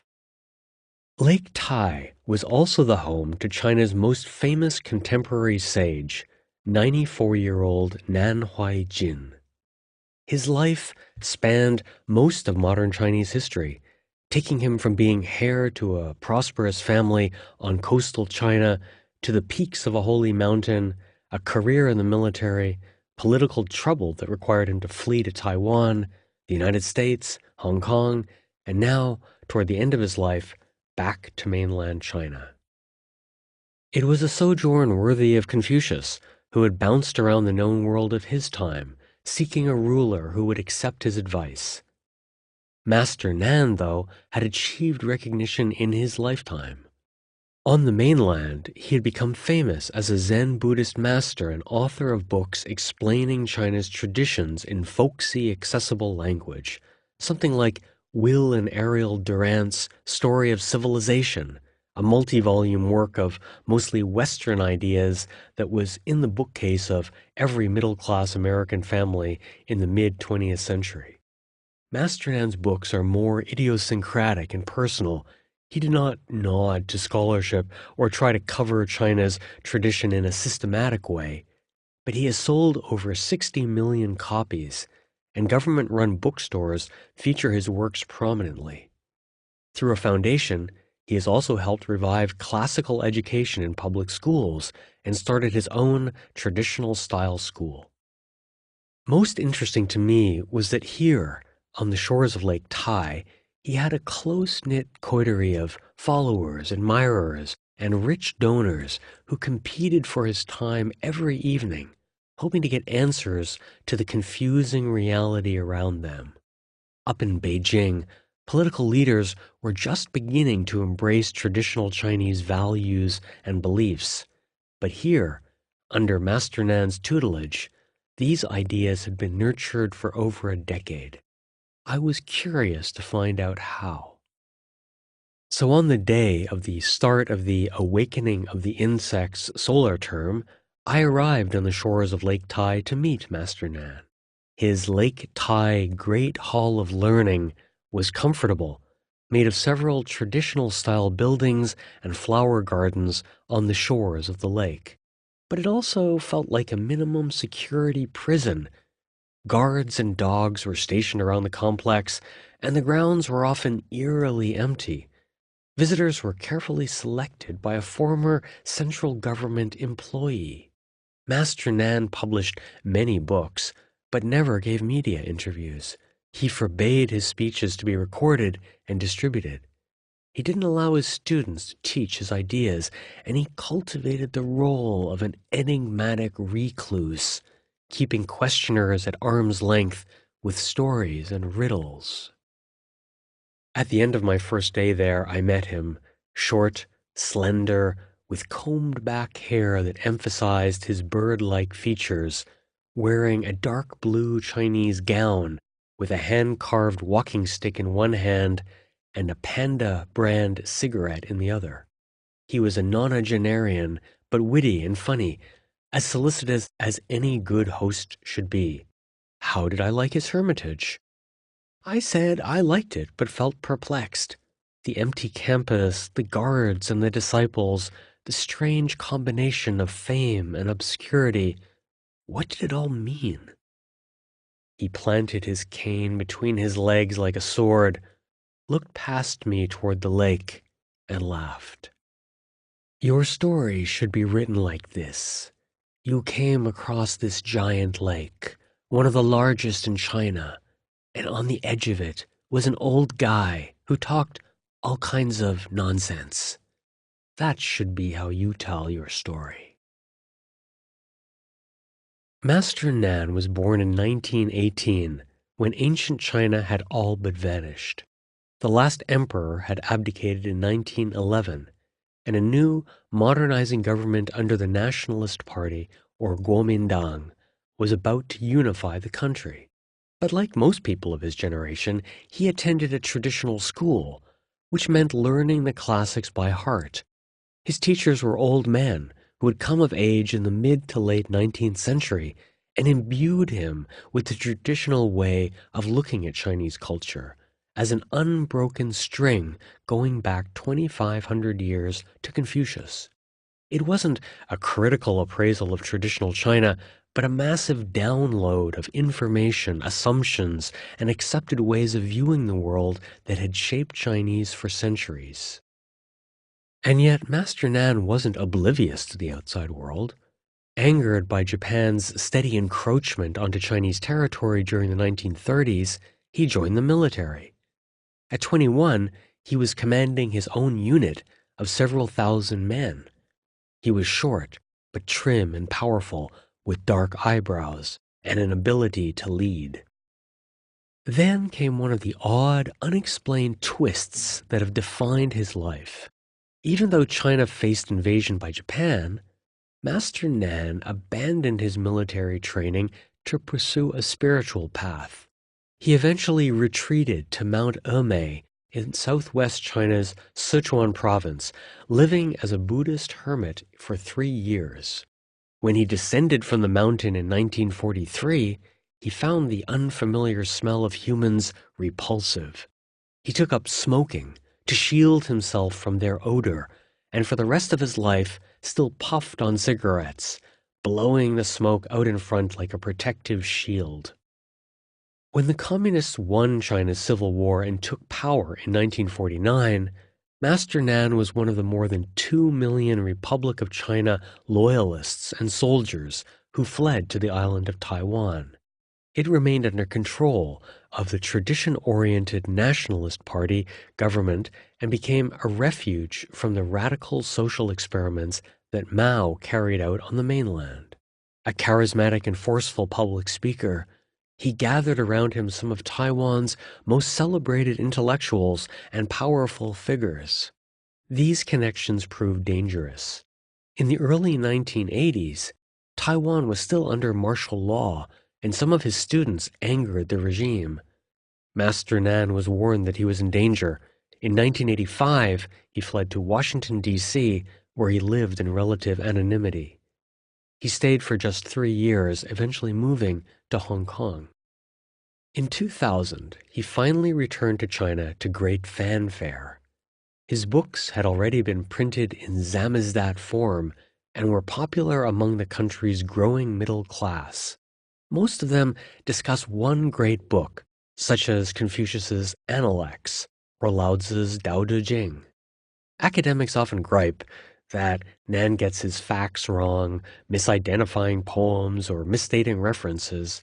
And scholarship, forget it. His books have virtually no footnotes or references to textual analysis or archaeological finds. But he resonated with Chinese. They had been through more than 100 years of brutal policies to catch up with the West. They had discarded their traditions wholesale and tried out new ideologies like suits of clothes, warlordism, fascism, and communism. Now they had found a hybrid authoritarian capitalist system that had brought prosperity to many people, but were left with an urgent question. With so much lost, what makes them Chinese? Master Nan wasn't another scholar expounding a turgid point or a glib television star able to talk about the traditions but with no real credibility. Instead, his age, his education, and his reputation made him an authentic master who could explain the country's complex past and offer a vision for the future. So when he returned, it was hailed as a momentous event. Here was one of the Chinese-speaking world's great masters of guoxue, or traditional learning, choosing to return to China, proving that the People's Republic was the legitimate heir to the country's glorious past. Then the reality of living in China set in. He moved to Shanghai and tried to buy property, but was repeatedly rebuffed by the government, which controls the real estate market. 2 years later, in 2001, one of his students encouraged him to look at a shorefront property on Lake Tai. After a 4-hour drive from Shanghai, Master Nan and his entourage found that the property was swampland. They turned back. But just a few minutes into their trip home, their motorcycle police escort veered off course, leading them to a local hotel. Officials had laid out a red carpet and a giant red banner announcing his purchase of the swampland. As with so many things in China, a decision had been made by someone somewhere. Master Nan was welcome to return, but he was to live here, hours away from China's urban centers. He was back home, but in another form of exile. Undeterred, he began to rebuild his life at age 83. His weapon was his voice, and his battleground was his dinner table. Days at Lake Tai Hall of Great Learning began sharp at 6 o'clock in the evening. That was when Master Nan held court at the dinner table. Today, a Tianjin real estate developer had come to seek Master Nan's advice on where he should invest his money. Flush with cash, he wanted to earn more. He explained that there was an opportunity to put money into a cure for Alzheimer's. But he was unsure of the ethics of such a deal. Did the 93-year-old master have an opinion on Alzheimer's? You shouldn't invest in that, Master Nan replied firmly. He questioned the cure's efficacy, especially because China is rife with medical scams. Then he looked around the table, where a dozen people had gathered. To become old and not die is like being a thief, Master Nan said. He paused to make sure the aphorism had sunk in. People get old, he explained. There's nothing to be done about it. The real estate developer nodded, but like any good Chinese entrepreneur, he was able to shift gears in an instant. I've also got a chance to invest in electric car batteries, he said, his voice trailing off expectantly. That sounds better, Master Nan said. That's future-oriented. The man nodded gratefully and held up a glass to toast Master Nan's wisdom. It was filled with dark rice wine, and he downed it in one shot to show his sincerity. Master Nan also held up a glass. A decade ago, it would have been filled with whiskey, and he would have downed it too. But age had caught up with him, and now it held only a dark tea. He took a sip and nodded back. The dinners were festive gatherings, with visitors seated around several large round tables. We ate home-cooked food, drank red wine, and listened to Master Nan, his voice amplified through a microphone, while a Buddhist nun wrote out his key points on a whiteboard. After a while, Master Nan would rest, and followers would demonstrate traditional skills, reading from the classics, performing a tea ceremony, or playing a traditional instrument like the Chinese zither. Up to 50 people usually attended: airline executives, bank managers, young scholars, architects, and the well-connected children of senior leaders. Many were part of a new hereditary elite that has coalesced over the past few decades, the Hong Er Dai, or Red Second Generation. These are children and grandchildren of the Communist Party leaders who founded the People's Republic in 1949. Few of them believe in communism, and many have become proponents of traditional culture. To them, Master Nan was like a time traveler from the era before the communist revolution that their parents had launched. He had appeared, almost miraculously, to tell them what life had been like before their parents had suppressed Chinese faith and values. When I had attended the retreat, the audience included a daughter of a senior politician, the son of China's top financial regulator, and 3 other wealthy business people. For entrepreneurs like the Tianjin real estate magnate, Master Nan's advice was revolutionary. It had to do not with rates of return or who would have to be bribed to pull off a deal, but with the potential benefit to society. During the discussions, he often called into question China's tunnel vision focus on economic development. He blamed this on the destruction of China's traditional past, which he said had left the country without a counterweight to materialistic goals of wealth and power. China, he said, had copied everything from the West, leaving it with nothing of its own. Chinese are like spiritual beggars, he told the group before getting up to go, asking for handouts from everyone else.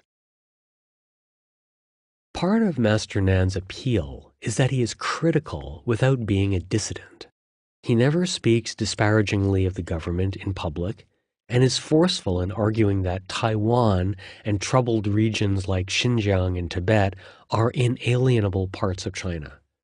And on a deeper level, his books and lectures support the government's idea of fostering pride by trumpeting the idea of an immutable, glorious Chinese past. For many Chinese scholars, this is a dangerously simplistic way of looking at Chinese history.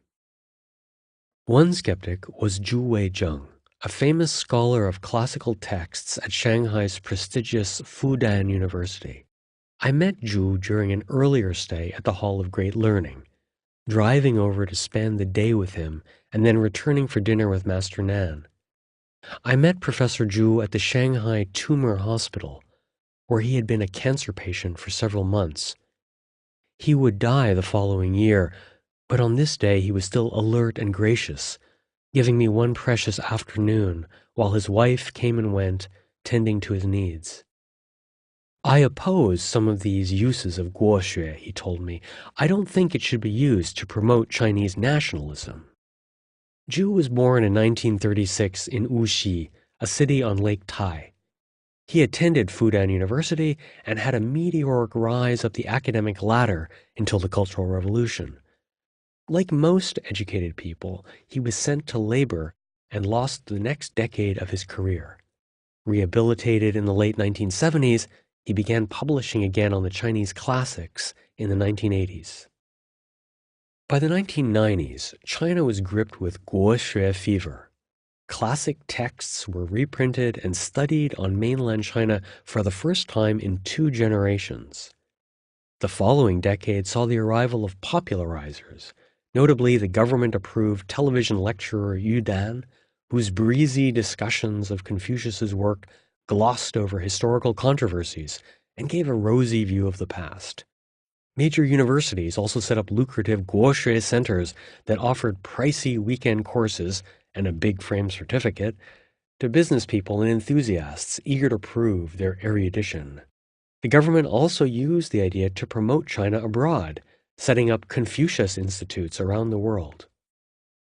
But Zhu had blocked his university from setting up a Guoshui center.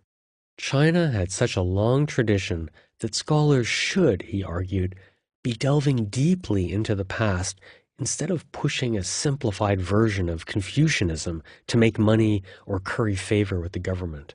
When Chinese talk of returning to Confucian principles, he asks, do they mean Confucius's love of hierarchy or its promotion of social justice, harmony, or the right to rebel?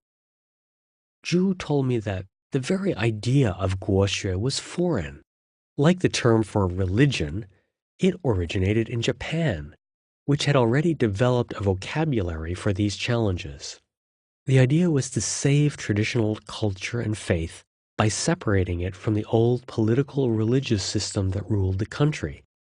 Great powers needed to boast of their great culture, so guoxue gave Chinese something that they could use even after deposing the emperor and the traditional education system in the following decades.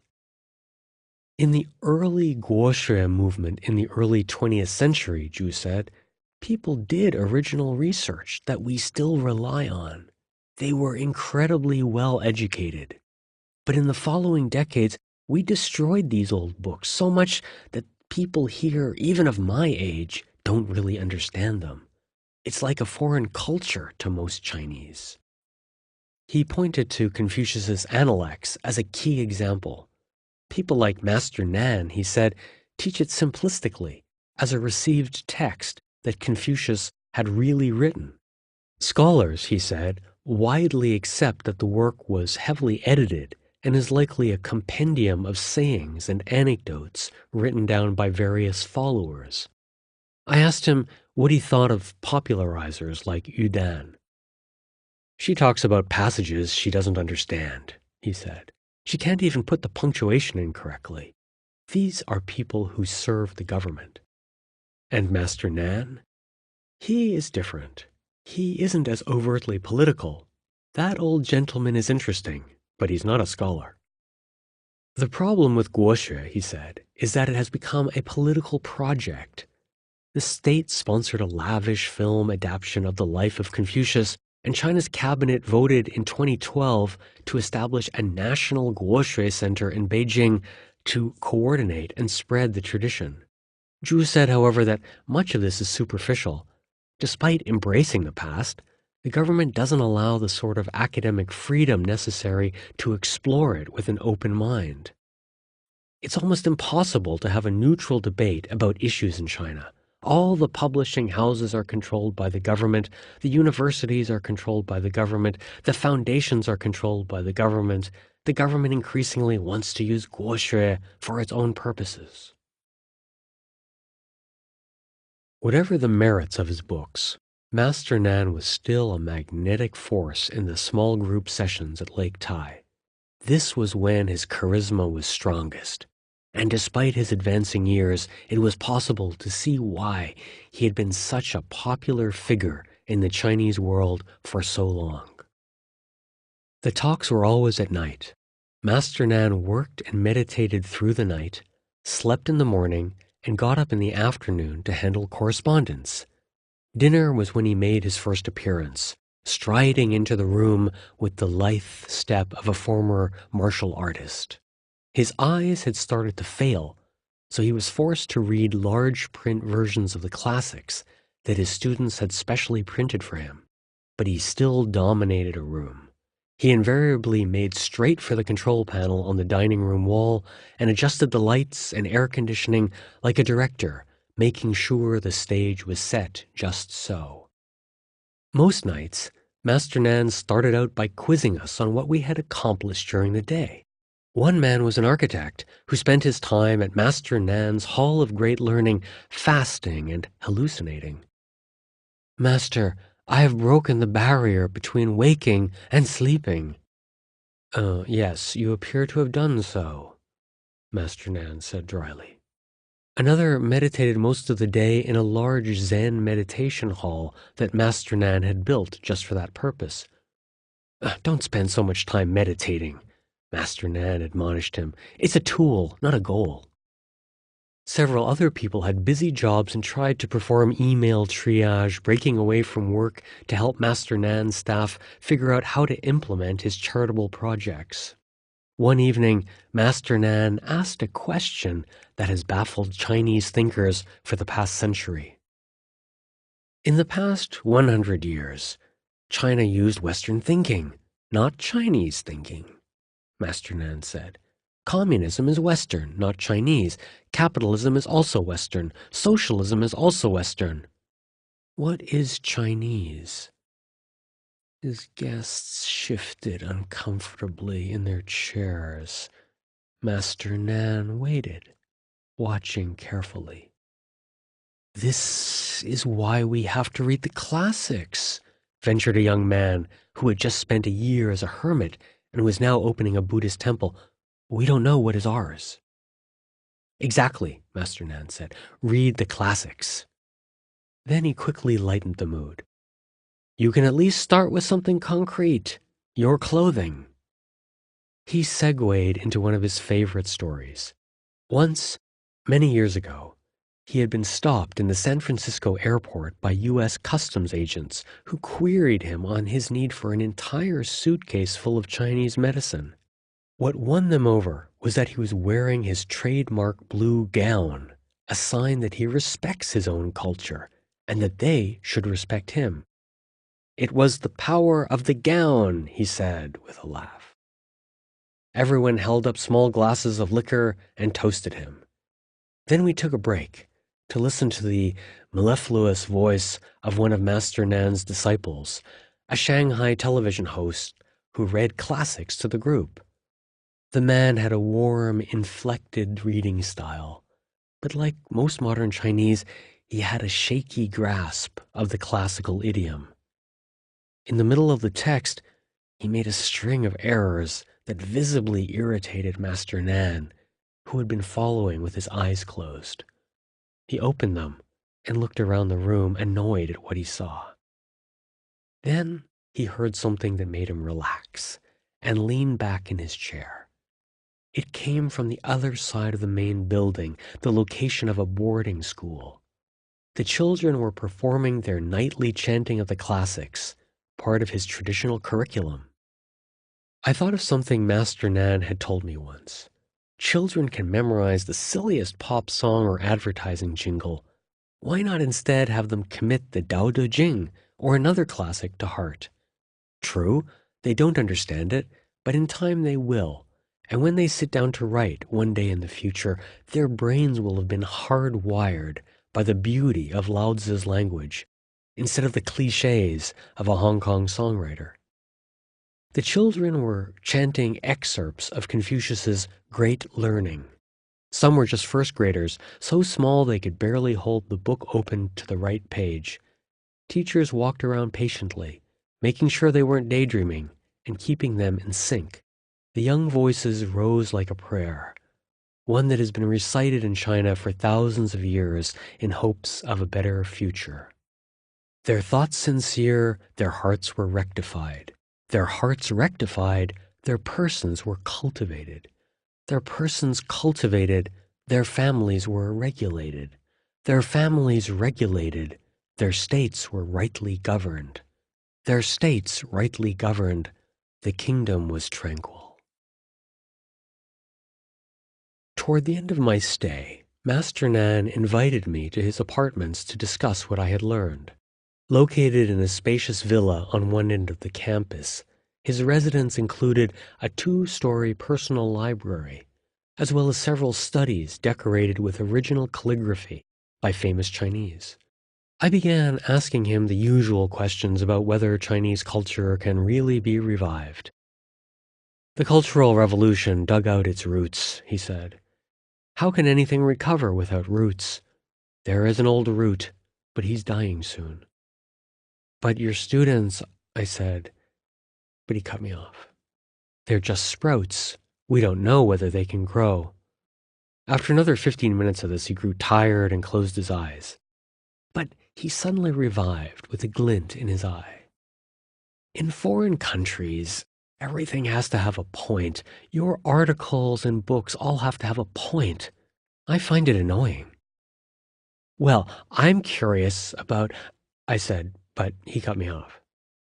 In ancient China, we have other ways of writing. The author talks about the flowers and the grass, and then you can recite a poem, and everyone will know what you mean. It is more subtle than your way. You should consider this poem, he said, reciting a verse by the poet Bai Jui, who was born in 772. Jiangnan is beautiful. Long ago I knew the scenery. At sunrise, the river's flowers red like fire. In spring, the river so green, it is almost blue. Who wouldn't miss Jiangnan? I looked at him quizzically, and he sighed. Another cultural illiterate who needed even a simple poem spelled out. It is about the past, he said, about missing something that you can't recover. Chapter 8. Practice. Learning to breathe. The room was dark, and the four of us sat quietly on small round mats of thick woven straw. Through the corner of a heavy curtain, the faint artificial lights of the city cast an orange glow. We were half an hour into our meditation, in the phase of sitting quietly. The session had begun with Qin Ling talking to us in her soothing, soft voice, preparing us to turn inward. Sit cross-legged, your shoulders, arms, elbows, 2 wrists, 2 hands, everything is relaxed. Your spine upright, your lips lightly closed, your teeth not clenched, your tongue on the top of your palate, your chin slightly down, your head upright. Open your eyes. We open them. Your eyes are calm. Look far. Look beyond the wall.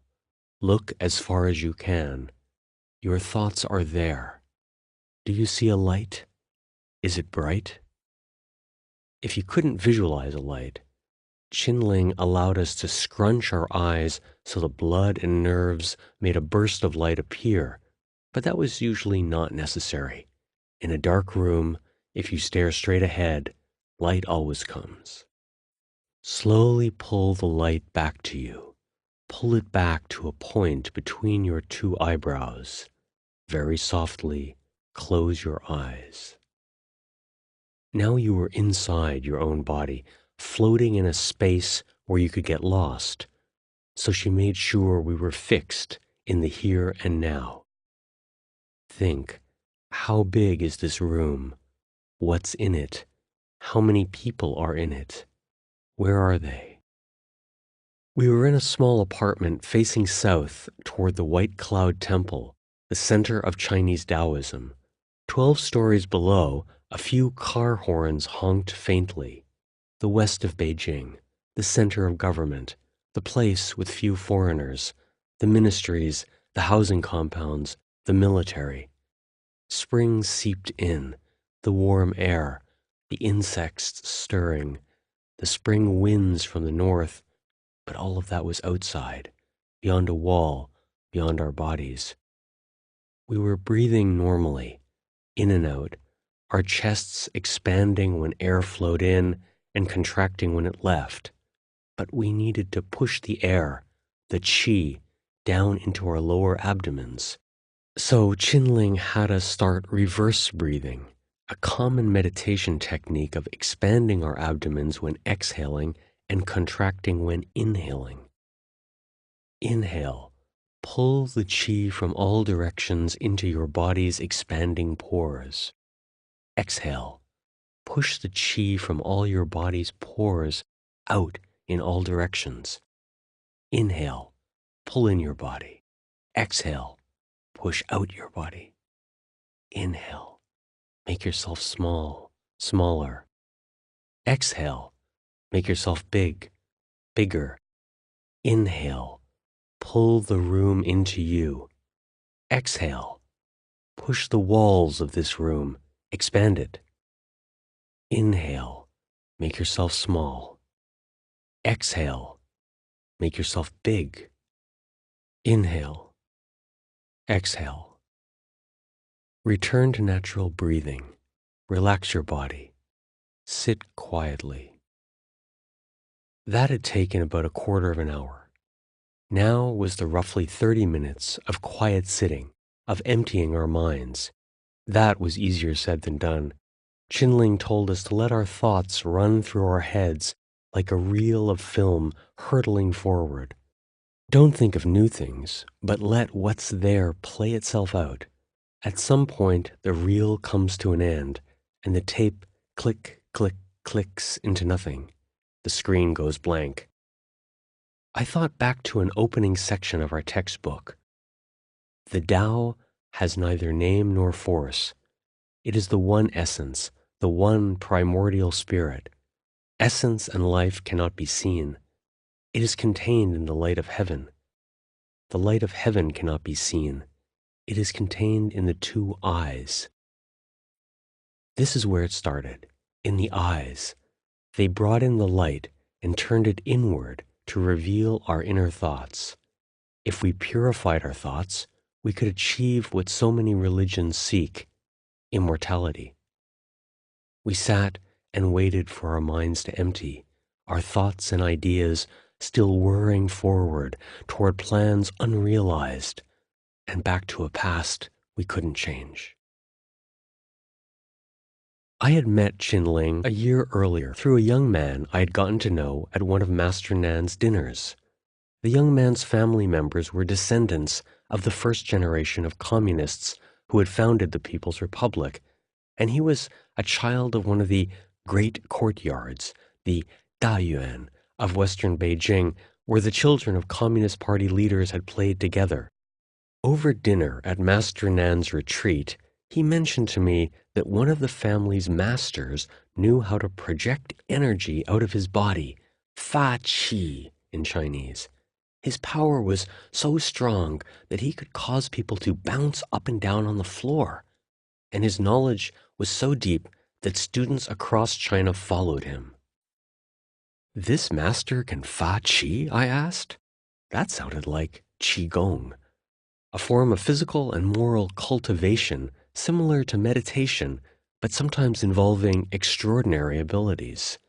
In the 1980s and 1990s, it had been one of the most dramatic religious movements in modern Chinese history, with millions of people occupying parks each morning, sitting, swaying, levitating, and hugging trees. Some of the nation's most famous universities, such as Tsinghua University, as well as the military, studied whether qi, the energy force that Chinese religion and medicine say run through our bodies, really existed. Messianic qigong masters had roamed China, claiming to have answers to the immorality that people felt was enveloping China. But qigong had suddenly disappeared from public view after the 1999 crackdown on one of its militant offshoots, Falun Gong. So the young man's story grabbed me, and I asked, does anyone dare practice qigong anymore? Of course, but now it's called something else. Internal alchemy? I asked, using the Taoist term neidan for similar physical practices. Oh, you're familiar with it? Then when we get back to Beijing, I'll bring you to someone who knows our master. Maybe you can learn from her. A few weeks later, I met the young man in front of an apartment complex on Beijing's main boulevard.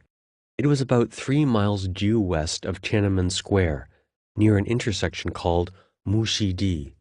The complex was a dozen stories high and built in the late 1970s to lure back overseas Chinese.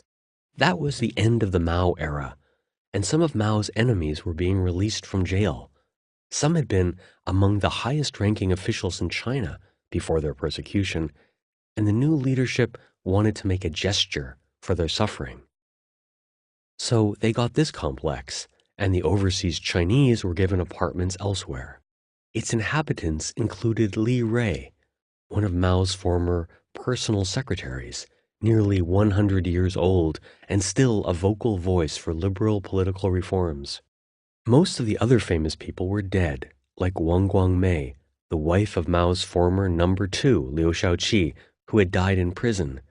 Red Guards humiliated Wang in public, forcing her to dress up like a prostitute and wear a necklace of ping-pong balls. She lived here until her death in 2006. Back then, the building had been the best the country could offer.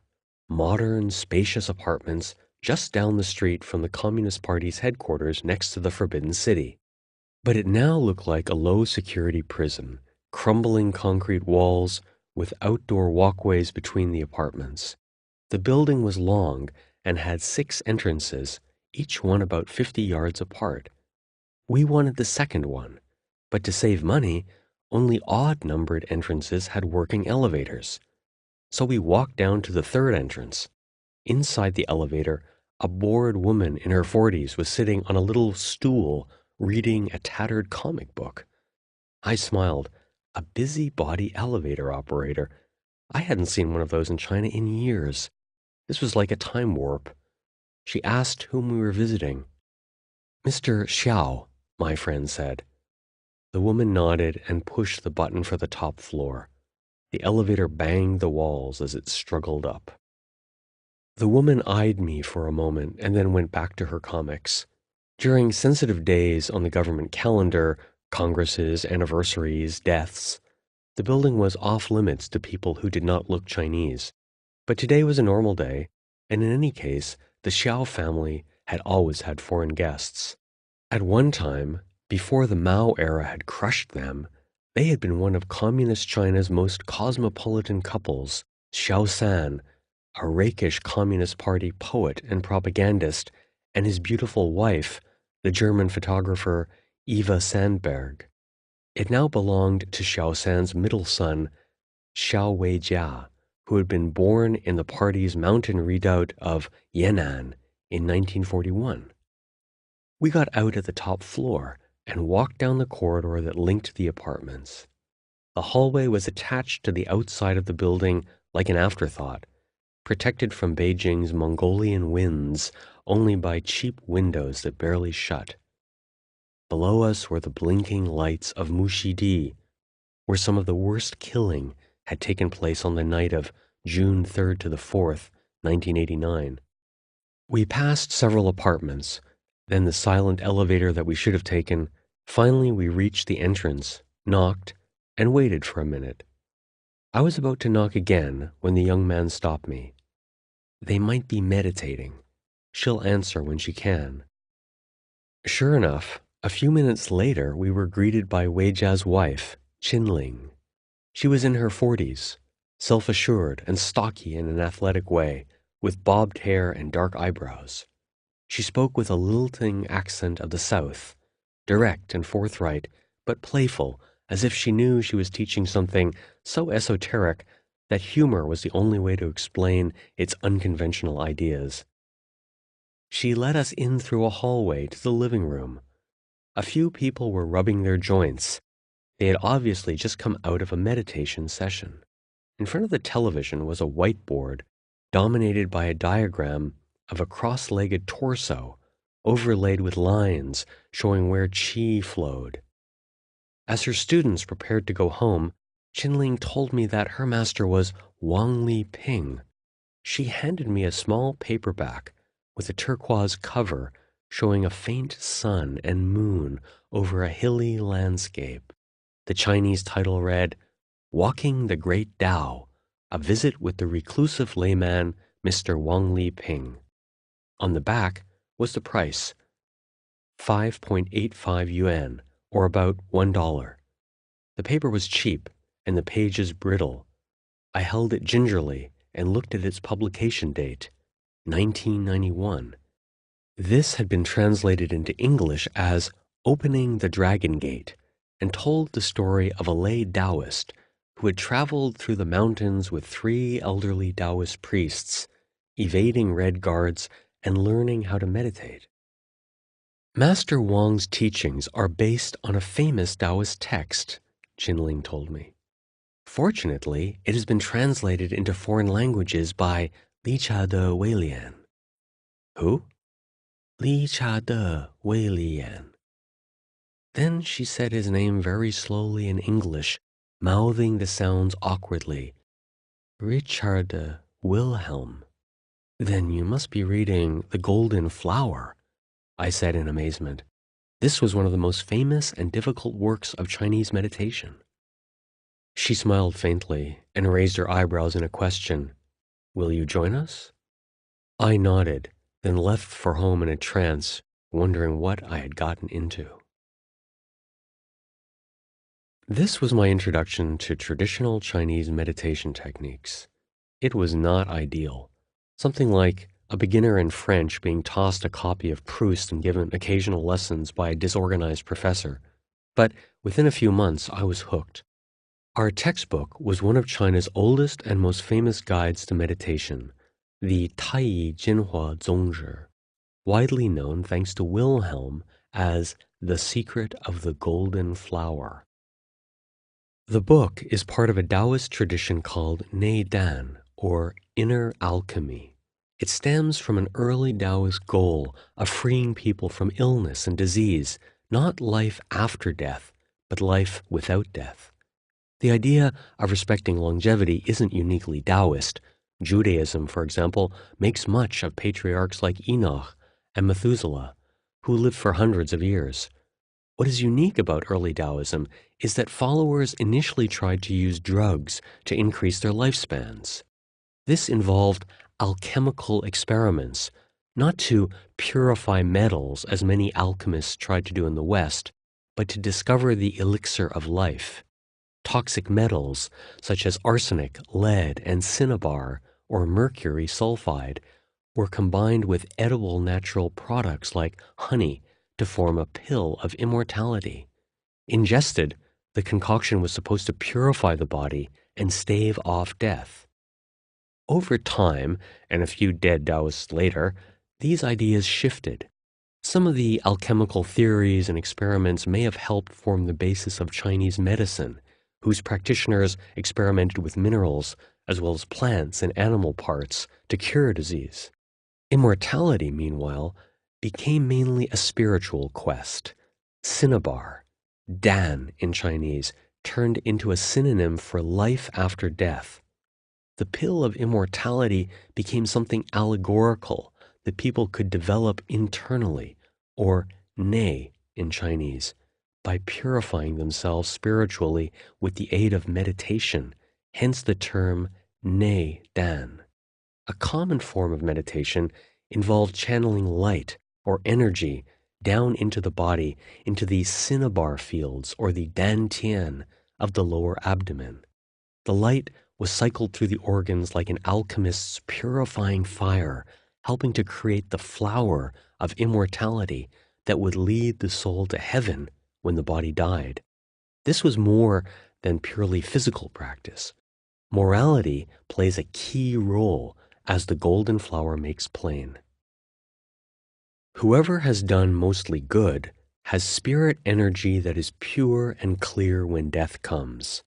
But if, during life, the primal spirit was used by the conscious spirit for avarice, folly, desire, and lust, and committed all sorts of sins, then, in the moment of death, the spirit energy is turbid and confused, and the conscious spirit passes out together with the breath.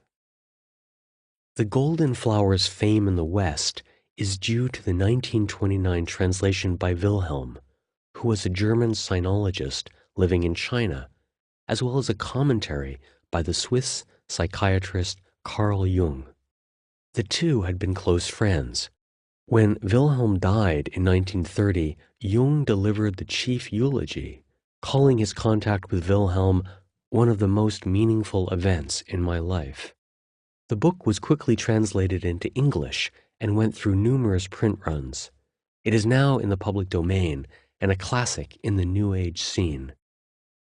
Jung's foreword helped make the book understandable. He made numerous analogies to Christianity, noting that Christian mystics had also used light as a way to purify their minds. Jung also described the golden flower's meditation as a kind of proto-psychoanalysis, the discipline that he and Freud had helped launch. The golden flower showed that other cultures had their own traditions of inward-directed thought. In an essay preceding his translation of the text, Wilhelm recounts how he came across the book, describing its reappearance as part of China's spiritual crisis in the first decades of the 20th century. According to tradition, it was originally transmitted orally, with the first extant printed edition found in a monastery in southern China in the 17th century. But even then, it was unlikely to have been practiced outside a narrow circle of Taoist priests and their closest disciples. The upheaval of China's religious world in the early 20th century changed that. Just like Europe during the Reformation, Chinese society was shifting away from the idea that religious knowledge was the monopoly of a clergy. People began to want direct access to sacred texts, and so in 1920, 1,000 copies of The Golden Flower were printed. In his introductory essay, Wilhelm wrote that he picked up a copy in Beijing's Liulichang, a street famous for its bookstores and antique shops. This was also a time when lay religious leaders like those who influenced Master Nan came to prominence.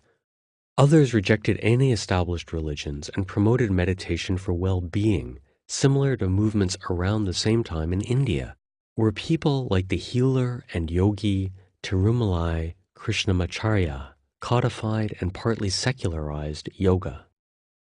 The idea of self-cultivation resonated with the political times.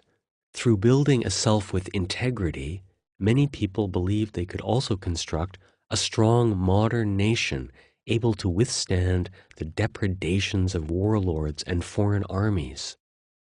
These groups have sometimes been called secret societies, but they were never really secret, and a more neutral term is redemptive societies, groups that wanted to redeem or save society. They had their own philosophical systems, often amalgams of Buddhism, Taoism, and Confucianism, sometimes also including Christianity and Islam, and forms of physical cultivation such as meditation. Some, like Yiguan Dao, the way of pervasive unity, were powerful local organizations that controlled large swaths of China.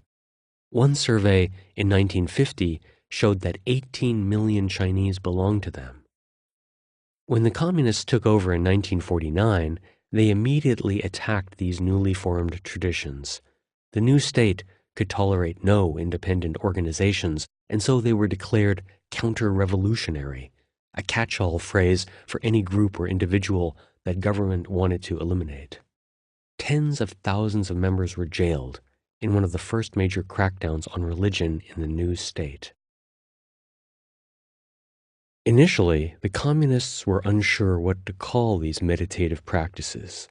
A committee batted around terms such as spiritual therapy, psychological therapy, and incantation therapy before settling on Qigong therapy. The word Qigong was a neologism formed of qi, or breath, and gong, or practice. The new practice, its proponents wrote in an article, was free from the superstitious dross of old. Qigong became part of the traditional medical establishment, taught alongside acupuncture, herbal medicine, and massage.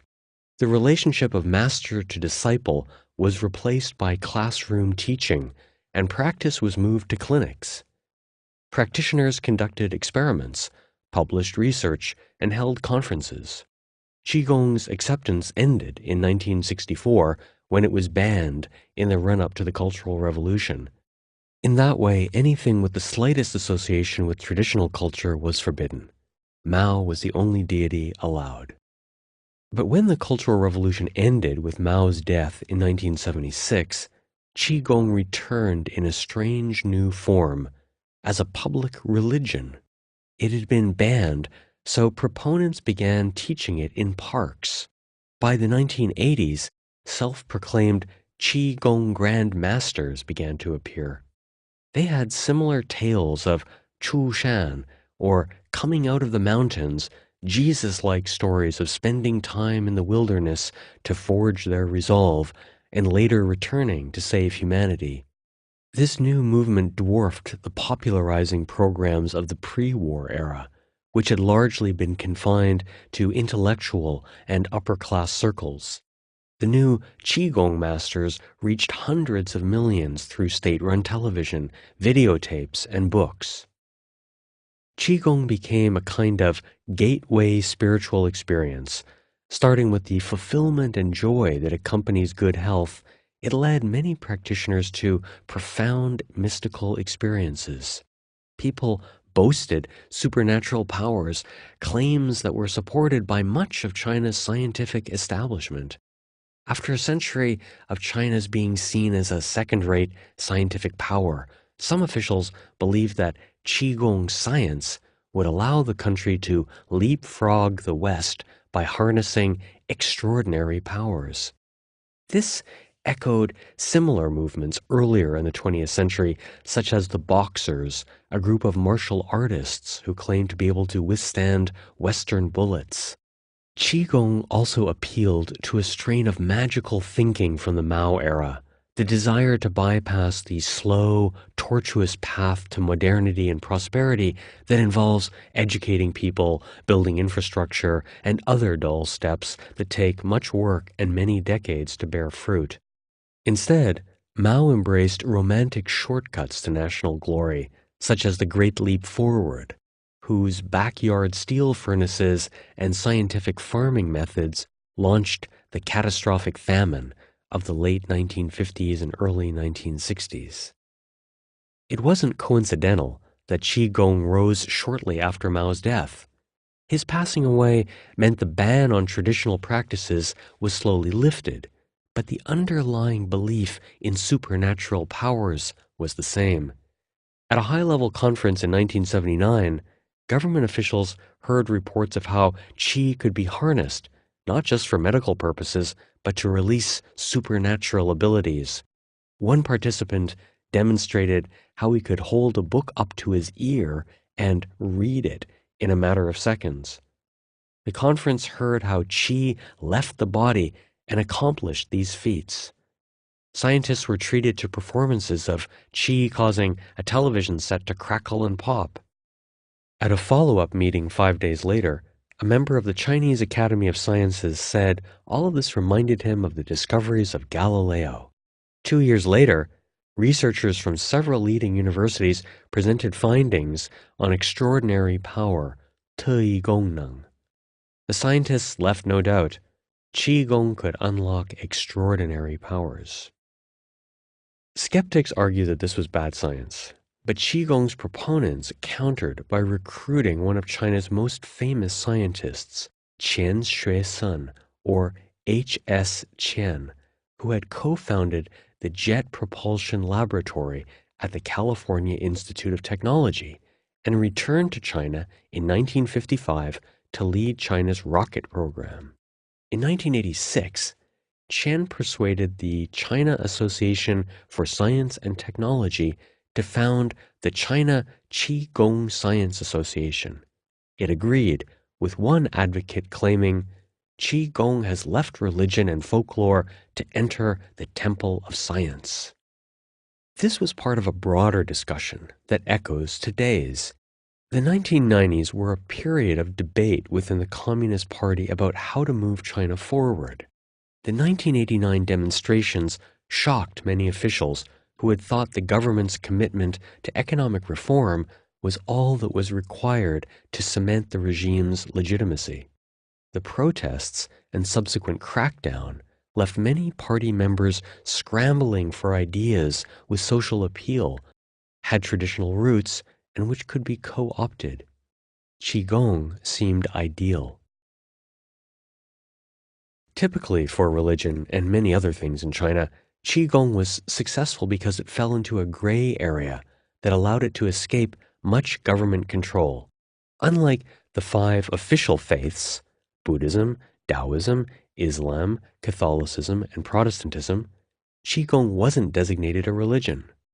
Instead, it registered as a martial arts practice. This allowed Qigong groups to proselytize by handing out flyers, leaflets, books, and video recordings, a practice that was forbidden to religious groups and still is today.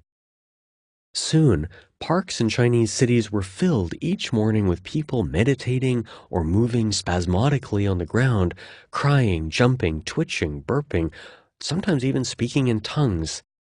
As the anthropologist Nancy Chun wrote in her study of that era, it was a massive psychological release after the pains of the Cultural Revolution when parks, courtyards, and even streets became spaces where it was all right to cry out or laugh uncontrollably. One master aptly concluded a group session of several hundred people by stating, "Qigong releases the soul of China." Even more challenging to the government was that the Grand Masters adopted religious cosmologies, explanations, and even homily-like guidelines to proper living. Some developed their own moral codes.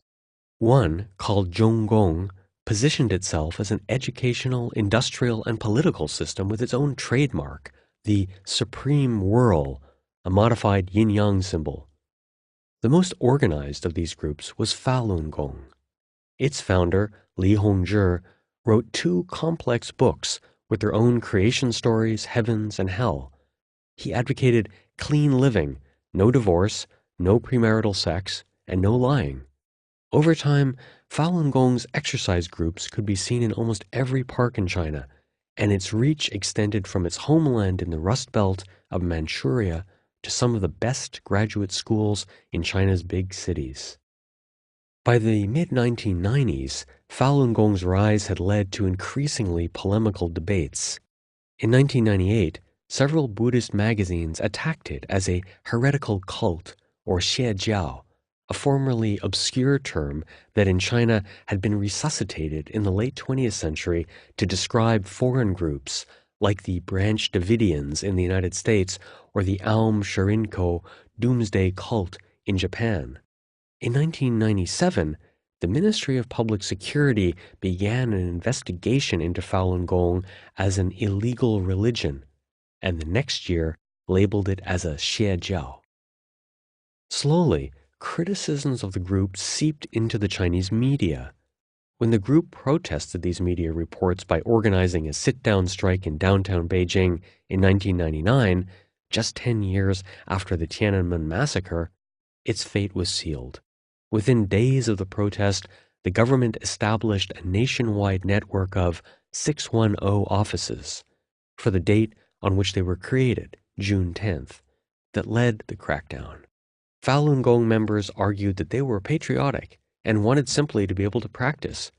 For nearly 2 years, they came to Beijing to protest in numbers. Most would try to sit cross-legged on Tiananmen Square, hold up a banner, or begin to practice Falun Gong.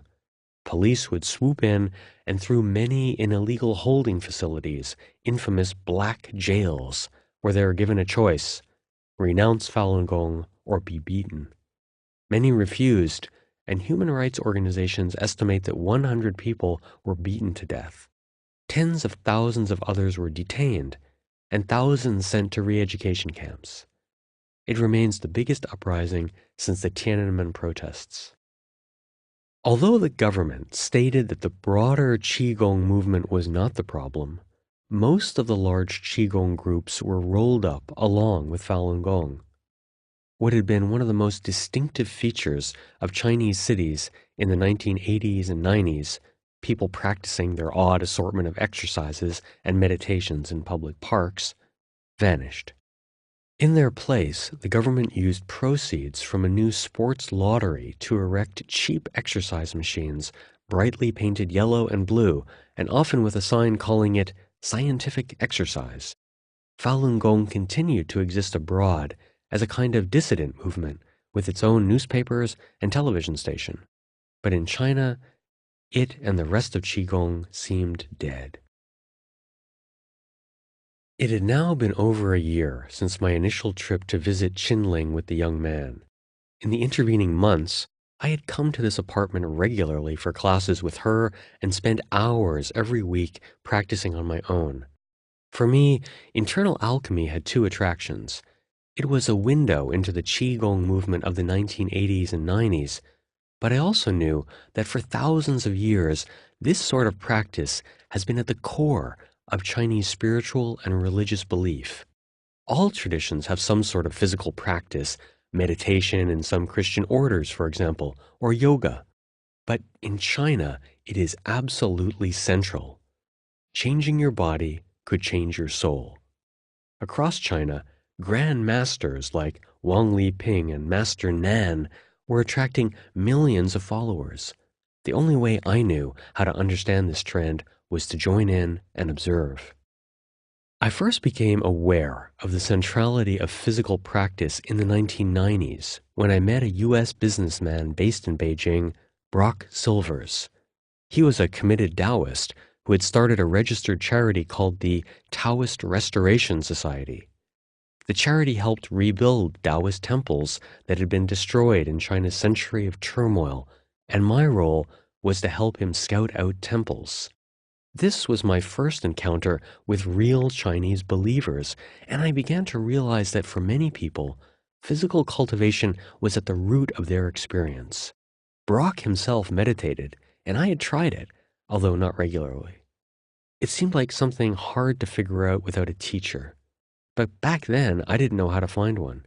So when I was introduced to Qinling, I realized this was a special opportunity.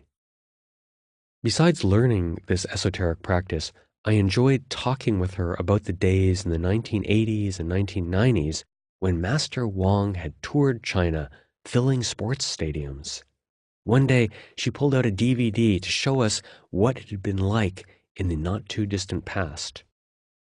"This is 1990 or 1989, she said as we looked at images taken from the balcony of an auditorium.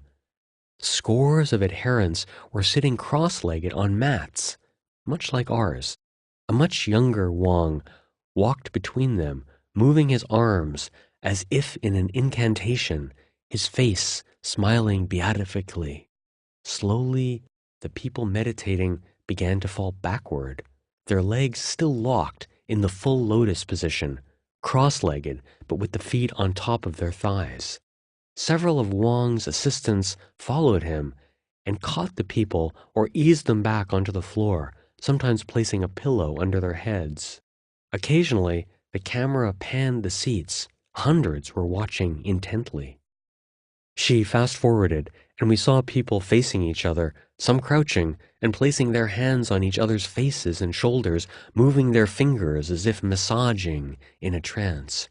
Wang faced a man standing, his arms at his side, apparently asleep. Like a conductor, Wang swayed back and forth, his hand outstretched, leading the man back and forth in time. The camera panned past people staring down at Wang as he lectured. Wang was working an overhead projector showing the Big Dipper and the North Star, which for thousands of years have been centers of heaven around which we revolve.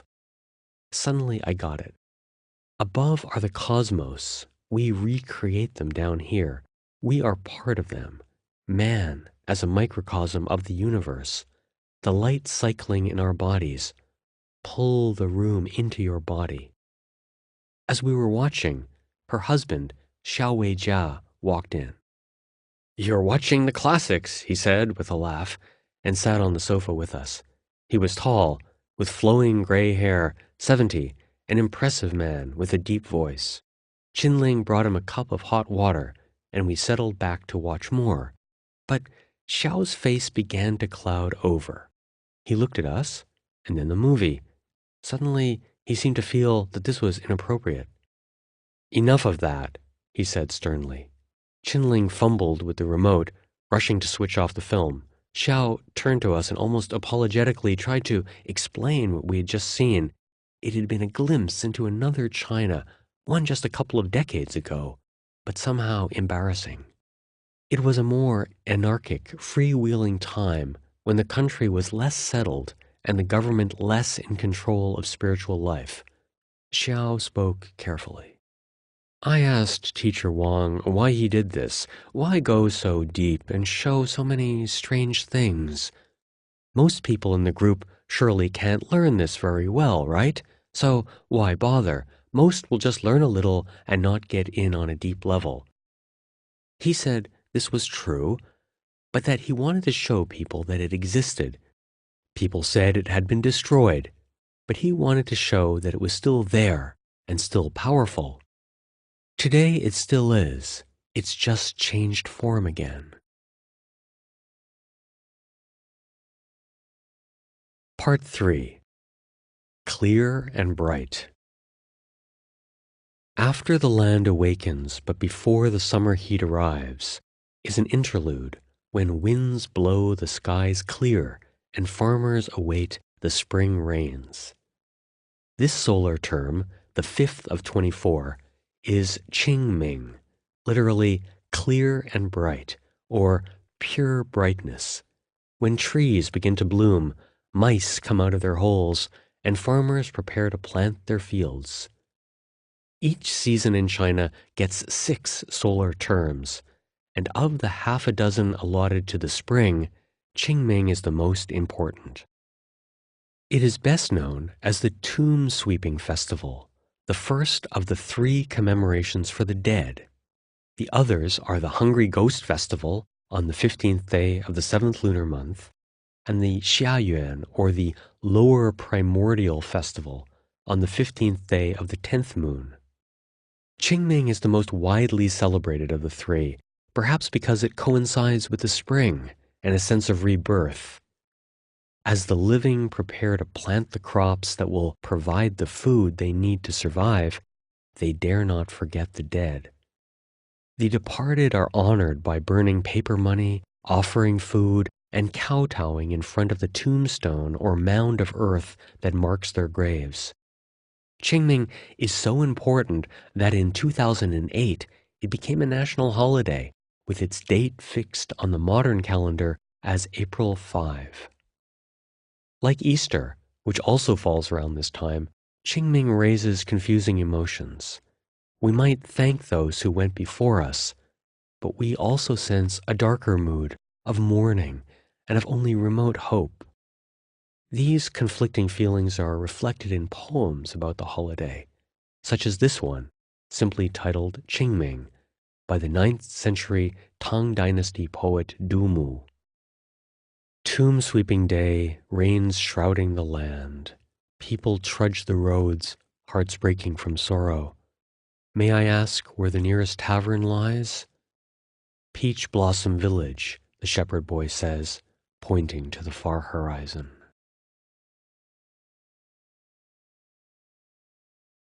Chapter 9. Ritual. Martyrs.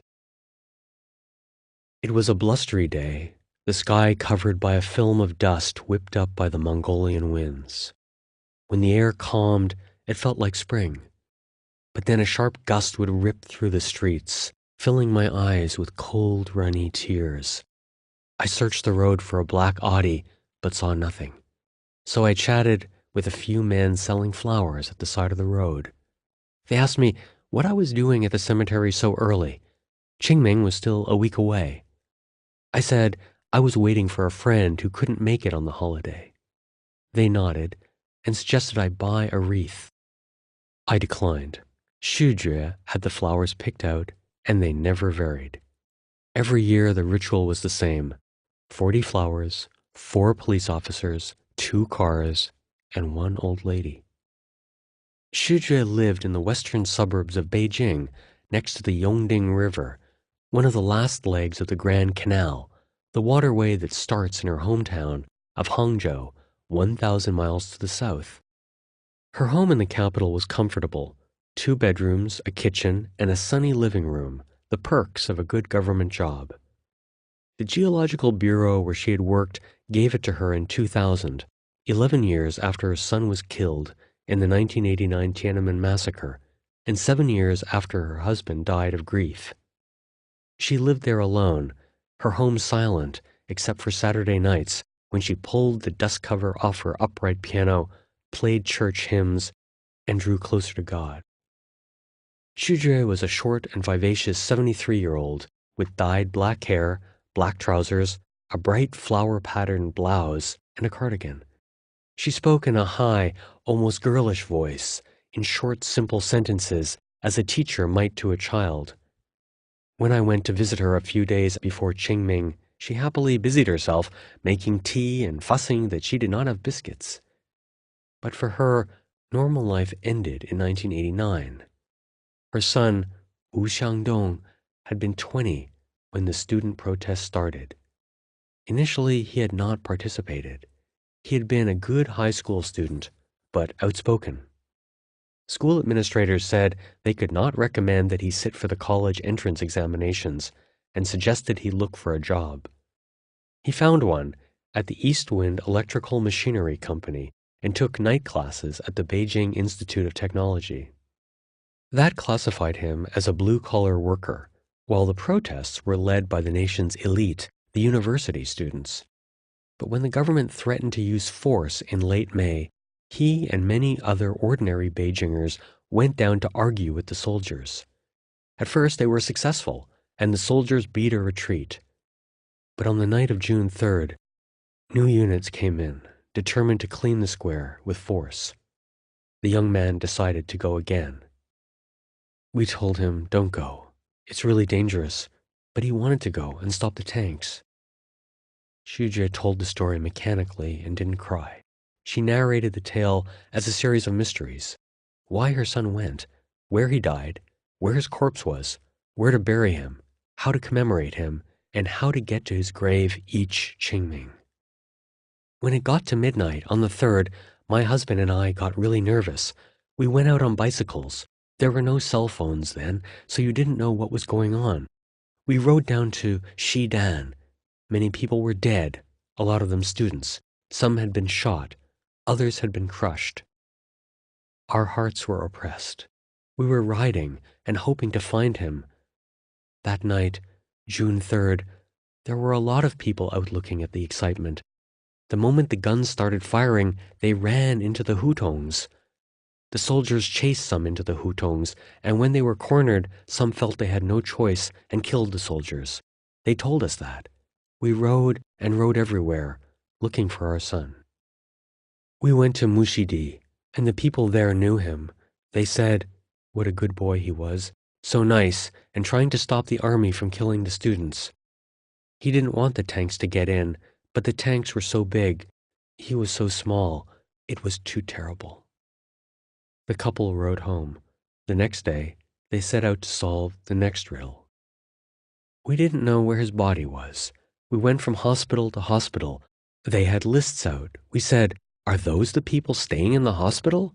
They said, "No, those are the dead." Finally, at the Fuxingmen Hospital, we found his name. We had to find a way to get his body out. There were rumors that the soldiers would come and burn them. We pleaded and argued. Finally, someone just let us in. We rented a trishaw and carried him home. As she spoke, she began unpacking a box, assembling what was left of her son. She laid on the sofa a stained blue work shirt that he had worn that night. It had been laundered and then signed by his work colleagues, the ink now blurred into the cotton. She placed a black and white photograph of her son where his head would have been. He is young, with Xujue's small mouth and intense eyes. His name, Wu Xiangdong, had been taped over the bottom of the photograph. Then she laid out 2 thin white strips of cotton. They framed the shirt at angles and met at the top over the photograph, spreading out like protective halberds. The left one read, "The spirit of the June 4th martyrs will never decay. It resides below in the mountains and rivers, above in the suns and stars." And on the right side, "Blood shed in a just cause may not be rewarded for 1,000 autumns. Its fame lies at the gates of the capital, its merit found in the whole world." On the left, next to the shirt, she placed the citizen brand watch that he had worn. Balancing it on the right side, she put a camera in a leather case that he had carried with him. It had no film in it when they got it from the hospital. We tried to get him buried, but no one would accept him. They would ask for the cause of death, but what could we say? Finally, someone at the Babaoshan cemetery said yes, without any questions. That was the public cemetery next to the Grand Revolutionary Martyrs Cemetery with the same name. Famous communists like Qinling's in-laws were buried at that cemetery, but the public one was also well known and not too far outside town. Xu was satisfied with the choice. When Xiangdong was young, I had always been working in the field doing research. I had been in the mountains working and got transferred to Beijing for the birth of our son. But just a month after his birth, I had to leave again. So my husband raised him from a month old until he was 20. Right after Xiangdong died, my husband's hair went white. It was black, and then it turned white. He had been in excellent health, but then he got leukemia and died. But I know what killed him. He died of anger. She said the Chinese word over and over again, 气死的. In 1993, she buried her husband too in Babaoshan, a section over from her son. Soon after, Xu went to Germany on a study trip and encountered Christianity through Taiwanese immigrants. They were members of one of the world's largest Pentecostal churches, the True Jesus Church, which had been popular on the mainland before the communists took power and persecuted it as a cult. Their members worship on Saturdays because Jesus was a Jew and Jews celebrate the Sabbath that day. When she returned to China in the late 1990s, she felt that underground churches were too secretive and cult-like. One said the world was going to end on July 7, so she stopped going. The state churches, however, were part of a system that had killed her son. So she started reading the Bible on her own on Saturday nights and singing hymns to herself, banging away on the piano, sometimes playing until late at night. Neighbors complained, but they stopped after plainclothes police were noticed observing her. Nobody wanted to get involved with them. The police had begun watching her after she got active in a group called Tiananmen Mothers. At the start of every year, the women, at first middle-aged and now elderly, would write letters to the National People's Congress. She and the other mothers hoped that the verdict on the protests would be reversed. Instead of labeling it a counter-revolutionary movement, the government should consider it a protest against corruption. Each year, on the anniversary of the massacre, the mothers try to light candles at the Mushidi intersection where many of their children died. Of course, the mothers never get close to Mushidi. Police always put them under house arrest, days or weeks ahead of time. But the police have a harder time forbidding Qingming ceremonies. The holiday was largely banned or downplayed in the Mao period, but survived because it overlapped with the communists' own veneration of the dead, the cult of the Red Martyr. In 1944, a peasant soldier named Zhang Side was killed when a charcoal-producing kiln collapsed. The accident might have gone unnoticed, except that Zhang had once served as Mao's personal bodyguard. To honor the 29-year-old, Mao delivered a famous eulogy. All men must die, but death can vary in its significance. The ancient Chinese writer Sima Qian said, "Though death befalls all men alike, it may be weightier than Mount Tai, or lighter than a feather. To die for the people is weightier than Mount Tai, but to work for the fascists and die for the exploiters and oppressors is lighter than a feather." Mao was drawing on a long history of martyrdom in China. One of China's earliest and most famous dissidents was Qu Yuan, a 4th century BCE poet and minister who committed suicide to protest the corruption that had led to the downfall of the state where he had served.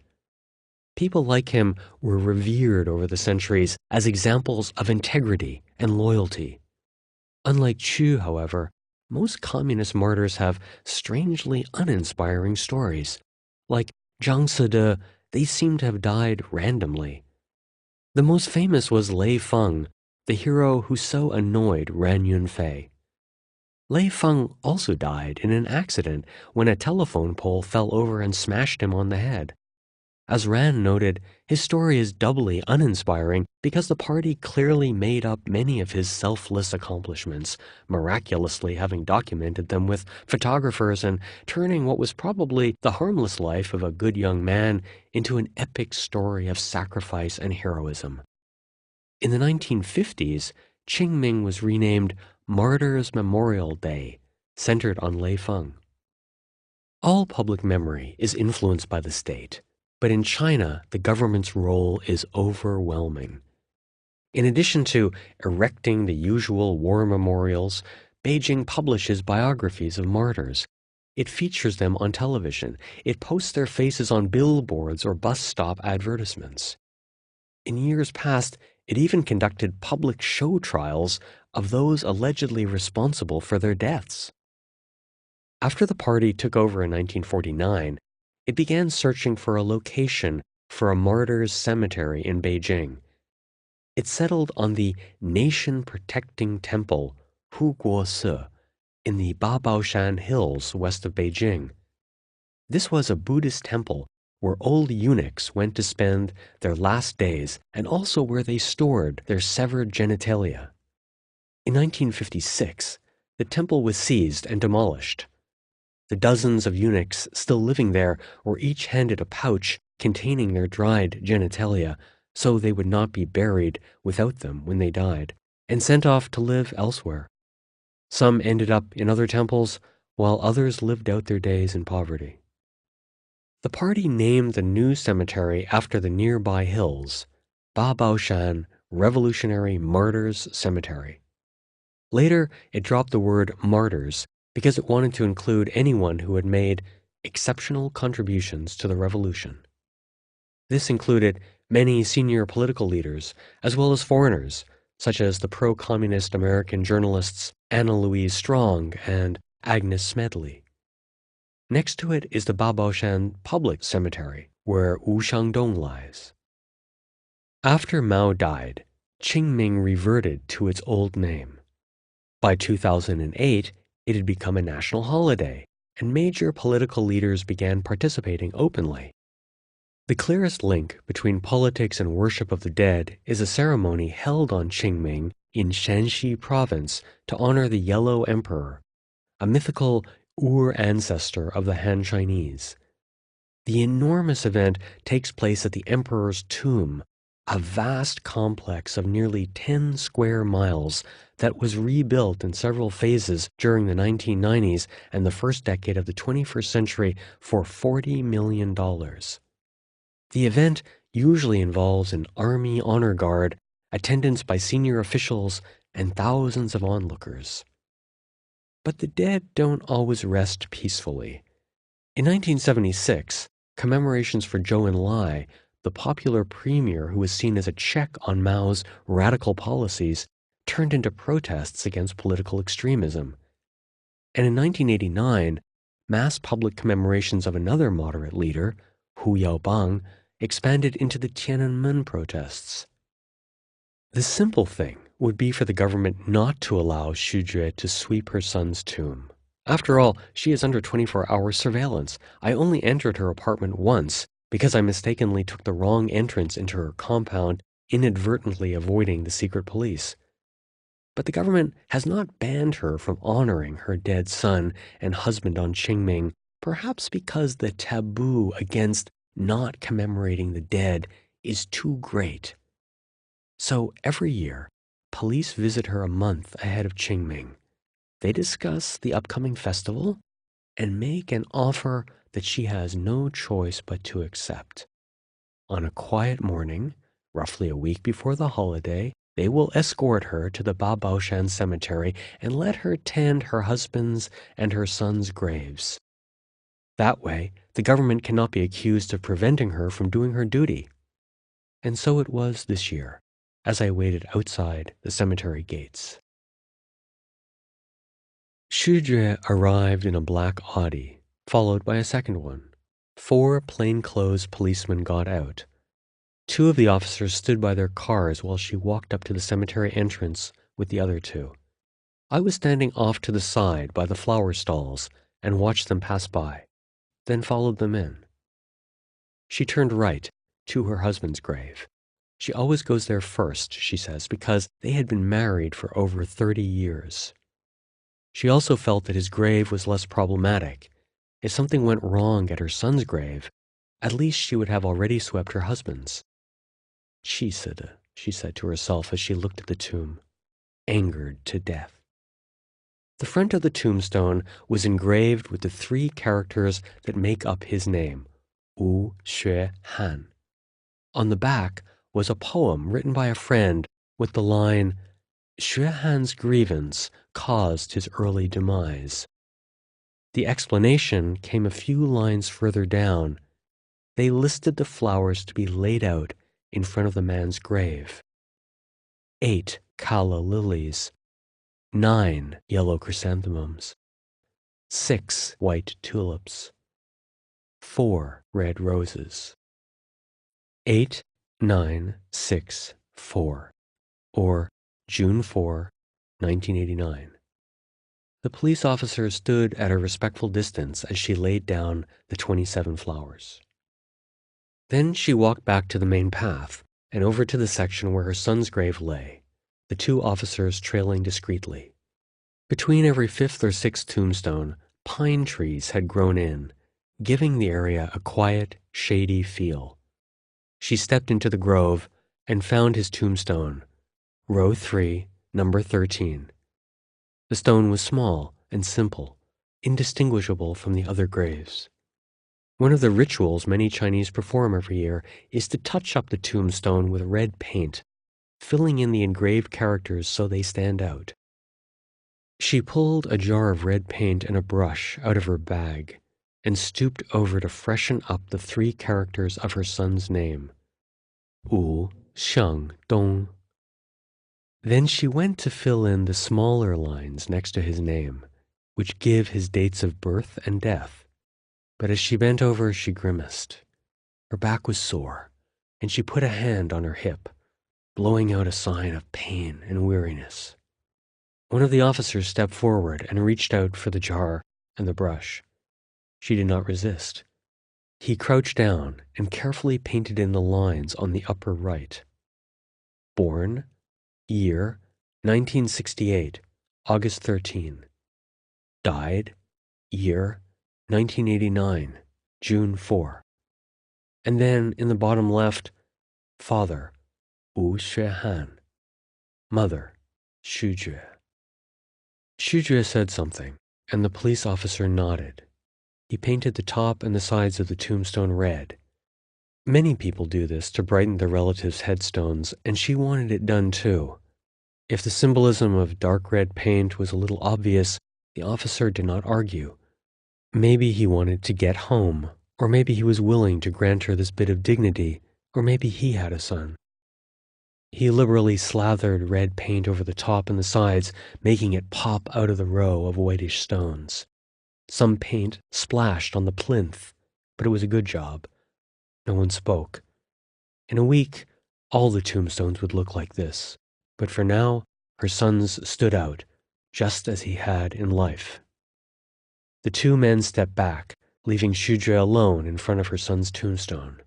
She placed 1 red and 12 white flowers in front and bowed her head. Then the 3 walked back to the gate and picked up the other 2 officers, and the 5 drove off, their annual ritual complete. Chapter 10. Shanxi, the Buried Books. Early April in northern China is strangely quiet. The weather, clear and bright, is perfect for a drive or a hike, but it is still too dry for planting, and so the fields are empty. The next solar term in a couple of weeks, grain rain, is the farmer's focal point. Until then, people prepare, wait, and honor the dead. With Xujue's ritual completed a week before the holiday, I spent Qingming with the Li family in Shanxi. They live on the other side of the Taihang Mountains, the range that runs south from Beijing to the more fertile watersheds 500 miles south. I made the drive every couple of months, sometimes staying for a week, and following them around their villages as they lived their bifurcated lives, ordinary undertakers and fortune-tellers in Shanxi, Carnegie Hall musicians abroad. The jammed roads of Beijing thinned out after the famous passes of the Great Wall. The highway heads west to Zhangjiakou, the city in Hebei province that will host the 2022 Winter Olympics.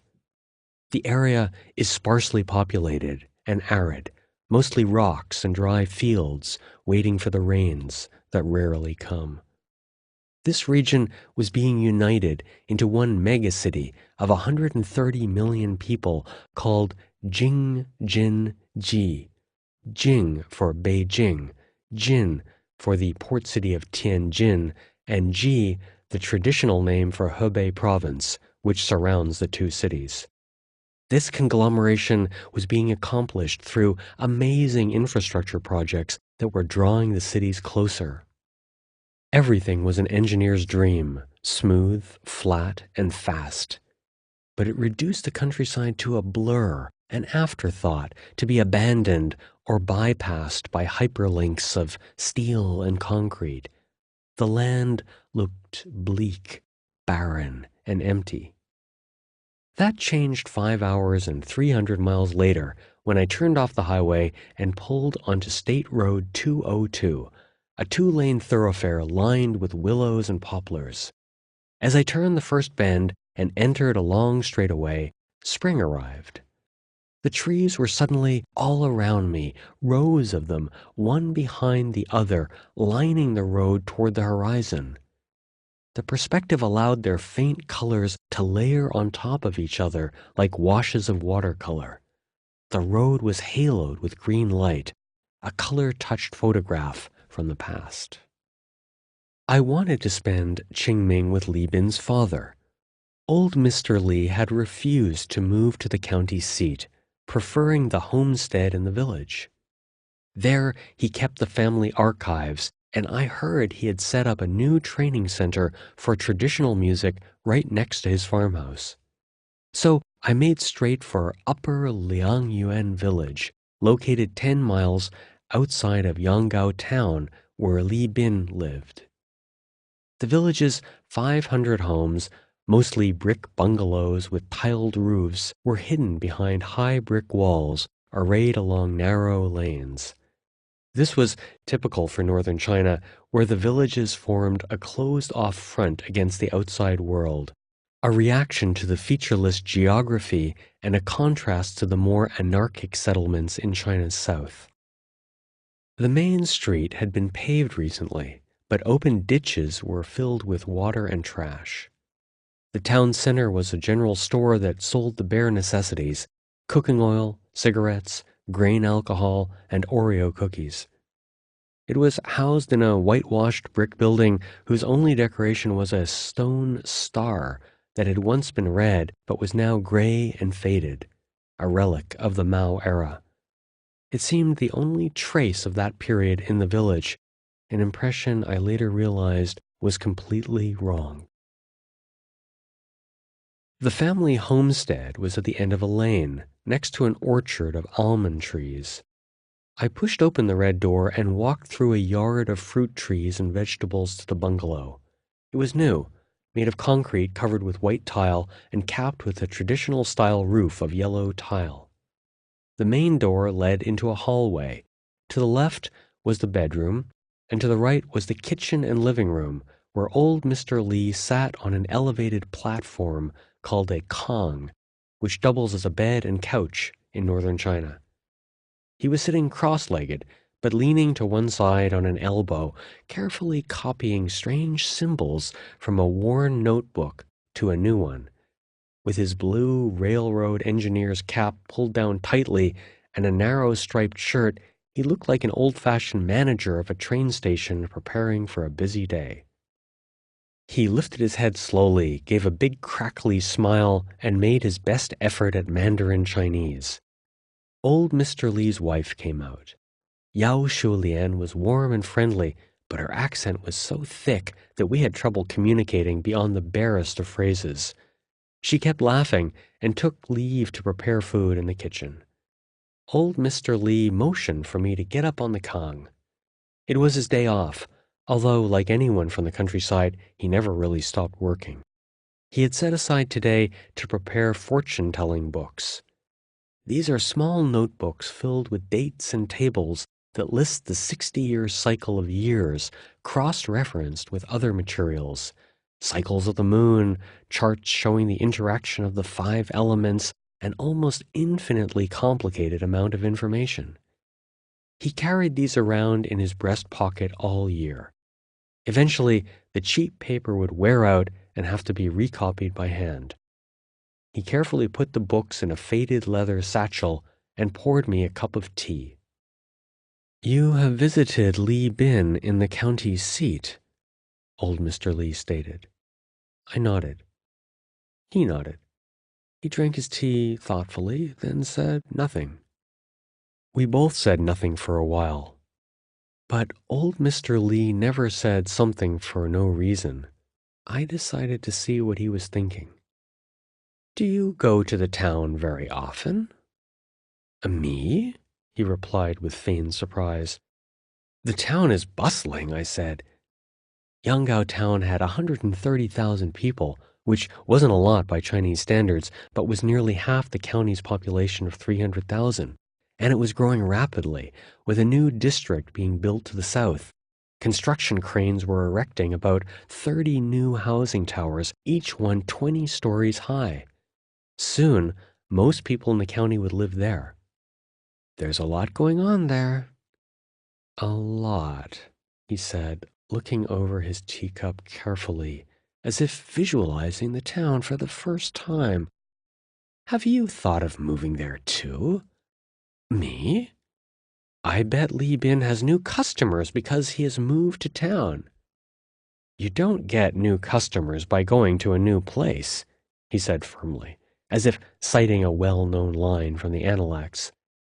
Then, to be accommodating, he added, "But a lot of our old families here have moved to town, and he's there now too."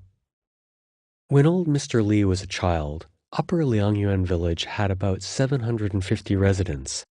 This peaked at nearly 1,000 in the 1980s, a time when economic reforms had given farmers back their land, but urbanization had barely begun. Around then, about 3/4 of Chinese still lived in rural communities. Now, the official figure was that more than half of Chinese lived in urban areas. Upper Liangyuan village reflected that shift.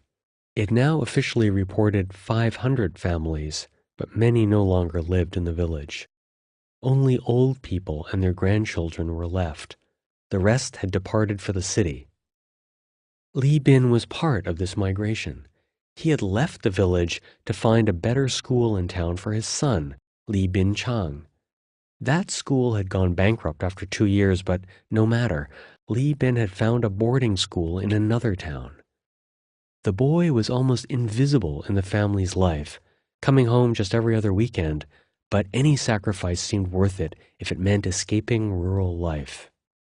"It's a pity that Li Bin Chang won't learn all this," I said. Old Mr. Li was the 8th generation, and Li Bin was the 9th. Would there be no 10th? Li Bin had been adamant that his son would not carry it on.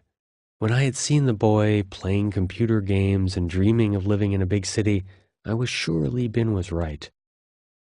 "He might," old Mr. Li said. "If he passes his tests, he can study at the university. Then he won't be a yin-yang man. But if he fails... But then he'll be around 20. Isn't that too old to start learning? Even if you're 30, you can succeed," he said. This seemed like wishful thinking, but as we kept talking, I began to understand that he might be right. Old Mr. Li's life was defined by a decision made in Beijing in 1958. The country's leader, Mao Zedong, had decided that the normal rules of economic development, of patiently producing, saving, and investing, were outmoded. Instead, faith would let China leapfrog to prosperity. Farmers were ordered to plant crops closer together. This would result in doubled, in quadrupled, in infinitely higher yields, Sputnik yields, named after the newly launched Soviet satellite.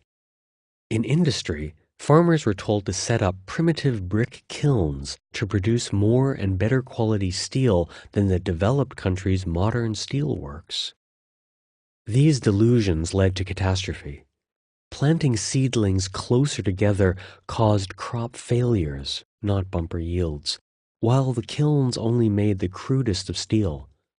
But because Mao ordered these miracles, proof of their existence had to be found. So officials confiscated what little grain farmers had, even next year's seed grain, in order to boost harvest totals. And because the kilns couldn't make real steel, farmers were ordered to meet production quotas by melting down their hoes, knives, and plows. Rural China was left without grain, without seeds, and without tools. The resulting famine killed more than 30 million people and tore apart the fabric of rural life. At first, families scrounged for food, desperately eating bark or grass. Some tried to walk to nearby cities, but the government made local travel illegal, punishable by death. People lied, cheated, stole, and killed for food. When that failed, they breached the ultimate taboo, cannibalism. They dug up corpses and carved off the flesh. Families exchanged the carcasses of dead children so that they would not have to eat their own offspring. Parents died, and their orphaned offsprings killed each other for their flesh. The end of time seemed near. In one village in Sichuan province, flyers appeared proclaiming, "The heavenly army is coming soon, and Chairman Mao will not last long." That prediction proved to be wrong. Mao persisted in his policies and the famine grew. It was especially hard on poor, grain-growing areas like Yanggao County. Old Mr. Li was 8 when the famine hit in 1959 and remembers people dying silently in their homes, too weak to flee. People died, so many of them, he said. I was just little, but I knew that no one could have children because they ate too little. Our lives were no good. Maybe one day a person ate 3 or 4 liang, about 150 to 200 grams, of grain, no vegetables or meat. His father had been forced to join a folk music troupe in the nearby city of Datong. That left old Mr. Li alone on the family farm with his mother and siblings. They almost starved to death, and old Mr. Li remembers being instructed which grasses you could and could not eat. Some would plug you up and kill you, he said quietly. The famine was accompanied by radical policies forbidding traditional culture and religion. In 1958, he said, the first temples in the village were attacked. When the famine ended in 1961, moderate policies were restored, but only for 3 years until a new campaign, the 4 cleanups, again targeted rural religious practices. I told him I hadn't realized there had been any temples in Upper Liangyuan village. They are all gone. The Hall of the God of Prosperity, Guanyin Temple, the Hall of the 3 Purities, the God of Wealth Temple, the Temple of the 5 Paths, the Temple of the 3 Lords, the Perfected Warrior Temple. Some of the temples were really big, like the Hall of the 3 Purities. It was on this road, on a little ridge. 2 years later, the Cultural Revolution began, ending performances for 10 more years. As accomplished ritual specialists, the Li family had been prosperous before the communist takeover. Afterward, this worked against them. They were labeled rich peasants, and during the Cultural Revolution were singled out for attack. I asked him about the Red Guards. They said we were ox devils and snake spirits. They were from the village, from the local school. They weren't outsiders. They burned everything. What did they burn? All of our liturgical texts, all our books, the music, the instruments were smashed, the robes were burned. Old Mr. Lee added something else. He said that this is when people stopped respecting each other. Respect for elders, respect for authority, even common decency. The Cultural Revolution was when it ended. When people were beaten, it was forbidden to help them. Neighbors lay crumpled on the side of the street. If you helped, you were guilty too. I thought of the studied indifference in society, the unwillingness to help people outside of one's guanxi network. Part of it was the deep structure of Chinese culture, the division of people into those inside one's network and those outside. But the first decades of communist rule had made this worse. It wasn't just unprofitable to help others, it was dangerous. The Lee family was under virtual house arrest, allowed only to plow the fields. Eventually, they were cast out of the family home and forced to live in a shed on the corner of town. Old Mr. Lee, who worked the fields, was not allowed to marry until 1973. 4 years later, Li Bin was born, and some of the traditions began to resurface. The traumas of those years radiated out over the decades. Because of the persecution, old Mr. Lee had never learned to play a reed instrument, and the loss of the temples meant that the family's repertoire shrank. Temple fairs used to take place regularly, but the lack of temples meant fewer fairs, while other ceremonies such as traditional forms of Thanksgiving that families performed in the winter have been almost completely abandoned. Yet some of the tradition has survived. Even though old Mr. Lee never learned to play, he learned many of his father's skills.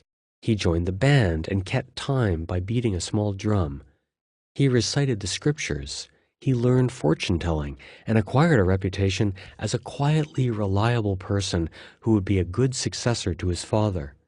That meant that of the 5 skills that a yin-yang man needed, blowing the reed, beating the drum, writing funeral notices and talismans, reciting the scriptures, and seeing the future and setting dates, he was able to do 4.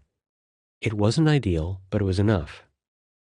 This was why he was not willing to say that his grandson would never join the family tradition. Maybe the boy also would not learn an instrument, but would find his own way back, just like old Mr. Lee had in his own turbulent era. If he did, it might be as something completely different, perhaps as a more modern kind of funerary expert or a counselor. Whatever happened in the future, it would not be the same as in the past, or even now. In the past, rural funerals were enormous, some lasting 5 days, compared with the 2 days common today. Many more rituals were performed. Some were preserved in the liturgical books, but old Mr. Lee said no one was really sure how to perform them. Instead, funerals now took a maximum of 2 days, with city people's funerals even simpler. What had not changed so much was fortune-telling. This seemed to reflect deeper needs in society. Sometimes, I said to him, when you're asked to tell a fortune, you also offer psychological advice. Do you remember at the first night holiday, during the funeral for the old man, a woman asked you about a divorce? He nodded. Fortune-telling, he said, depends on which bell is tolling on the clock. You have to know where you are in the calendar and where you are in the day when you tell someone's fortune. Fortune-telling is about influence. Which days influence you the most? Which are appropriate and not appropriate? That woman, she was saying, I've got something on my chest and I want to use fortune sticks in a temple. You see, if you've got a problem, you can ask the immortals for help, but you have to be sure you want the answer, because when you get it, you have to follow it. So she wanted to ask my advice before taking that step. She said her heart was hurting, and could she do this? Could she take the next step? And you told her that only she could decide. In the end, you decide, he said. You can ask for advice, but you decide. That's my advice. Like all houses in this part of the country, the Lee family's was a long bungalow of several square rooms set next to each other in a row. Some opened into each other so you could walk from the vestibule to the bedroom or the living room without going back outside. But one room at the far end of the homestead opened only to the yard. Over it was a bronze plaque with embossed red letters, Hung Shan Taoist Music Training Base. Inside was a little classroom of tiny desks covered with glued-on vinyl paper. In front were little red stools, like a farmhouse elementary school. At each seat was a symbol and carefully stapled notations. The strangest part was the complete absence of dust. In this dry part of the country, everything seemed covered in dust, but this room was as clean as a glassed-in museum exhibition. Tacked to the far wall was a banner proclaiming the opening of the Hung Shan Taoist Music 2011 second term training class. Below it were several official plaques. The most important declared the group to be a national-level intangible cultural heritage, a coveted designation. On the left wall were 3 placards. The first had 6 couplets that listed the training session's regulations, a mishmash of the government's obsession with culture and hygiene. 1. Ardently love Hung Shan Taoist music. Take culture as the foundation. 2. Study diligently. Have a spirit of enduring hardship. 3. Respect the teacher. Unite students. 4. Observe discipline. Work and rest according to schedule. 5. Have a civilized bearing. Pay attention to hygiene. 6. Love and protect public property. Find pleasure in helping others. The 2 other placards listed a series of fanciful plans and events, probably meant to impress visiting government officials. See, even here in Yangao County, we're protecting traditional values. One, dated June 2009, listed previous training sessions, which had supposedly had 80 students. By 2015, a new music troupe was to be formed and become famous throughout the world. That clearly hadn't happened. The other placard seemed even less plausible. It listed the student study plan. They were to get up at 4:30 each morning and practice for 2 hours, study until 7 p.m., and practice some more. All of this was bogus, but as so often in China, the details weren't important. What mattered was the overall direction, and here the message was that the government had given its seal of approval. Instead of being persecuted as feudal superstition, the Li family's rituals were approved by the government. Old Mr. Li nodded at the plaque and explained. At the time, we had a lot of things that had been passed down many generations. The country was afraid it wouldn't be transmitted to future generations. I asked old Mr. Li about the classes, but he was uncertain when they had been held, who taught them, or who had attended. 80 people? The teachers? The students? It was no wonder the class had not been held. There are other Taoist music troupes in Yangao, but they were rivals. The Li family did have part-time musicians who helped out on busy occasions, but they were all capable and practiced. And overall, traditions are simplifying. The classes and plans reflected the city person's desire to create living fossils. But the room held real treasures, too. At the back, in a small metal bookcase with glass doors, was a stack of about 20 handwritten books. I had missed them at first glance, but old Mr. Li walked over and took them out. They were small, about 3 inches by 5 inches, and just an inch thick each. But I realized they had made everything possible. These were the handwritten works of old Mr. Li's father, Li Qing. Unlike dozens of other Taoist music troupes in northern China, The Li family's liturgical works had survived, but how? Hadn't old Mr. Li just said they had been burned? I carefully opened each volume and marveled at the penmanship and beauty of each page. Like traditional Chinese books, the bindings were stitched by hand, the pages opened right to left, and the characters were printed top to bottom. And of course, the characters themselves were standard Chinese characters, not the simplified ones that the communists implemented after taking power. Written in classical Chinese, the books were incredibly dense, harder even than reading the Book of Common Prayer with its archaic phrasings. But I could appreciate them aesthetically. The characters were written with a firm, vigorous stroke, and the punctuation, which was usually not used in classical Chinese, was edited in bright red ink, making the pages look like works of abstract art. Some of the books had talismanic symbols that started off like characters but turned into swirling representations of the other world.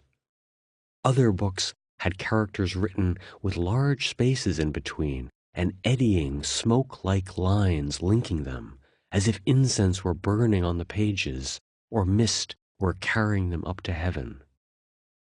They had titles like Rang Zai Jing, the classic for avoiding disasters, Zhao Qing Quan Bu, complete book of invitations, Ling Bao Da Gang Bu, the stepping on the Big Dipper, and Ling Bao Jin Biao Ke Fan, the pattern of study of the numinous treasure's advanced tables.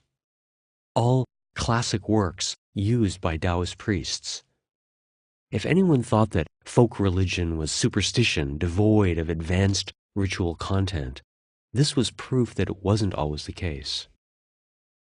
Old Mr. Li looked at them, though, as if they were work tools. They were dog-eared and something he consulted, not a work of art belonging in a museum. They reminded me of the Book of Common Prayer that my grandmother had given me, a beautiful pocket-sized volume in a leather binding, but one she had heavily marked up with pencil annotations. So, how had the volumes survived? I had heard that his father had committed all the volumes to memory and rewritten them after the Cultural Revolution had ended. No, old Mr. Li said with a raspy laugh. No one's memory is that strong. Some of them were in other families' homes. He had disciples or people who helped him. Also, relatives like my uncle Li Pei-sun saved volumes. Some of these are original, from before the Cultural Revolution. Some were copied out afterward. And the original books, where had they been burned? Outside in the yard? No, in the kitchen, in the oven. And you had to watch? Yes, he said with a laugh. We turned to go, but old Mr. Li stopped me. I want to ask you something, he said. I nodded. In one of the closets was a bottle of grappa and a pack of cigarettes from Italy. What does this mean, he said, pointing at the large, crude script, as mysterious to him as the classical language had been to me. I laughed. Il fumo uccidi. It says smoking kills. And what's this?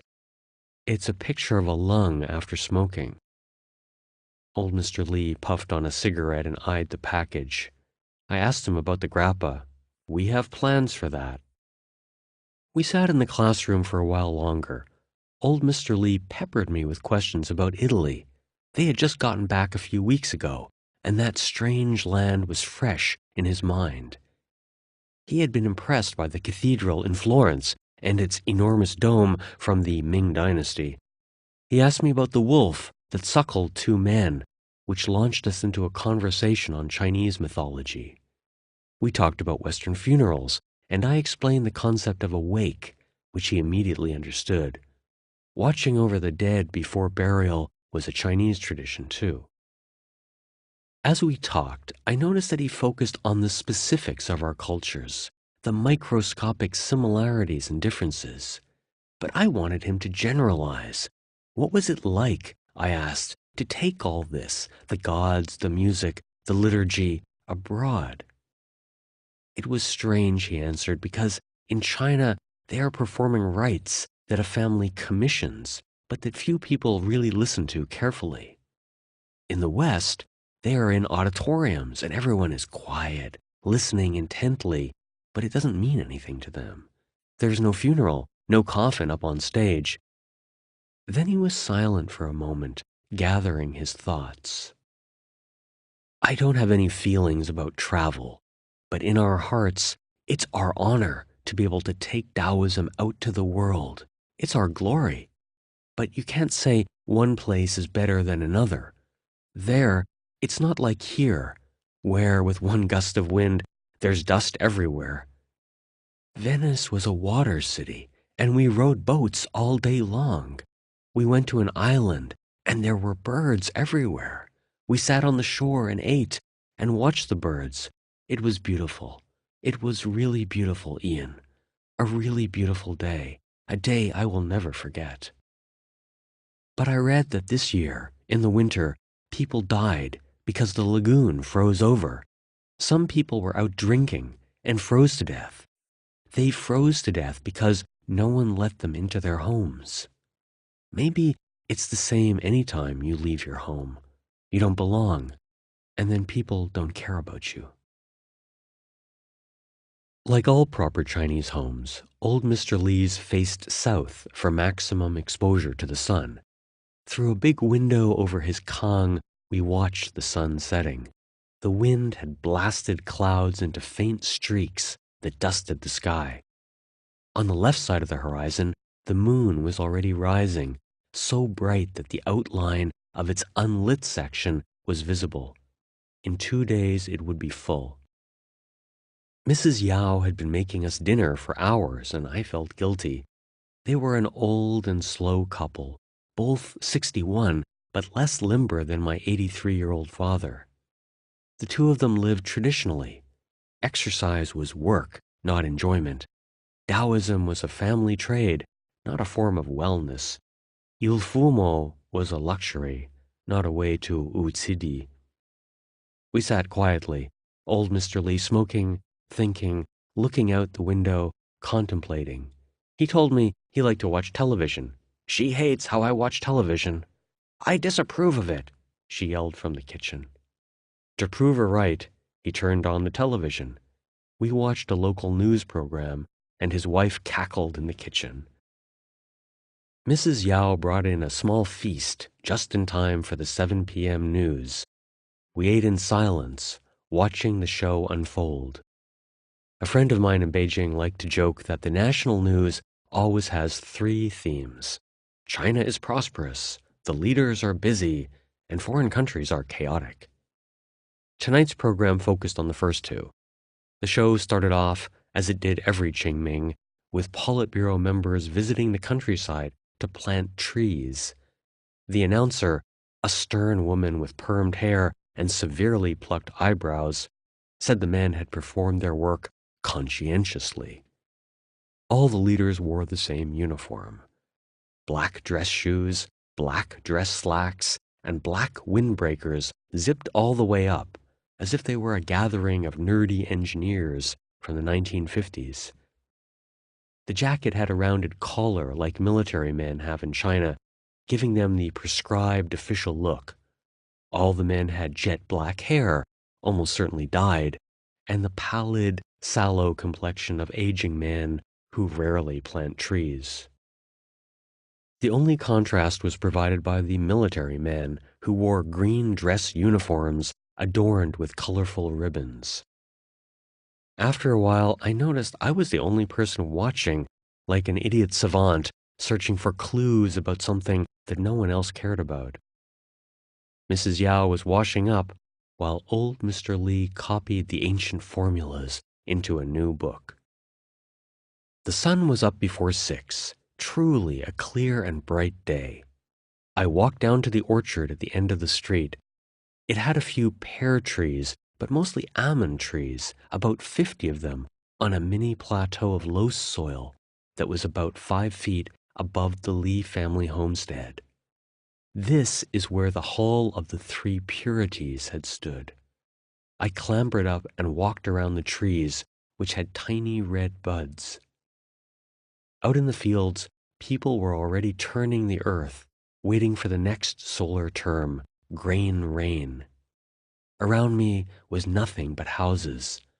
The temples had been destroyed, their foundations and stories waiting for archaeologists. Back home, the house was suddenly bustling. Late last night, old Mr. Li had received an urgent call from a prosperous owner of an iron ore mine, Wang Yicang, who needed old Mr. Li's geomancy skills at the family graveside the next day. Old Mr. Li said yes, as long as he could be finished in time for his own family's tomb sweeping, which had to be completed in the morning. Mr. Wang had agreed and said he would pick us up at 7:30 a.m. Mr. Wang showed up in a chrome-plated Nissan sedan. On the drive over to the graves, he explained his problem. Back in the Mao era, rural people were allowed to be buried. Then, as now, the party did not insist on cremation as it did for city folk. But it had not allowed tombstones. Mr. Wang wanted to right this wrong. The problem was how the tombstones should be aligned. He also wanted to mark the cemetery properly, with a stone pillar at each corner and small pine trees. But the boundaries were unclear. These were important considerations. Getting the geomancy right meant respecting the dead and making sure they did not interfere with the lives of the living. Old Mr. Li nodded thoughtfully. It was a familiar problem that he had solved many times. 10 minutes later, we arrived at the cemetery, and old Mr. Li was soon immersed in his work. He squatted on the ground, squinting at a luopan, a small square box about a foot by a foot and an inch thick. In the center was a compass, and radiating out of it were a dozen lines like marks for pie slices. In these segments are characters corresponding to the earthly branches and heavenly stems, which are used to count the years and days in 60-year cycles. There were innumerable other characters that he looked at, comparing them with the notes in his fortune-telling book and the birth and death dates of the people under the ground. He was like a land surveyor, but one mapping the spiritual world on the hard, crumbly soil. It was time-consuming, exacting work, but the weather was comfortable, in the mid-40s and warming up quickly. Yangao is in a large basin, with mountains to the east and north, branches of the Taihang Mountains that run from Miaofengshan in the north to China's rainy south. On the north side of our basin was Dragon Phoenix Mountain, its ridges clear and dramatic in the early light. But the lower third of the hills, closer to the settlements, were covered in a gauze of dust and pollution. It made the mountains seem to hover over the fields, cut off from the ground below. After checking his book many times, old Mr. Li pulled out a red thread about 2 feet long and affixed it to the center of the luopan where the compass needle rotated. Then he pulled it taut in the direction the needle pointed and looked at which characters it crossed. He moved the thread slightly to the right based on this year's special characteristics, dryness and hardship, that he had read in his booklet. Mr. Wang pulled the thread taut and then tied it to a long rope, allowing him to mark the cemetery's boundaries. While the men worked, other family members made small altars in front of the 2 main tombs, which were still just simple mounds of earth about 4 feet high. As part of the tomb sweeping ritual, some family members took a spade, carried earth from a nearby field, and dumped it on top of the mound. The idea was to make sure the mounds didn't erode. Others laid cardboard in front of the mounds and placed fruit, cakes, and cookies. Others peeled hard-boiled eggs and bamboo-wrapped glutinous rice balls. Then they burned paper money and scattered some of the food on the grave, taking the majority back home to eat. That way, the living and the dead shared a meal. "This is something I have wanted to do for a long time," Mr. Wang said as we watched old Mr. Li work. "My heart could not rest easy until this was done. We've got money, but if you don't take care of this, your life can't be stable." Mr. Wang was 51, and he had 3 sons and 5 grandchildren who raced around chasing each other. He asked me about English classes and immigration possibilities. His sons were poorly educated, but he had high hopes that one of his grandchildren could move to Australia or Canada. "In those countries, I think if you work hard, you'll be rewarded," he said. "In China, it's complicated.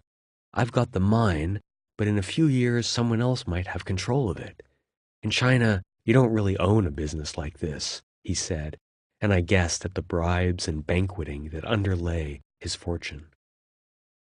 After nearly 2 hours' work, the ground was marked for the posts and tombstones.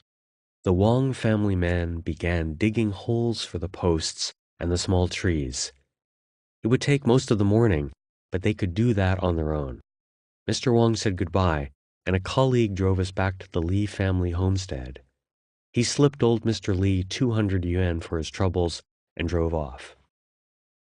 Li Bin was waiting for us, wearing a black checked shirt he had bought as a souvenir in Italy. Now it was the Li family's turn to honor its ancestors. We drove out of the village south and along a small range about 100 feet above town.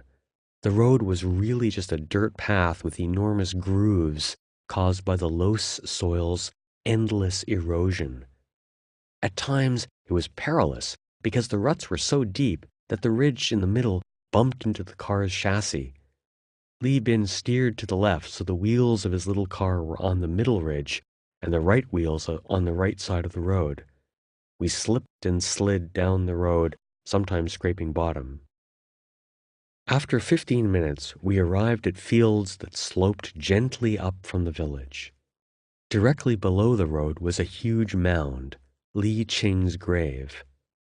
The man who rescued the family's tradition had his own space far from the other family members. This was not a special honor, but just pragmatic. The old graveyard had filled up, and so they buried him here. The family set up offerings on the southern base of the mound, fruit, biscuits, and stacks of paper money.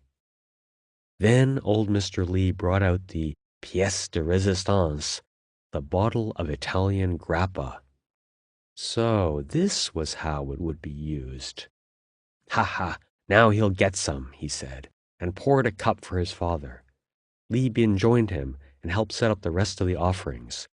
From the road, they looked tiny, 2 dark-clad men against the light yellow soil which stretched down into the valley and for miles across the valley to Dragon Phoenix Mountain. The sky was pale blue, and you could see the wind picking up. It began by hitting us in our faces and causing us to squint. It seemed to be the color white, turning the horizon pale and indistinct, as if the airwaves were so disturbed that they blurred the horizon.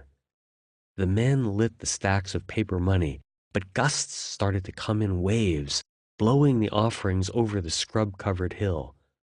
Li Bin held the paper down with a stick so it wouldn't fly away, but 6 bills, 100,000 yuan each, payable to the Bank of the Underworld, cartwheeled across the field. The dry grass began burning. Old Mr. Li picked up a tree branch and beat the flames. I stomped on other flaming tufts of yellow grass. If the hillside had not been so denuded, it could have gone up in flames. A silver minivan drove up. It was Li Yunshan, old Mr. Li's younger brother, who worked as a civil servant in the county government. As a child, he loved to play the sheng, but gave it up to get into college. But he was still good enough to go with the family on trips abroad and to make it seem as if the tradition were unchanging. With his name on the bill, it seemed as if 3 members of the Li family were in the troupe. In fact, only Li Bin really played an instrument with any aptitude. Li Yunshan and his son got out of the van and carried several bags of goodies. They plunked down a golden money tree, stacks of paper, and 2 paper wreaths for the grave. Li Bin piled everything, all still in its plastic wrappers, on the fire. The plastic curled and melted away, giving off a worrisome smell. The plastic money tree began to smolder and turned into a hunk of toxic rock that burned for the next 15 minutes, long after the paper had gone up in smoke. I wondered if the dead choked on smoke too. While we worked, Li Yunshan's 16-year-old son hovered nearby. "Sure, it's interesting," he said of the family tradition, "but I'm too old to learn." He had his sights set on studying physics in the provincial capital. "China has a lot of universities, and most of them are pretty good." I got the message. Anywhere but here. Our work done, we returned to the family home where Mrs. Yao had been making dishes. The smell was wonderful, and soon we were eating dumplings, tofu, vegetables, and a big stew. "It will rain soon," old Mr. Li announced. I asked how he knew. "The next solar term is grain rain," he said simply. That sounded improbable, but 2 weeks later it rained, and the planting began.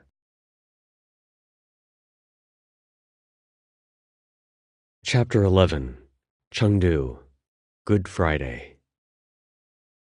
A couple of days after spending Qingming in Shanxi, I was driving through the streets of Chengdu with Zhang Guoqing, a conference planner by trade and leading member of the Early Rain Church.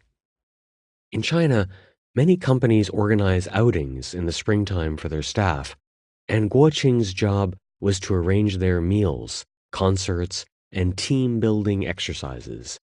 After years of struggling, he was now established in his profession and looked the role of the successful urban professional: jeans, an open-collar dress shirt, and a tan blazer. But he wasn't out to meet a client.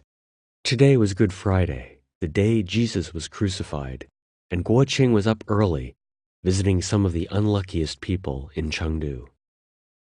Guoqing was the church's liaison to society's margins. He had participated in the 1989 anti-government protests in Hangzhou, where he had graduated from Zhejiang University 2 years earlier. Students had gotten off fairly lightly, a nod to their youth, inexperience, and privileged position in Chinese society. But protesters with jobs were supposed to know better. Guoqing had just demonstrated a few times, but he was held 3 months. Later, he had moved to Chengdu and eventually shifted his energies from politics to religion. But he maintained his contacts with marginal parts of society, helping advise Wang Yi's church on how to stay socially engaged. Today was a day to take stock of several projects, starting with a homeless mission that the church supported with donations of $14,000 a year. We drove west toward the Third Ring Road, but it wasn't yet finished, and our interchange was several mounds of dirt on either side of the highway. We drove up over a small dirt hill, his Citroën's bottom scraping. Next to us were snaking bridges and ramps, now empty, but soon to be clogged with traffic. We bounced along an unpaved road and finally rejoined the highway and headed south. "The Communist Party only likes to invest in big projects like this," he said of the elaborate flyover. "It's not interested in the people's livelihood." "Isn't this good for the people?" "To a degree, yes, but all these projects, the roads, the high-speed rail, and so on, are all given to state firms. There's no way for anyone else to benefit from this. Private companies are cut out. I hear that a lot from my clients." As if on cue, a large red banner appeared over the bridge. "The 11th Department of the China National Rail Corporation extends its regards to the people of Chengdu. Greetings, Earthlings, from Planet State." Our destination was Sansheng Village, a small hilly area with tea houses and restaurants in a rustic setting. It was once some of the area's richest farmland, but Chengdu's appetite for land had turned the orchards and vegetable plots into suburban housing developments, equestrian centers, and plots of land for the well-to-do to play at farming. After a bit of searching, we found the shelter, which was housed in a former 2-story concrete farmhouse with an 8-foot brick wall and a rusty sheet metal gate. Guoqing got out of his car and walked up to the gate. It was chained shut. He pulled at it and yelled through the crack, "Brother Zhang, open up!" Zhang Bin rushed out to open the gate. It was 9 a.m. already, and it probably should have been open. Guoqing looked annoyed. I knew Zhang Bin from the church. He was a trim 49-year-old, ingratiating but somewhat detached and vague, dressed as always in his simple but respectable poor man's clothes, scuffed loafers, creased polyester dress slacks, blue flannel shirt, and a tattered houndstooth blazer. He was the shelter's manager, just a step up from the man he helped. The farmhouse was clean but worn. Inside the yard were 2 ginkgo trees and 2 peach trees. The whitewashed walls were decorated with dozens of stenciled verses from the Bible, such as, "But when you give a feast, invite the poor, the crippled, the lame, the blind, and you will be blessed, because they cannot repay you, for you will be repaid at the resurrection of the just." Zhang Bin lived here with a dozen men. We wandered through the rooms while Guoqing quizzed him on the numbers, and Zhang Bin stumbled through his poorly rehearsed answers. "Chengdu's homeless people are just men passing through," Zhang Bin said. "We take in about 200 a year. They mostly just stay a little while, and I encourage them to find work." "If they're able-bodied, they have to work," Guoqing said in agreement. "The church won't support it otherwise." "Well, we can't be big anyway, even if we wanted to. The government doesn't want too many people here, so we can't have a big center. They're afraid we'll start something. Any time we get more than a few," he said, nodding to a few residents who had followed us in, "the police come by and make trouble." The men in the shelter had stories of misfortune and troubles. Liu Jiayun was a 49-year-old stroke victim whose family kicked him out of his home. "When we found him, he was eating out of a garbage bin," Zhang Bin said. "He could only walk with a cane, but through the power of prayer, he now doesn't need it. His hand is also better." Next to him stood Yu Chenyuan, a 60-year-old with one eye colored a milky gray. He used to work as a repairman for a company in a provincial town. He had been standing on a ladder, fixing a light, when a piece of glass broke and went into his eye. His boss refused to compensate him, and the family sued. The boss sent ruffians around to threaten his family, and they killed his wife. Mr. Yu fled in terror and had been homeless for 5 years. 2 years ago, he was taken in by the mission and is now its cook. "It's had an effect on his mental health," Zhang Bin said. Mr. Yu looked down and smiled. "He's seen so much suffering that he's not able to really hold a job, but he can cook." The only man with a job prospect was Zhen Changnong. He was 36 years old and very short, well under 5 feet, with grayish teeth and oily hair, yet smart and well-spoken. When he was a boy, his stepfather beat him constantly, so he ran away from home. He was soon kidnapped by a gang that took him to work as a slave. He escaped and ended up in a village in Hebei province near Beijing, tending the fields of a corn farmer. He had recently held a job cleaning tables at a restaurant until he and his boss had a falling out over a trivial matter. From Zhen's own account, it seemed his temper was largely to blame. Last year, Zhang Bin took Zhen home, and he reconciled with his mother, who was ill. His stepfather was already dead. "I'm really glad I did it, but I need to find another job. I have to work, and I want to go back and see her." Zhang Bin looked on proudly as Zhen's story came to its conclusion. When I first came here 2 years ago, I didn't want to be baptized. I left here often and sometimes didn't come back. We could see that his heart hadn't settled, so we didn't push him, Zhang Bin said. Last April, though, I felt I could do it and was baptized. I am a Christian. I feel really calm now and can handle anything. You should get a job, Guo Qing said approvingly. You need to stand on your own 2 feet, get a place to live, and maybe start a family. We sat down on old rattan chairs that had been rescued from a dump. Tea was procured, and Zhang Bin got down to business. Early rain support was appreciated, but the center needed more, about 3 times as much. A Norwegian woman provided some money, but foreign money was a bad idea, he said. Guo Qing nodded. This was true. Outside funding always led to complications. It was the easiest reason for the government to close down a non-governmental organization. You need to reach out to congregations more, Guo Qing said. You come to us once in a while, but you don't really have a good relationship with the church. You only come when you need something. We do talk to congregations, Zhang Bin said, then added pointedly, so many congregations send people here, but they don't really do anything. Everyone wants to come and see this and feel they've been part of it and claim credit for it, but they don't do much. Why don't you make your books public? People will be more generous if they see what you do. It's not complicated. Oh, it's hard, Zhang Bin said vaguely. He rambled on about how the bookkeeping was complex. Guo Qing and I looked at each other. Neither of us understood what he meant. It's simple, Guo Qing said to Zhang Bin before we left. People want transparency. If you're getting money from someone, that person has a right to know how it's spent. Early Rain's social work started with the 2008 Wenchuan earthquake, which killed 69,000 people.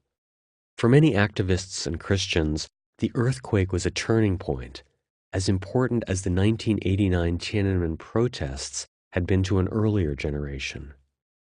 While government leaders flew in from Beijing to try to direct rescue operations, the main efforts took place across the country as a whole, as people spontaneously donated time and money, driving from far-off provinces in cars laden with food and water, or renting out trucks to deliver supplies. They were shocked at the government's focus on presenting itself as heroic. Many were further alienated by how the government treated them, as an embarrassing reminder of its own failure, rather than as inspiring examples of civic compassion. It caused many citizens to look more closely at how society was organized and the values that underlay it. After the catastrophe, people attending Wang Yi's new church began helping the injured in one of Chengdu's hospitals. They also supported a discount supermarket for poor people in western Sichuan's Nagawa province, a Tibetan part of the country that had been the epicenter of the earthquake. Its most sensitive project, however, was financial support for families of prisoners of conscience. Chengdu has the highest number of dissidents outside Beijing, and the church tried to help family members coping with having a loved one in jail. This came to a head in 2011 when Arab countries went through the Jasmine Revolution that toppled authoritarian leaders. Voices on social media called for a similar uprising in China.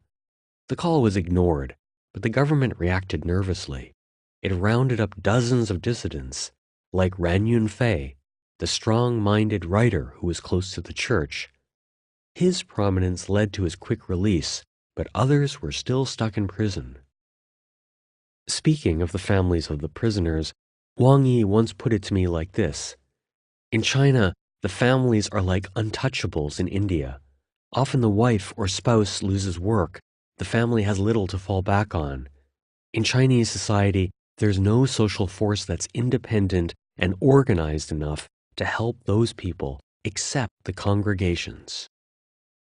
A key point that Wang Yi and Guo Qing emphasize time and again is that the donations are not from abroad. Foreign aid guaranteed that authorities would stop the project. The money was solely from congregation members, and it was not anonymous. If the Public Security Bureau wanted to know who donated, the church could provide a list. Guo Qing also stressed that it wasn't meant to support the prisoners, just their families, as a humanitarian gesture. We were now pulling up to the west gate of Chengdu University. Guo Qing waved breezily at the guards, and they let us through. After passing through several newer sections of the campus, we arrived at a quiet corner of half a dozen buildings from the 1970s. They were 5-story concrete structures streaked with mold and dirt. A small stand of ginkgo trees surrounded the buildings protectively, as if hiding something shameful. Guo Qing left the car at the side of the road, and we walked up 4 flights of stairs in one of the buildings. He knocked at a door and then yelled until a tall, exhausted-looking woman opened it. Wang Qinghua was in her late 50s, with dyed black hair that was partly pinned up in a bun and partly falling down around her ears. She had an ashen complexion and small, even teeth stained with nicotine. She and Guo Qing knew each other, and he walked right in, closing the door behind us. We sat down at a small table. "We want to know how your situation is," Guo Qing said. "What part of my situation?" she said. Mrs. Wang had been living alone for 3 years, since her husband, Tan Zuoren, had been detained and jailed for 5 years for opposing construction of a PX chemical plant near a residential area. He was being held at a prison in Ya'an, a town about 90 miles away. His imprisonment had not been a shock to Mrs. Wang. Tan had participated in the 1989 anti-government protests in Chengdu and gone underground, fleeing to Shenzhen. "We thought he had died because we had no word from him," she said, smiling at the memory. "Then he called from Shenzhen, and I went down there to marry him." Tan wasn't arrested, and eventually the couple returned to Chengdu, where he worked as a freelance writer and filmmaker. After the 2008 earthquake, he had been the first to point out the link between corruption and collapsed buildings, and he also set up a database for missing children. His arrest spurred protests in Hong Kong and was later highlighted by the activist artist Ai Weiwei. I traveled to Chengdu to try to attend Tan's trial and said he was beaten up in his hotel room. Mrs. Wang related all of this quickly for my benefit, with an air of pride but also exasperation. Then she fast-forwarded to the day when he would be released and what their first words would be. "I guess he's going to explain how he was right about being jailed, and how he was right about June 4th, and how he was right about the earthquake. He's always explaining how he's right about various things. It's something he does really well." Guo Qing nodded. "Easy does it," he seemed to say. "But he needs to do something else. He needs to get a job. He needs to earn money and support his family." Her lips were trembling with emotion, and I thought of her daughter, who hadn't been able to attend university because of the family's political problems. Instead, she had taken an online marketing job, poorly paid and with no future. Mrs. Wang had been given early retirement from the phone company at age 50, and now took 600 yuan a month in charity from early rain. These were educated people, and they could have had a good life. She tried to speak, but could only gasp. "That's right," Guo Qing said, cutting in to save her from crying. "He's able-bodied, and there's no reason why he can't work. Everyone should work for their food." Guo Qing was talking partly as an administrator of the fund, but also out of conviction. Like the Puritans of old, the Chengdu Christians believed in the value of labor. Tan Zuoren was one of China's best-known dissidents, but when he got out of jail, he would still be in his 50s. He should work. Mrs. Wang took a call. It was her mother. After she got off, she explained, "She's over 90, but worried about me. She knows I'm here, without a husband, and hopes I'm okay." How does she feel about Tan? Guoqing said. Both my parents were in the underground Communist Party in Chongqing before liberation. My father, it doesn't work too well here, she said, pointing to her head. But my mother supports Tan Zuoren. She said that some people in China need to speak out. If no one dares to speak out, how will China improve? Everyone can't keep silent and go along all the time. Some people have to speak. How is he holding up? Guoqing asked. Depressed, she said. Didn't Ran Yunfei write to him? Guoqing asked. He wrote a 3-page letter to Tan, urging him to keep up his spirits in jail, but they wouldn't deliver it. When Ran tried to read it to him over the phone, they cut the phone line. So Ran gave it to me in person, and I rewrote it, pretending it was from me. Then I sent it to the prison. After a while, they gave it to him. The warden told him, "We didn't want to give it to you because it's really quite strong stuff, but it's from your wife, so we relented." But Tan knew it was from Ran. It meant a lot to him. I thought of the dissident blogger in Chengdu named Huang Qi. He ran an internet site called 64 Tianwang, which carried news from across China about unrest and protests. Of course, the site was blocked in China, but it raised a question of why the state allowed him to publish in the first place. Why not just pull the plug on him entirely and block his internet access or his VPN? I mentioned this to Mrs. Wang. They can't do that, Mrs. Wang said. They might pull the internet access during a sensitive period, but it's controlled by another department, the telecom ministry. They can tell them to shut down your access for a day and tell you that it's broken, but you'll complain, and by the second day they'll feel embarrassed because everyone's supposed to have internet access if they pay for it. And so by the third day, it'll be up again. And don't forget Wang Bin, Guoqing interjected. He was a technician who worked as Huang Qi's right-hand man. He was also a member of Early Rain's Prisoner of Conscience Fund's board of directors. But everyone also believed he worked for state security. Huang knows he is state security, we all do. But Huang figured he might as well be transparent. If state security wants to give you a computer expert, you might as well accept. It was such a tangled mess. Maybe at their extremes all societies are, but the level of double talk in China was disorienting.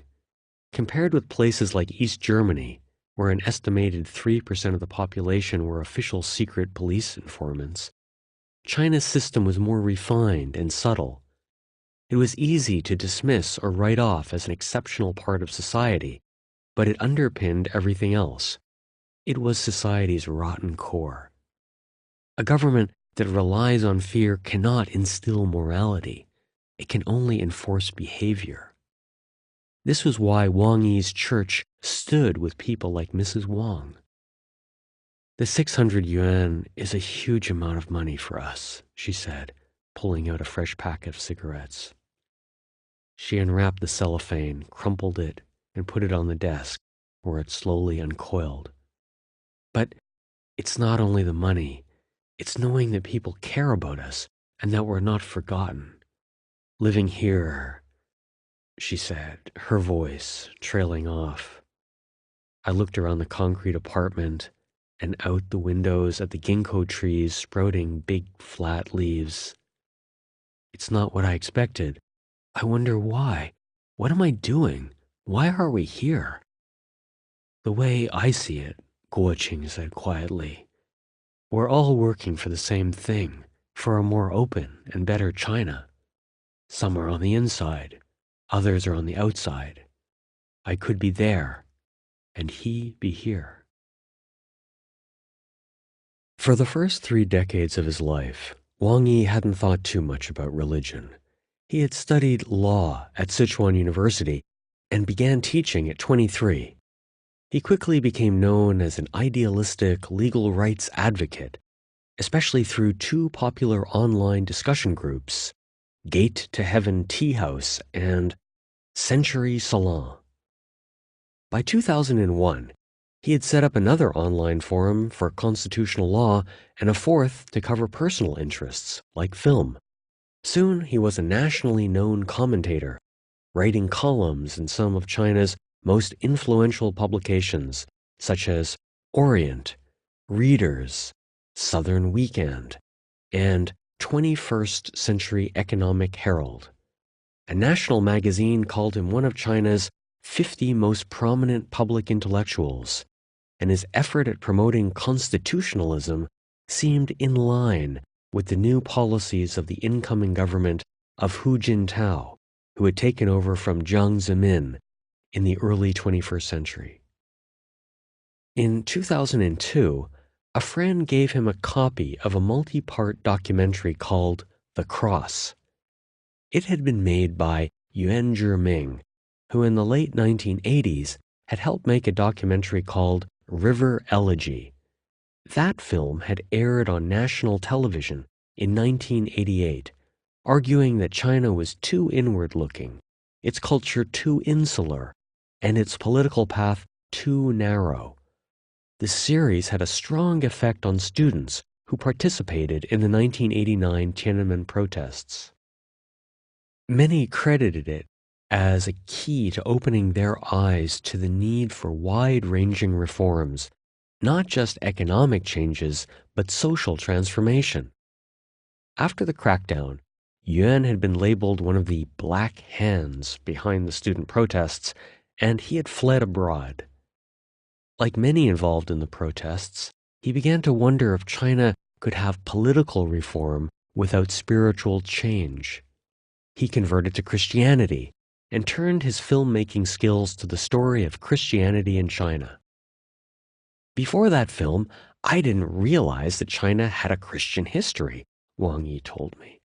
I knew there were one or two churches, but I didn't think it played a role in Chinese history or contemporary China.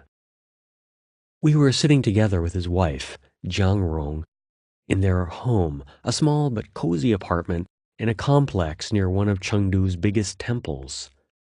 Visiting was always tricky. The guards demanded IDs and then made notes.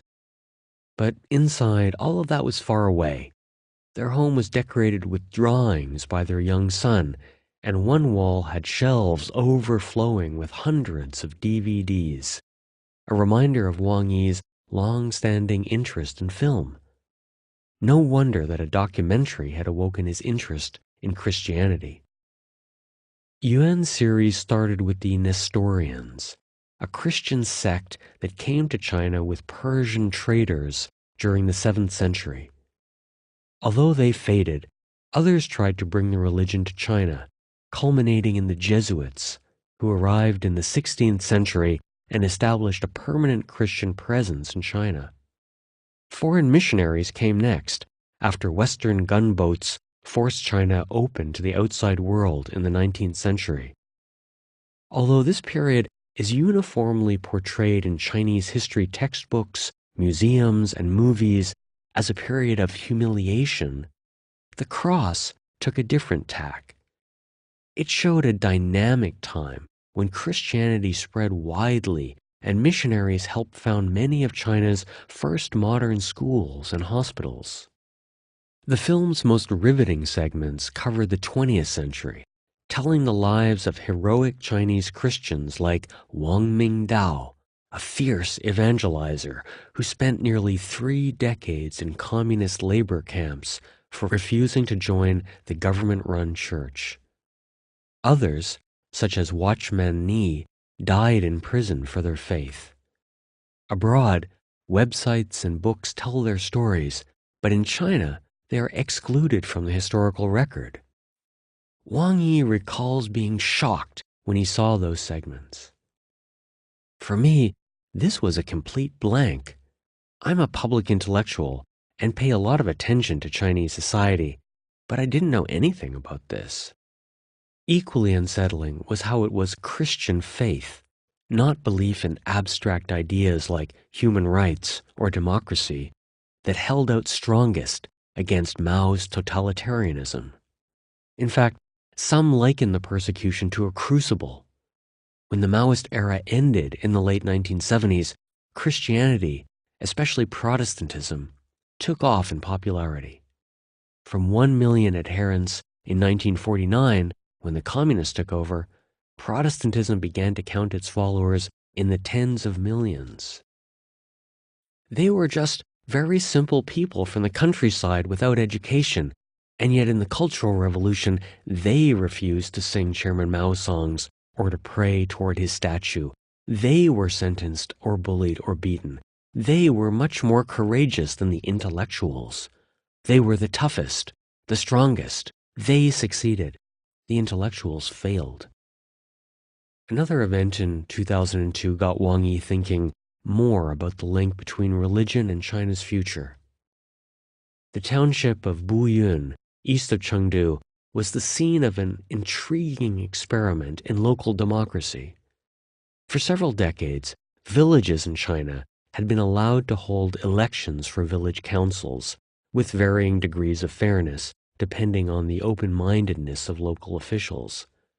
Buyun took this to another level. A township of 16,000 residents, it comprised a dozen villages. Optimists saw this as a stepping stone, the ladder toward county and maybe even provincial elections, the sort of slow but steady progress that places like Taiwan had seen several decades earlier. That proved too optimistic, and Buyun was the last township to hold such elections. But for Wang Yi, that didn't matter. He found something more significant. I noticed the religion. That township had 12 villages, and each one had a religious activity center. Most were Buddhist or Taoist or folk religion, and there was also one Catholic village. Each village had a government office, of course, party committee, mayor, and so on, but each village's religious center also had its own financial arrangement and supervisory committee. And not only that, but each religious organization had better financial management than the official side.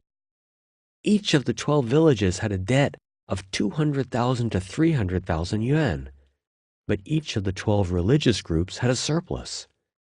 And each of the religious groups, they were called clubs. They were elected.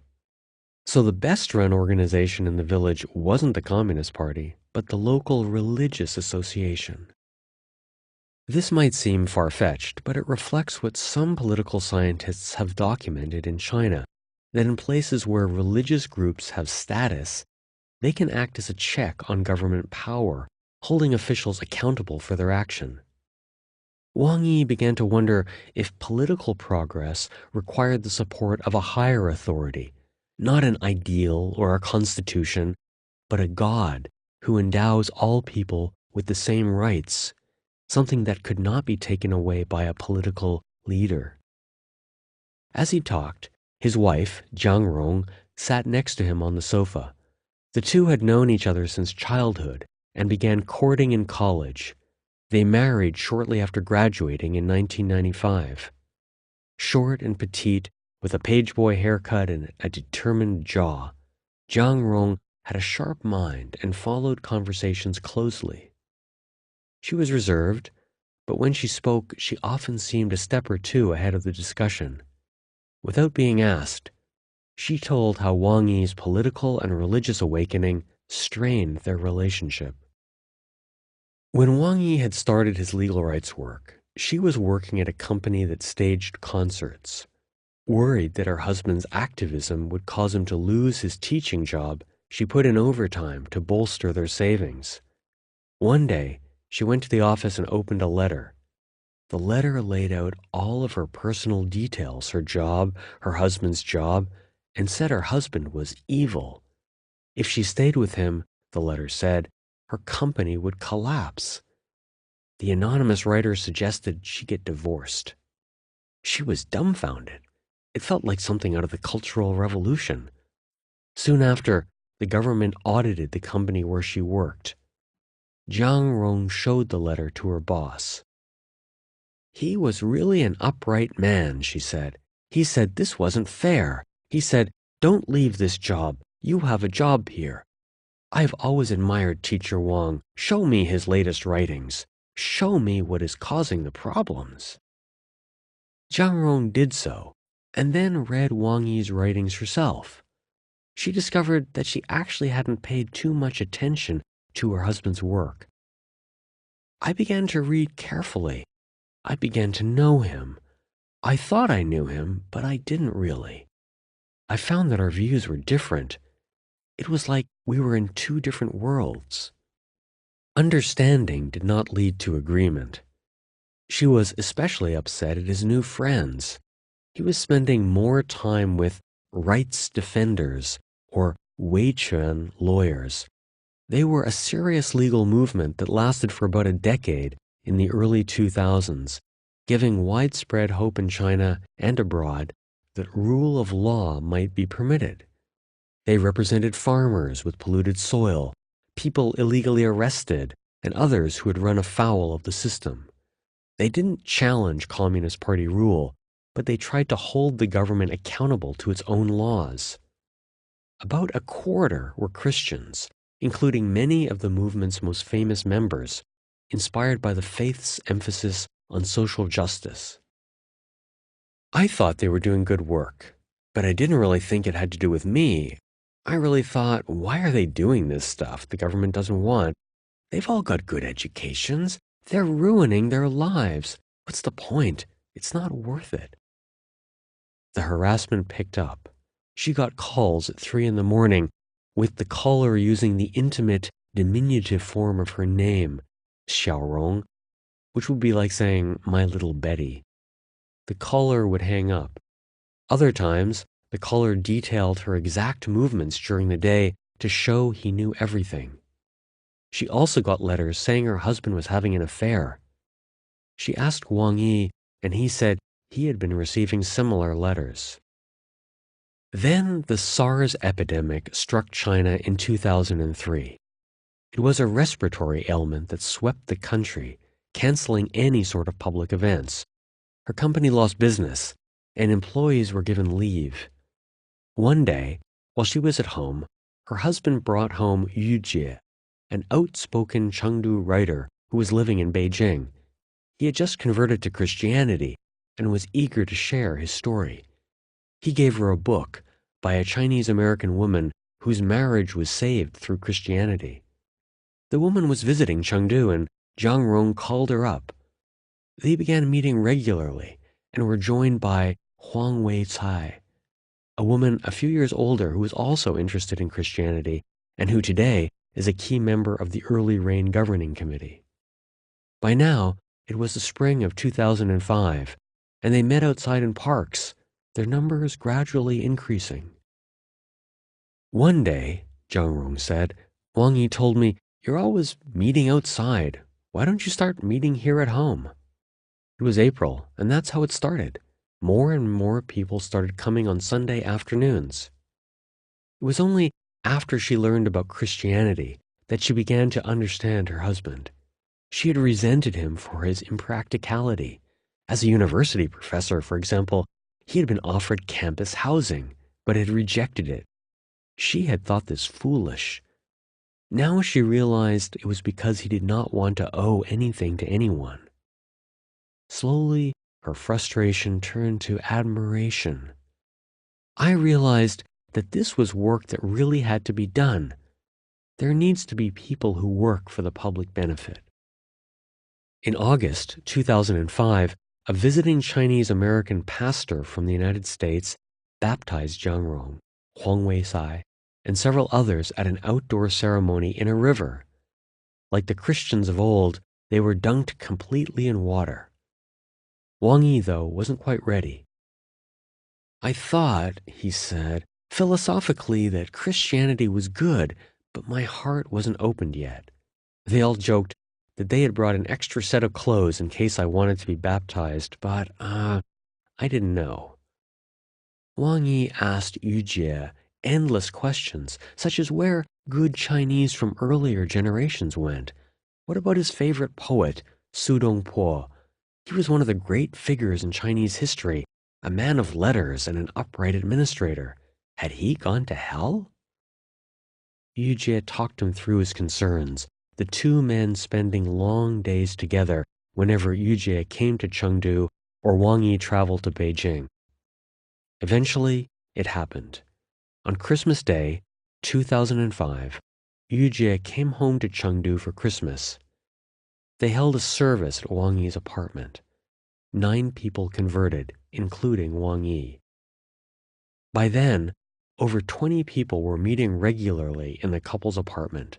They weren't registered with the government. They were a house church, and they wondered what to call themselves. A friend mentioned one of her favorite verses from the Bible, Deuteronomy 11:14.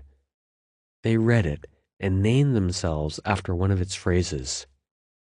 He will give the rain for your land in its seasons, the early rain and the later rain, that you may gather in your grain and your wine and your oil.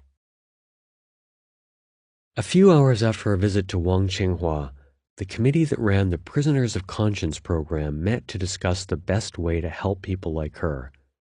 The Good Friday service had taken place in the later morning, and now we were just half a dozen, sitting around a little table that looked out on the Chengdu smog. Guoqing was there, of course, now dressed more formally for church, in a serge blue suit, red and blue striped shirt, and a smart red tie. He was lively and jocular, putting everyone at ease, eager to share some of the ideas that had come to him since our visit earlier in the day with Mrs. Wang and the homeless people. 4 others were there too, an impatient woman with a green trench coat, prim but with heavy makeup, a quiet man who didn't say much, and a former dissident who now sold real estate, a sad man with oversized glasses, thinning hair, a blue suit, and an expression that all of this would end badly for everyone involved. And finally the chairwoman, Huang Weicai, who had converted along with Zhang Rong. She was in her early 50s, a bit harried but humorous and efficient. She was there to make sure that the families were helped, but also that the meeting didn't devolve into an anti-government cabal. The government wanted to send a signal, not get closed down. After a hymn and a short prayer, we began discussing a book that the group was reading in translation. It was Good News About Injustice, a Witness of Courage in a Hurting World. A work about Christians who stood up to human trafficking, forced prostitution, persecution, and torture. The committee met once a month and read a chapter each time. They were on chapter 5, which discussed the value of compassion, and everyone took turns reading it, paragraph by paragraph. After half an hour, the 6th member of the committee showed up, Wang Bin, the man believed to be an informant. Soon after his appearance in the church a few years earlier, word had spread that he was working for state security. People were concerned, but a consensus soon emerged to let him attend. It was part of Wang Yi's policy of radical openness. Let them know exactly what we do, and they won't fear us. Wang sat down at the end of the table and studiously ignored the others. He was fat, in a bright polo shirt, drumming his fingers dexterously, as if a violinist limbering up. He began fiddling with his thermos of tea and a small Bible. He used the plastic edge of the Bible's cover to push at a tea stain on the edge of the thermos.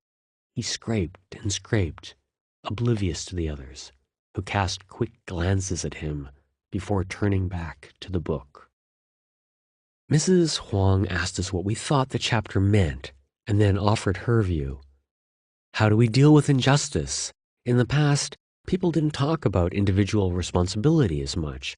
Instead, responsibility was collective. If one person committed a crime, then all people were guilty. Injustice was everyone's duty. She looked at Wang and ordered us to open the Bible to Romans 9:19-26, and then read it aloud. You will say to me then, why does he still find fault? For who has resisted his will? But indeed, O man, who are you to reply against God? Will the thing formed say to him who formed it, Why have you made me like this? Does not the potter have the power over the clay from the same lump to make one vessel for honor and another for dishonor? I glanced at the informant.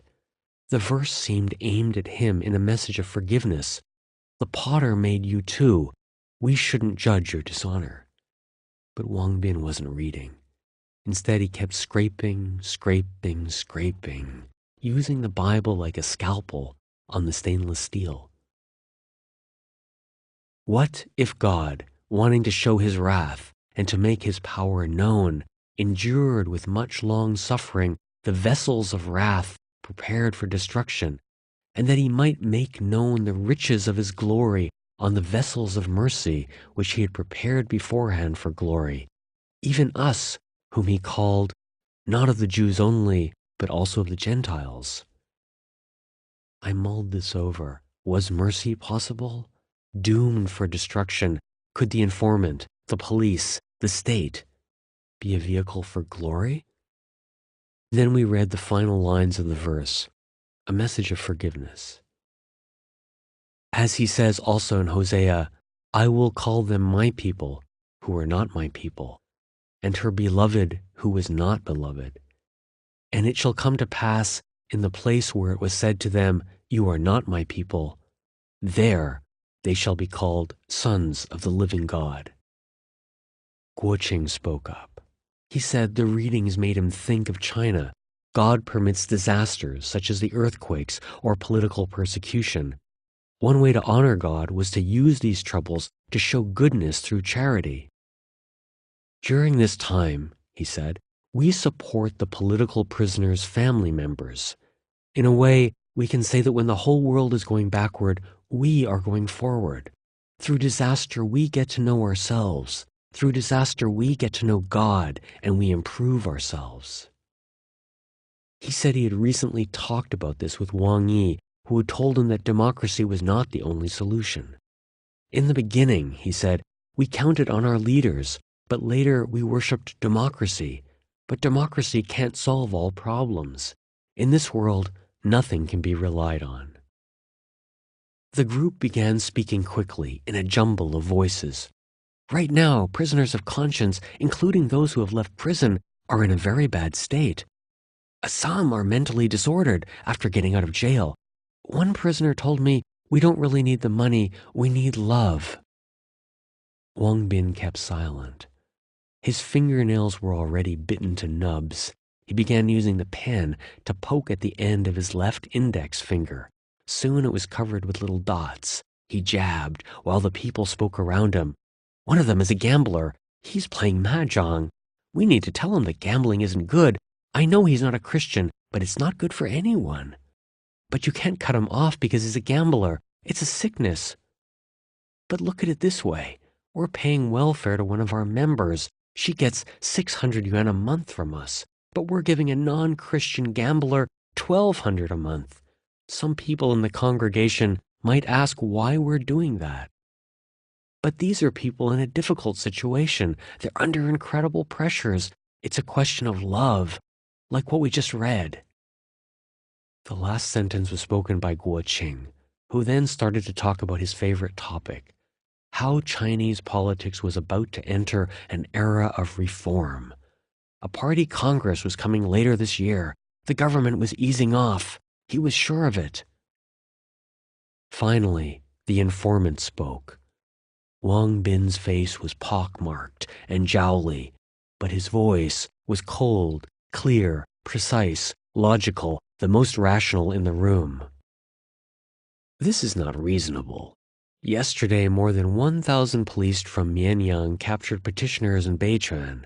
The day before yesterday, several hundred police captured petitioners in another place. Why do you say that reforms are coming? This is just hope, not logic. Guo Qing was taken aback, but kept his optimistic line. There is a saying that there might be a surprise redefinition of the June 4th incident, he said, citing an eternal hope by Chinese reformers that the 1989 protests would be declared patriotic and not counter-revolutionary, a revision that people hoped would signal political reform.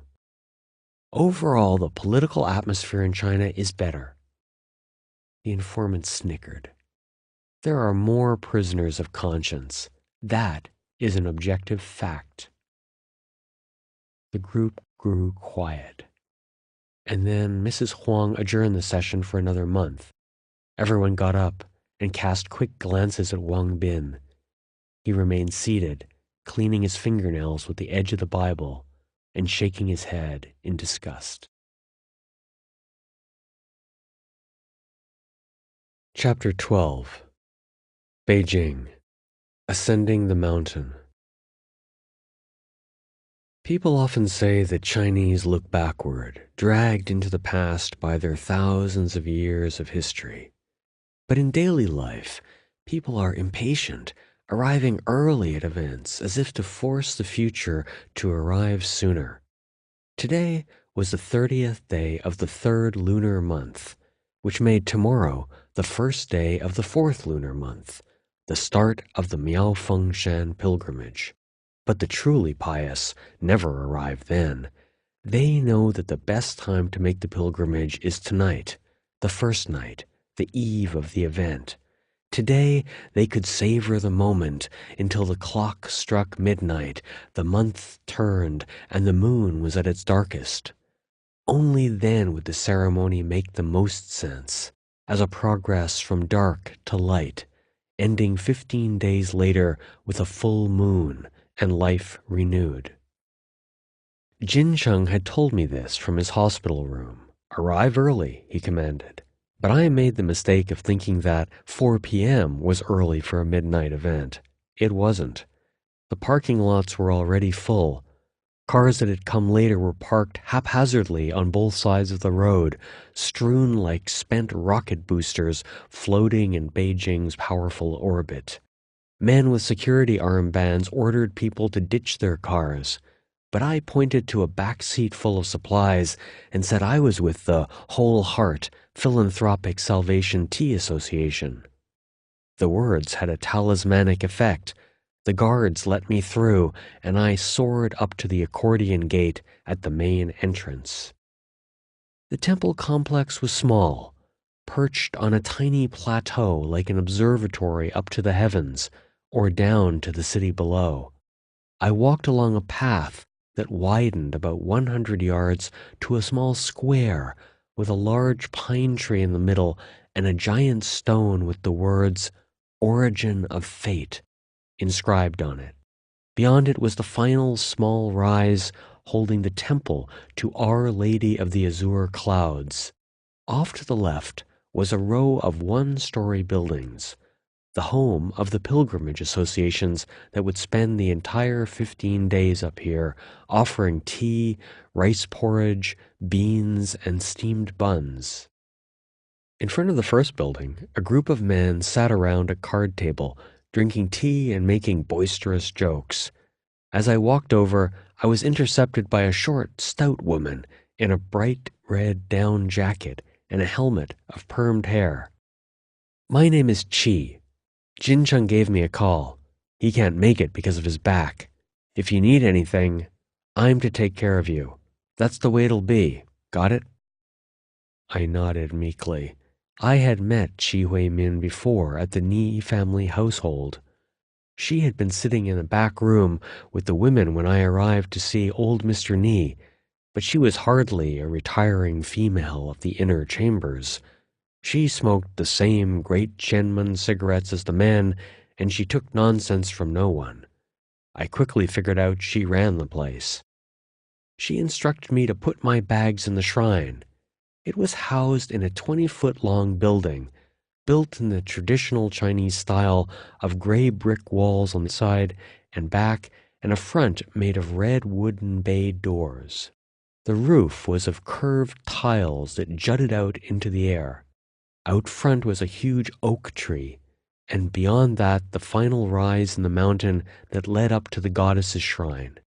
To one side of the Tea Association shrine, and down a small slope, were administrative offices of the complex, as well as a restaurant and toilets. On the other side, up a small rise, were more Chinese-style buildings housing half a dozen other pilgrimage associations and their shrines. Inside the Ni family shrine was one of the most unusual altars I had ever seen. It was a wooden table covered in yellow silk and decorated with dozens of porcelain teapots, varying in sizes and shapes, painted with Taoist and Buddhist deities, and inscribed with the association's name, Whole Heart Philanthropic Salvation Tea Association. They had been custom-made in the southern city of Jingdezhen, the historic center of China's porcelain industry. They were decorative, but so numerous that it was almost impossible to see the yellow silk underneath, as if to say, here are people so devout that they will slake the thirst of any number of pilgrims. The teapots surrounded a 4-foot bronze statue that normally stood in Jincheng's shrine atop his house. It was Guanyin, the Buddhist goddess of mercy. Even though Miao Fengshan was devoted to a Taoist goddess, this was perfectly normal. They were just different paths up the same mountain. Flower pots holding big yellow lilies, ceramic censers, and candlestick holders filled the rest of the space, a cornucopia of devotion. Strung up behind the altar from ceiling to floor was a bolt of yellow silk. Behind it were cots where some of the group members slept at night. Affixed to its front, so it hung just above the goddess, were 4 characters, Pudu Zhongsheng, or Universal Salvation. Affixed to the silk screen behind the goddess was an enormous single character, Cha, or tea. Mrs. Chi turned on a small box that looked like a vintage transistor radio, except that the round station dial was replaced by an image of Guanyin illuminated with psychedelic swirling lines that blinked on and off. A small digital display showed which holy song was being performed. Mrs. Chi had dialed up the Great Compassion Mantra, a teaching by Guanyin of about 400 words. The first line went, "Bow to the noble Lord who looks down, the enlightened sentient being, the great being, the merciful one." It sounded like this. Na mo ali ye wo lu jie di shuo bu lao ye. This doesn't mean anything in Chinese.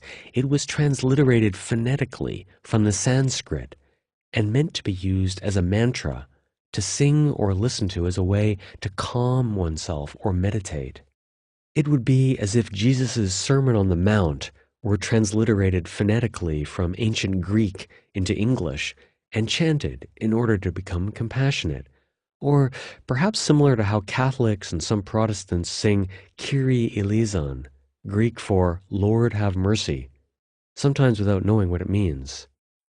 In one corner of the shrine was Mrs. Chi's husband, Chang Gui-ching. He had stick-thin arms and legs and a stylish slouch hat over shoulder-length hair.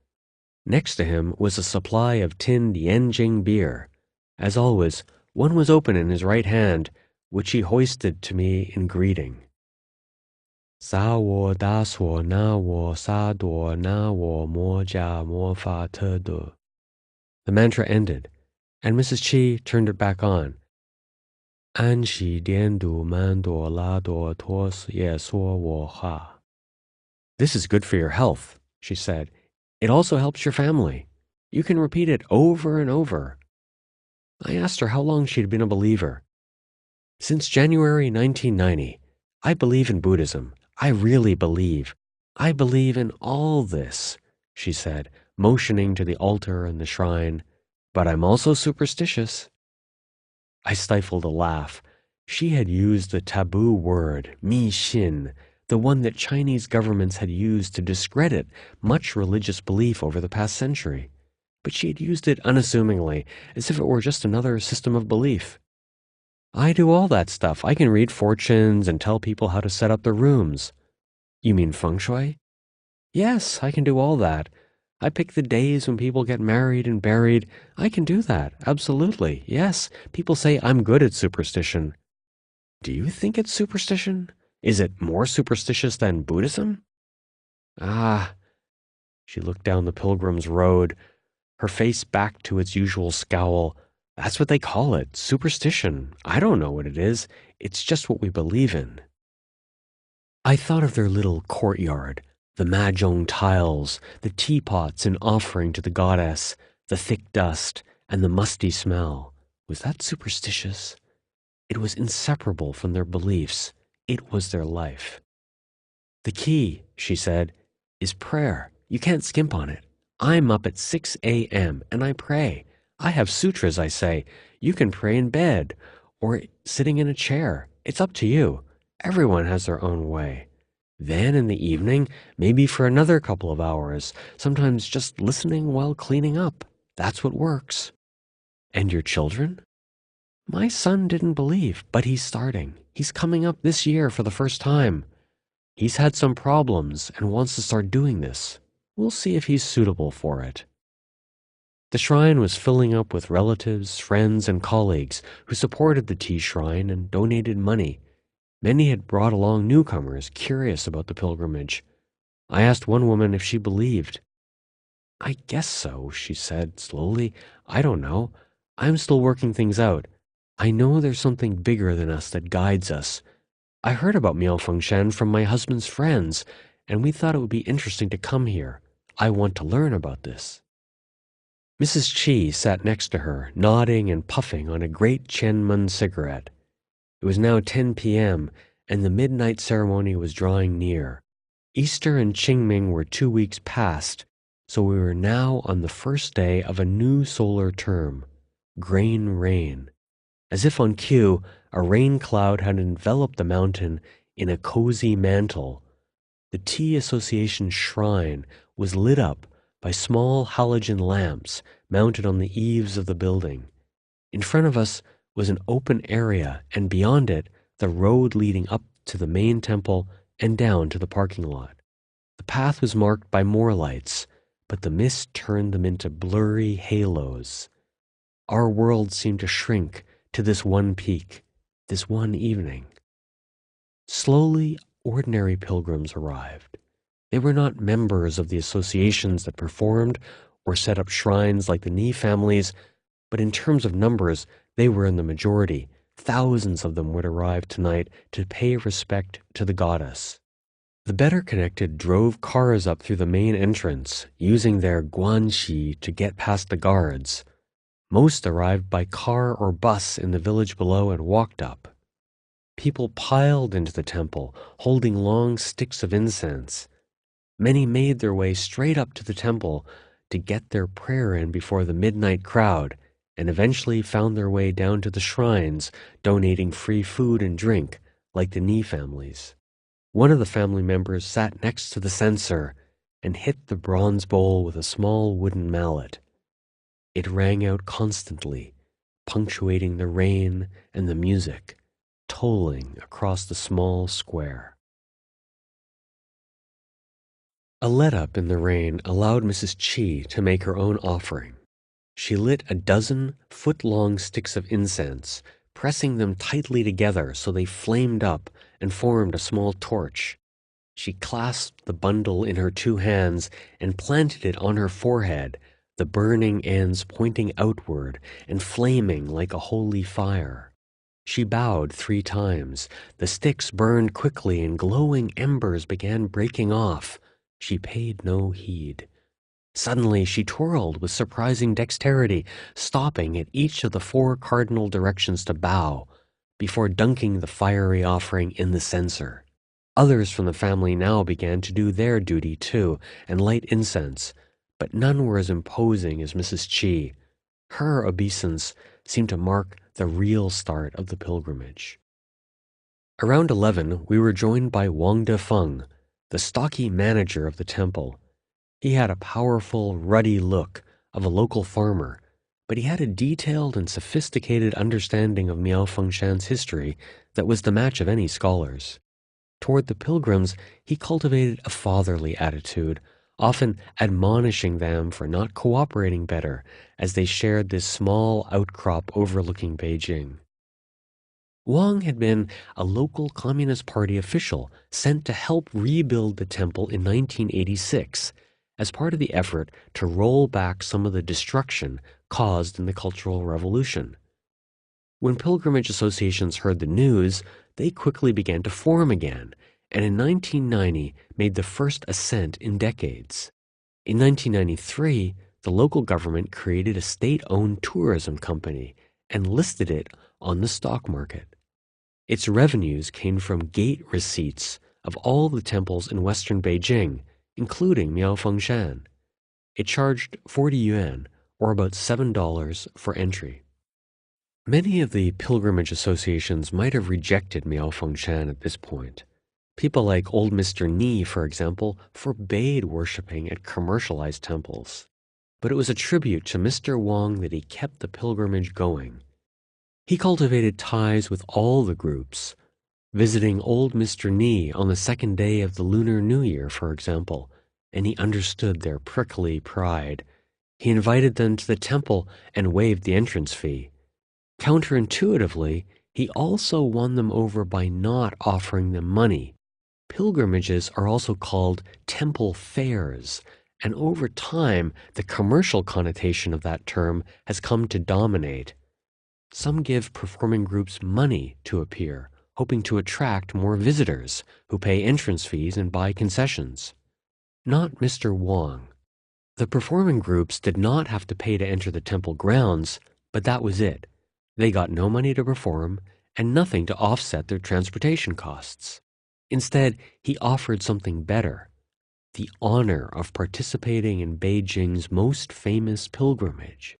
That guaranteed that those who came were not after material gain.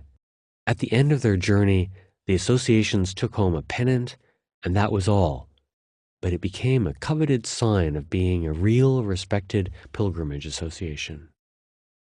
Now 61, Mr. Wang was a year past the official retirement age, but had been asked by the government to stay on. Everyone thought he was indispensable. Tonight, he was again the diplomat, making the rounds to touch base and receive the association's thanks for having organized the temple fair with such grace. He had been plied with enormous amounts of liquor by the time he showed up at the Ni family's altar. But the fair's imminent opening did not seem to make him happy. His weather-beaten face was flushed as he turned to me and talked for a few minutes. "You guys, I don't mean you foreigners, but you academics and writers and researchers and journalists, I don't have time for you. You come here and take something that will make you famous and then you leave. What about me? I'm 61 this year and came up here in 1986 to rebuild the temple. But what do I have to show for it?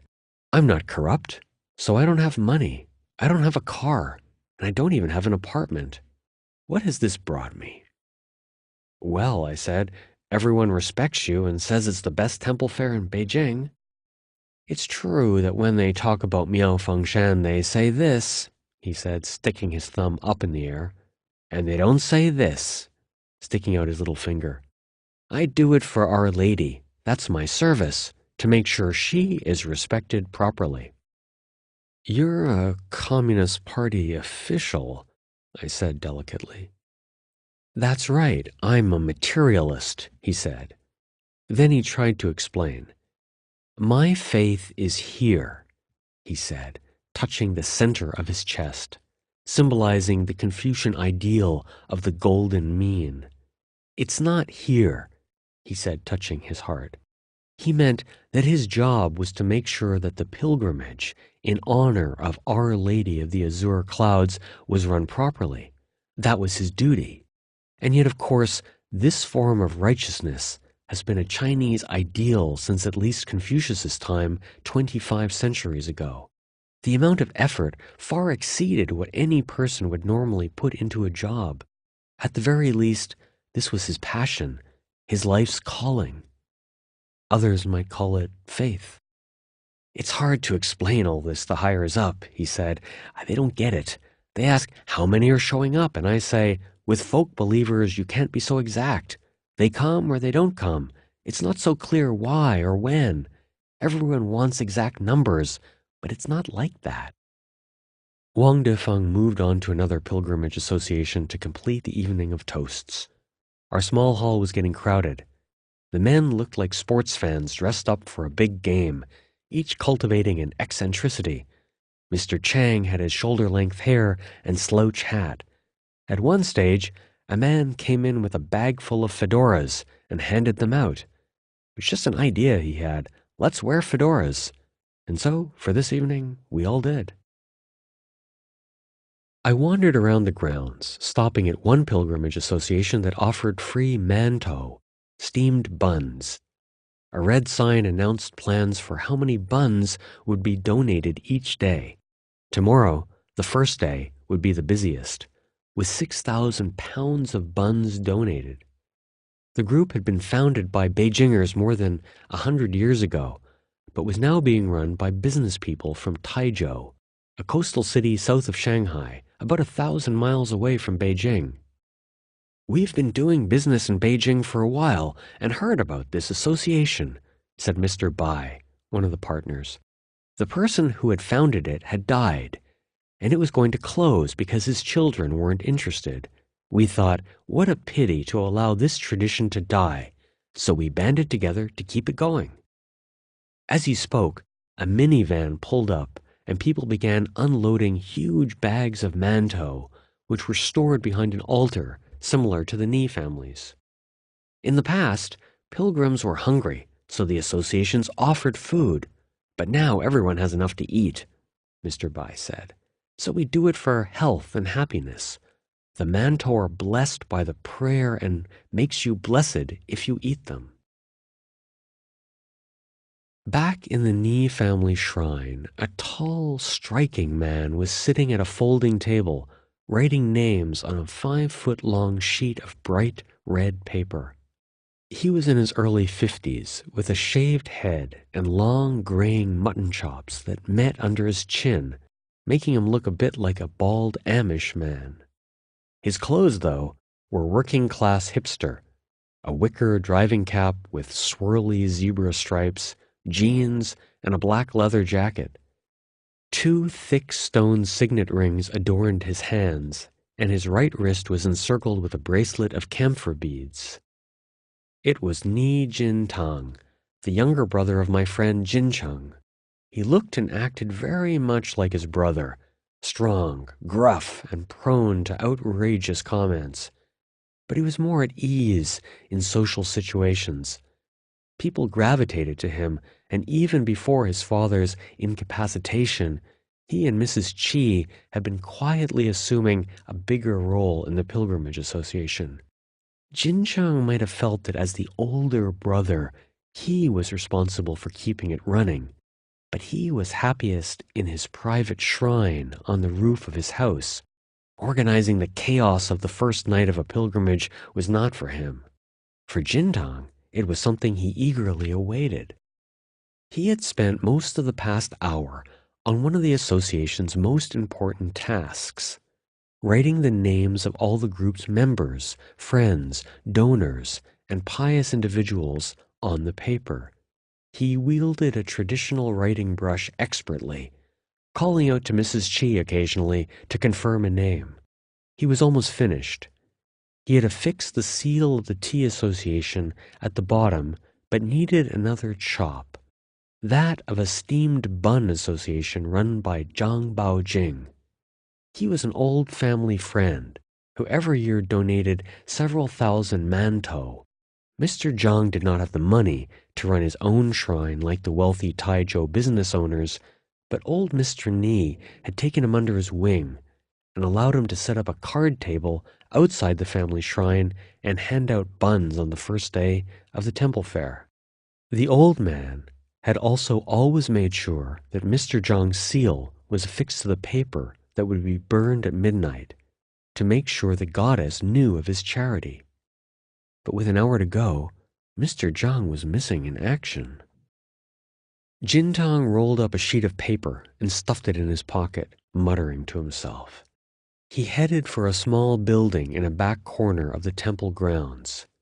It was a dorm that at this hour should have been empty, but his instincts were right. Mr. Zhang was there, passed out on a cot. He was wearing a red silk-padded jacket and baggy black trousers, but his outfit was slightly stained with food and drink. Jintang pushed his shoulder, and Mr. Zhang awoke, groggily rolling out of bed and onto his feet. "We need the chop. Hurry up," Jintang said, pushing the red bundle of paper in front of Mr. Zhang. Mr. Zhang sat down at a table to affix his association's seal to the holy document. But suddenly, time seemed to slow down into a painful sluggishness. He moved his enormous hands clumsily, as if controlling them from a wire. "I have got to make the envelope first," Mr. Zhang said. He had started this project hours ago and was determined to finish it. It was an envelope to hold the sacred red paper with the signatures. He clutched a pasted stick and tried to guide it over the edge of a sheet of half-folded yellow paper, but he couldn't get his hands to follow his brain's commands. The glue zigzagged across the paper. Mr. Zhang stared at the mess he was making. "The seal," Jintang said. "Forget the envelope. We've got envelopes. We need your association's seal." Mr. Zhang checked his pockets. It should have been easy to find. A seal or chop is a piece of stone with a name carved on the bottom. He was supposed to dab it in ink and stamp the letter. He searched the same pockets over and over, always coming up empty.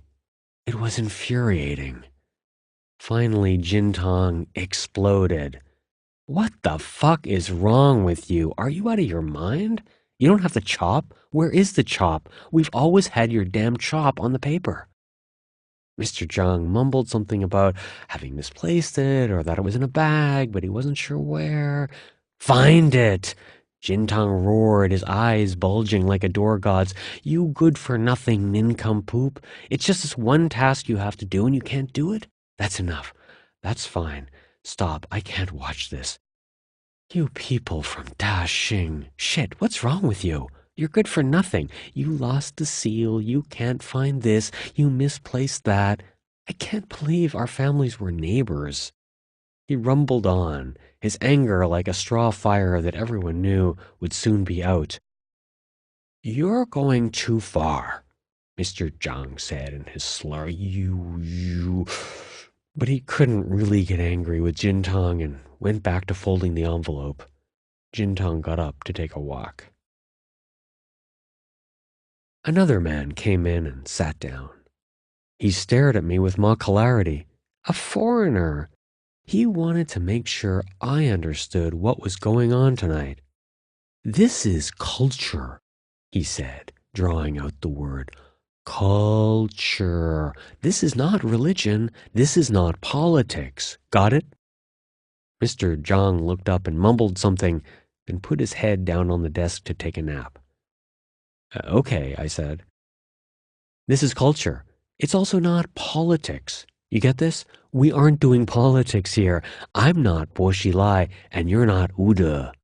Bo Xilai was the disgraced former member of the Politburo. But who was Ude? I asked him. "You're a foreigner. It must mean something to you. Ude. You must have heard of him. He's a foreigner. He's English. Dead. Ude is dead." Ude. Wood? Neil Haywood? The man poisoned to death by Bo Xilai's wife? A big scandal at the time. "I am not Bo Xilai, and you're not Ude. Got it? Ha ha! I'm not Bo, and you're not Wu. I won't kill you. We're friends. Friends." "Shut up!" Jintang had returned. "What are you doing? Babbling like an idiot. What will foreigners think of us if we act like this? Act seriously, please." "I'm just telling him that this is culture, not religion." "Get out of here. We're going to see Our Lady." Mrs. Chi walked by, ringing a little bell. It was time to leave. Jintang snatched the half-finished envelope from Mr. Zhang's clumsy hands and told him he'd finish it. "Let's go." We walked back to the Tea Association altar, Mr. Zhang stumbling behind us, mumbling, You're too fast. This isn't fair. The envelope isn't finished. Mrs. Qi lit more incense. Jintang folded the envelope quickly and stuffed the bulky red paper inside without Mr. Zhang's seal. It was now almost midnight, and everyone headed up the path to the peak. The temple loomed on a promontory, its red walls descending to meet us as we walked up. A broad staircase led up the final incline. It was jammed with people trying to get in at midnight. The temple itself wasn't big. One courtyard with buildings on its four sides. The yard was filled with people and a giant incense pot. People pushed forward to toss bundles of incense in it. Unlike on a normal day, there was no way to carefully place incense sticks or kowtow on the kneeler in front. In fact, the steel container was so stuffed with incense that the staff, wearing masks and wielding metal rakes, pulled the overflowing bundles off the top so they would fall behind it to an area on the stone floor that they had cordoned off. It was crowded but orderly, and the Ni family's representatives made their way toward the cauldron, Mr. Zhang trailing by a few feet. Jintang quickly tossed the envelope with the names into the fire, which consumed it in a matter of seconds. He watched to make sure it was gone and the names on their way up to heaven. Then he made his way back toward the entrance to survey the fiery scene. Mr. Zhang stayed a bit longer, staring, his mouth open, almost frozen in place.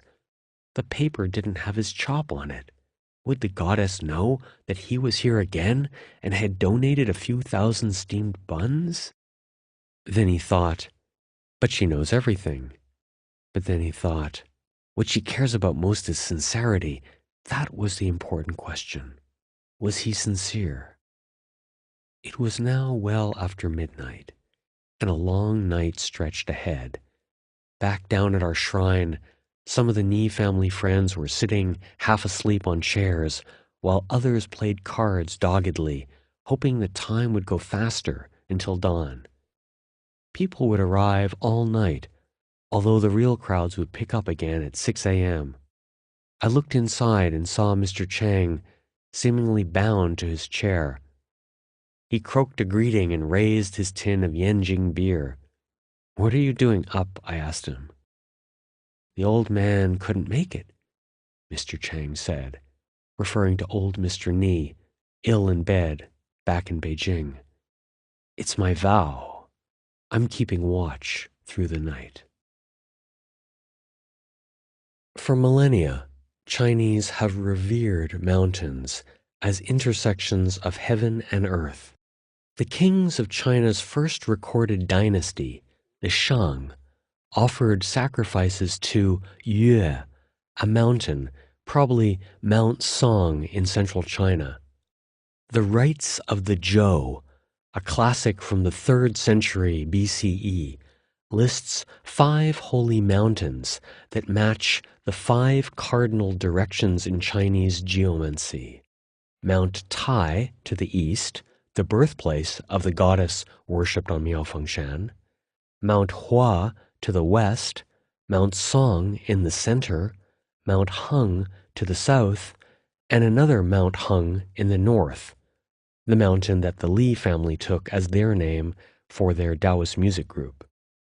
Over time, these 5 imperial mountains were supplemented with innumerable other mountains around China.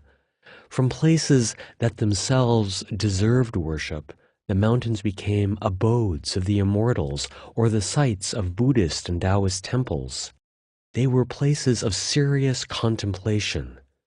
As the 4th century Taoist Ge Hong put it, never enter lightly into the mountains. From the 8th or 9th century onward, pilgrimages to sacred mountains became popular among all classes of society. Mountains were so linked to pilgrimages that the term for going on any pilgrimage is Chaoshan Jinxiang, paying respects to the mountain and presenting incense. With time, the idea became overriding. Holy places were called mountains, regardless of their shape. One of China's most popular Buddhist pilgrimage sites, for example, is Mount Putuo near Shanghai, a rocky island barely above sea level. Miaofengshan lies at the start of the Taihang Mountains, the rugged chain of mountains that runs down to central China. Its highest point is only 4,235 feet above sea level, and the actual height from the village at its foot is about 1,000 feet. If you park in the village below and walk up the Path of 1,000 Elbows, the climb is quite easily done in 45 minutes.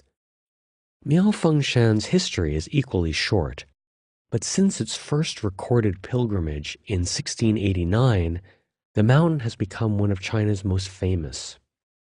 One reason is that its chief deity, Our Lady of the Azure Clouds, is one of the most popular goddesses in northern China. She is often simply called Songzi Nyang, or the goddess who gives children, a kind of fertility goddess, but also an important part of the Taoist pantheon. In years past, Beijing had 8 major temples devoted to her, the 5 peaks and the 3 mountains. The 5 peaks were small temples in the city's north, south, east, west, and center. The 3 mountains were located in Beijing's suburbs. 2, Yajishan and Tiantaishan, were favored by the imperial court. Miaofengshan was reserved for the common people. Miaofengshan's location near Beijing also helped spread its fame, linking it to the imperial family and the city's vibrant cultural life. Stone steles record visits by pilgrimage associations in the 18th, 19th, and 20th centuries. By the mid-19th century, records show that entertainer organizations began climbing the mountain. The peak might have been 1899. A stele from that year records that the mountain was visited by 141 associations. By the 20th century, Miaofengshan had become something else, a site for academic pilgrimages. In the 1920s, Gu Jiegang, a young scholar of early Chinese history, and other iconoclastic intellectuals helped found folklore studies in China. Miaofengshan became a prime location for their research. For people like Gu, folk traditions like Miaofengshan's were authentic history compared with the official histories compiled by dynasties and recited by generations of Chinese schoolchildren. Folk practices were seen as living fossils that showed modern people how the past used to be organized, a wildly romantic view of the past, especially for a pilgrimage that was only a couple of centuries old. Gu made several trips to Miaofengshan and wrote the first of dozens of books about the mountain published through the years. Foreigners, such as Sidney D. Gamble of the Procter & Gamble family, visited China to carry out sociological surveys. Gamble made an astonishing 15-minute film from footage shot during 3 visits he made to Miaofengshan between 1924 and 1927. The scenes seem out of another era. One man is encased in an instrument of punishment called a kang, a wooden board with holes for the hands and the head, while another is walking on all 4s like a horse, his back saddled. While these scenes no longer exist, the rest of Gamble's report seems very similar to today. He said that over 100 pilgrimage associations attended, including associations providing services such as food and drink, like the Ni family's tea association today, and other groups that performed for Our Lady, walking on stilts, martial arts, dancing lions, and others. Then, as now, the associations were self-organized and self-funded, autonomous organizations largely independent of government control, as most religious life has been throughout Chinese history. In 1938, The New York Times picked up on the remarkable pilgrimage, writing, "The Canterbury Pilgrimage of Chaucer's Tales has a Chinese counterpart in the annual pilgrimage held this month up the slopes of Miaofengshan, some 17 miles north of Peking." The new Japanese occupation of northern China did not seem to dampen the pilgrims' ardor. On the contrary, the Times reported that the Japanese organized militias to protect the pilgrims from bandits. Two of Gamble's friends were L. Carrington Goodrich and his wife, Anne, both children of missionaries. Carrington went on to a distinguished career as a professor at Columbia University, while Anne became an excellent amateur anthropologist. In 1998, at the age of 103, she published an account of their visit to Miaofengshan in 1931. According to information she gathered at the time, roughly 500,000 pilgrims visited Miaofengshan that year. After walking up the mountain with another couple, she and her husband took a tiny guest room in the temple. The temple guest rooms were small, holding not more than a camp cot. They were on a terrace at the very edge of the high cliff, which presented one with a glorious view of the mountains and the plain to Peking. To wake up there before sunrise and look at the clouds snuggling between mountain peaks, catching the glow of dawn and the sun turning the clouds crimson, is an experience that one never forgets. Best of all, Goodrich wrote, "Before the year was out, our friends had a baby girl, and my husband and I had twins. Had we pleased the goddess?" The Ni family's tea shrine groggily awoke at 6 o'clock the next morning. Mrs. Chi, Jintang, and a few others would spend the full 15 days up here, but many others had come only for the first night and today's performances. They had tried to get some sleep in their cars or on camping chairs, and were now staggering about, looking for tea and congee. Mr. Chang was still in his seat, his slouch hat low on his head, and a tin of Yanjing in his right hand. He squawked a greeting and waved the beer at me. I waved back, but sat down next door at the Deqing Fresh Flower Association. It was adjacent to the Ni family's altar, separated only by a narrow corridor just wide enough to squeeze through, and dedicated to the flower goddess, a folk deity.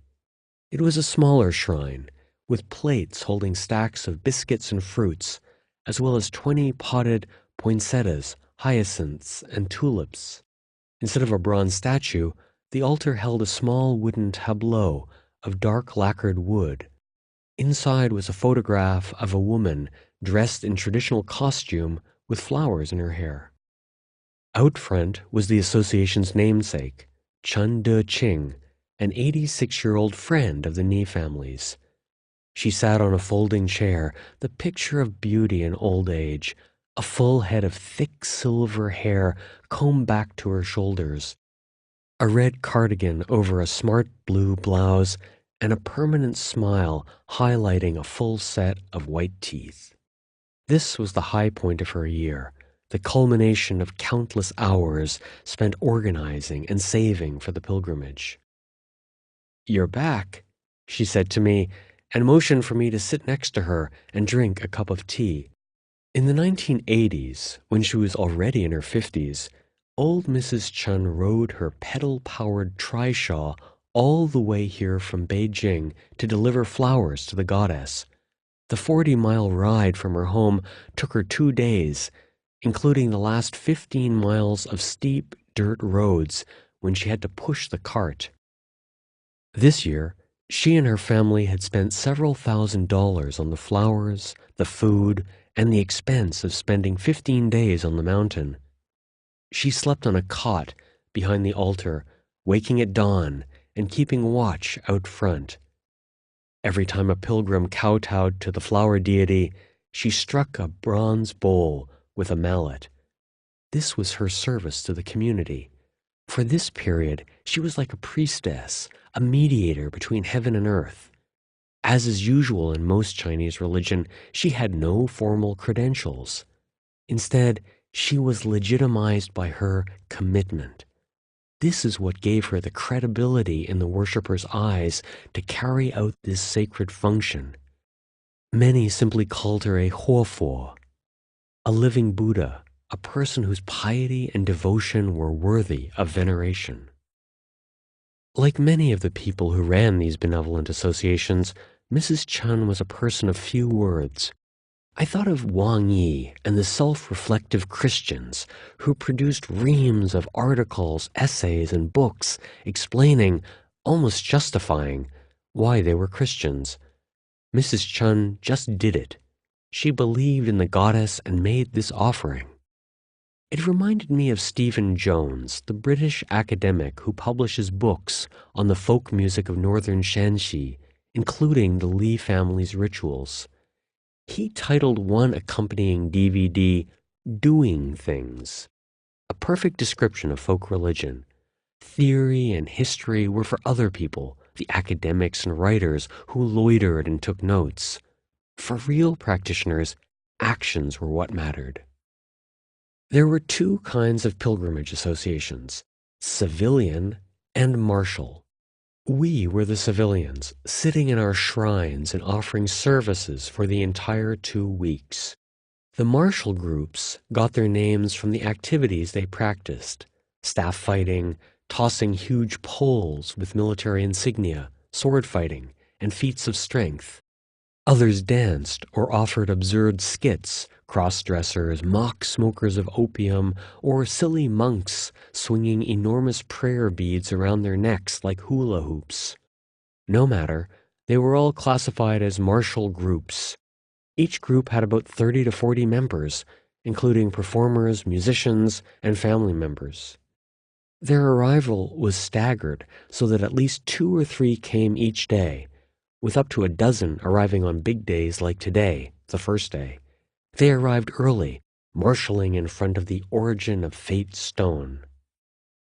Old Mrs. Chun still marveled how it all came together, how everyone journeyed here because of the goddess, and how she was part of it, the De Qing Fresh Flower Association. She looked at me and smiled again, a warmth that needed no words. In the distance, the martial group's music, mostly drums and cymbals crashing and banging, filled the air. We watched the first group ascend, a troop of dancing lions. Almost all were dressed in yellow, holding pennants and flags, with their musicians bringing up the rear as they walked up the path. After performing for the goddess, they would come down to play for us. This was always accompanied by ritual greetings and handwritten letters of thanks to the associations like the Ni families that would stay here the entire 2 weeks. These visits were when old Mrs. Chun was in her element, bowing and clasping her hands to greet the performers. All the associations knew the story of the old flower lady who used to ride her trishaw all the way from Beijing to worship the goddess. This was how religious life had been reborn in China, by these single heroic acts. Every pilgrimage association had similar stories of old men and women who had remembered the past and taught their children and grandchildren how to perform with swords and staffs, to dance on stilts, or to sing old songs. One troop of women would toss 6-foot wooden tridents into the air, catching them on their shoulders, and let them roll down their arms before flicking them aloft again, an amazing display of strength and grace. Still, everyone agreed that the performances were less impressive than even 20 years ago, let alone in the scenes that Sidney Gamble had captured. Many groups lacked the repertoire. The actions weren't as daring or precise. This isn't surprising. In the modern world, few people have the time to practice staff fighting or stilt walking for hours a day. Rituals have become simplified everywhere, in almost every religion. The key was that people came, participated, and found a deeper meaning. And as fun as it seemed, for many people it was as profound as Ge Hong's admonishment. It wasn't something they did lightly. Toward the end of the morning, I was sitting in front of the shrine, drinking the Ni family's tea and watching the crowds roll by. Mrs. Chi's Buddhist music wafted into the mist. It was a choir, simply chanting over and over again, homage to the Bodhisattva Guanyin, or as it sounded in the Chinese transliteration of the Sanskrit, Nanmo Guanshiryin Pusa. It was one of Chinese religion's most famous chants, and the syllables stretched and stretched out through the rain. Nanmo Guanshiryin Pusa. This was just the first day. 2 more weeks remained. My mind wandered over the sacred land, back to Beijing, where old Mr. Ni was dying, and where his older son, Jin Cheng, was having back surgery. He would be released tomorrow, and in a week, make the trip up the mountain for Guanyin's birthday, which falls on the 8th day of the month, a highlight in the pilgrimage. A week after that, it would end. By then, 69 martial pilgrimage associations would have made the trip up, dancing, fighting, twirling, and singing in honor of Our Lady of the Azure Clouds. The Taizhou merchants would have doled out 40,200 steamed buns. More than 100,000 people would have visited the mountain, some as pious pilgrims, others as tourists, most somewhere in between, lighting incense and finding their way. Nanmo Guanshiryin Pusa. In Shanxi, the grain rains meant the Li family's neighbors could plant their summer crops. In Sichuan, Wang Yi was preparing to train seminarians in the mysteries of ancient Greek. In the political world, demons were being purged so the ritual change of power could take place in the autumn. The clear and bright days were over, and soon the humid summer would arrive. Nanmo Guanshiryin Pusa. The music went on, an endless loop that accompanied the rain and the pilgrims. Toward the end of the morning, a group of 5 people walked up to our shrine. I was sitting next to the censer, a giant rusting bucket that was smoldering lightly, the incense almost out. The visitors were in their 20s and 30s, white-collar professionals probably, and I guessed that they had driven up for the day. They stood as if sizing up the building, talking quietly among themselves for a moment until a young man caught my eye. "What is this building for?" he asked. "It's a shrine to Guanyin," I answered, "the Buddhist sister of Our Lady of the Azure Clouds."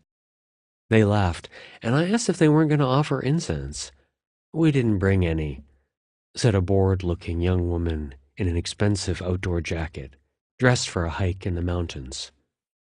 Nanmo Guanshiryin Pusa. Mrs. Chi stepped out from the shrine. She took a bundle of incense from the family stack and silently handed it to the young woman. She hesitated for a moment and then took it, at the same time pulling a wallet out of her pocket. "Charity," Mrs. Chi said brusquely, and the woman looked surprised. Nanmo Guanshiryin Pusa. The young woman stood there, with the incense clutched in her left hand. A young man stepped forward, flicked open a metal lighter, and set the bundle alight.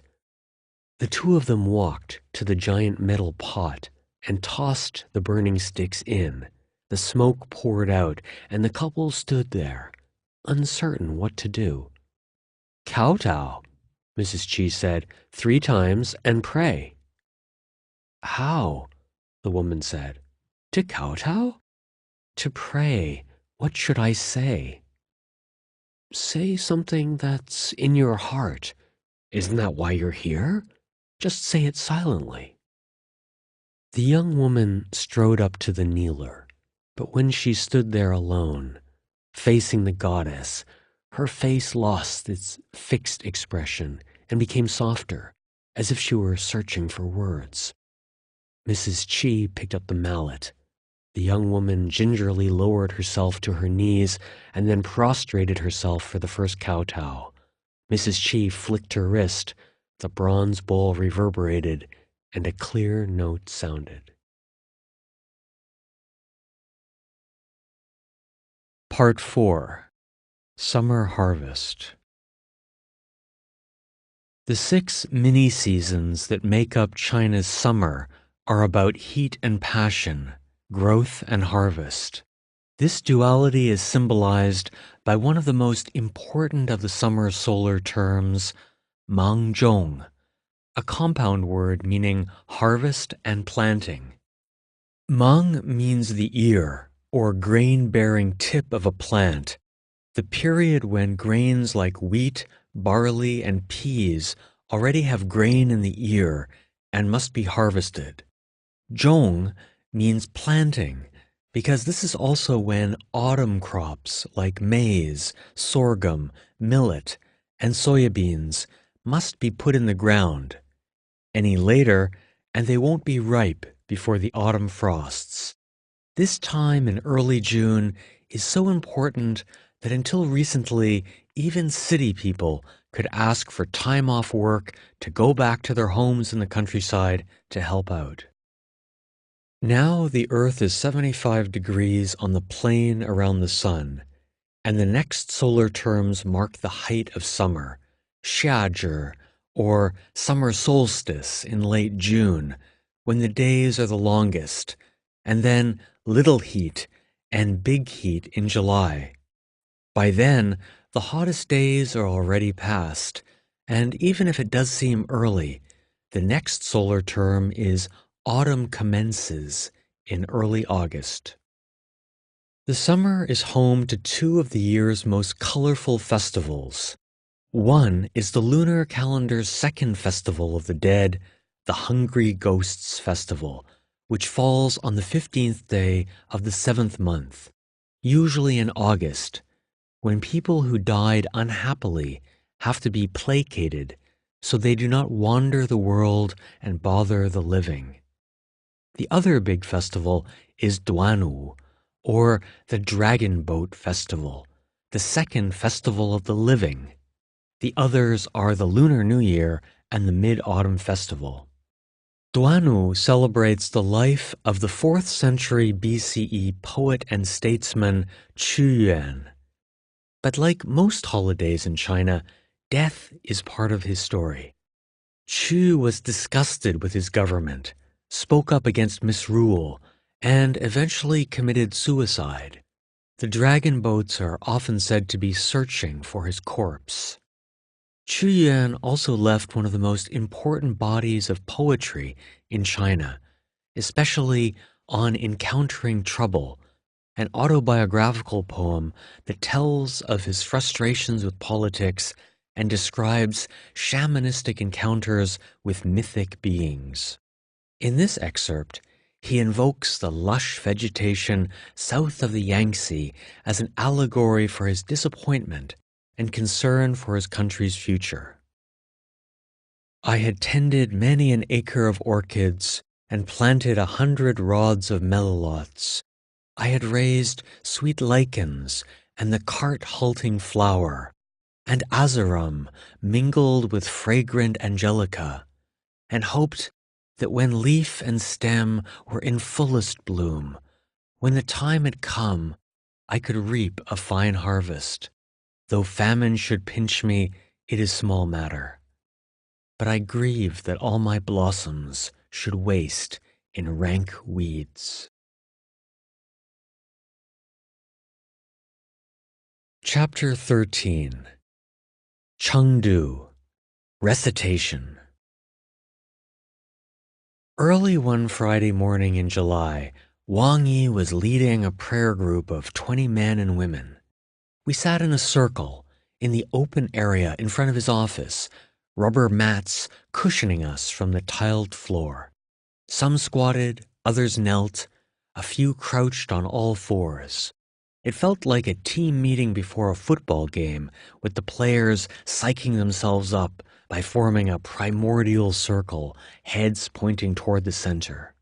We belted out an old Presbyterian hymn, sweating out the lyrics in the muggy Chengdu smog. As usual, we sang all the verses.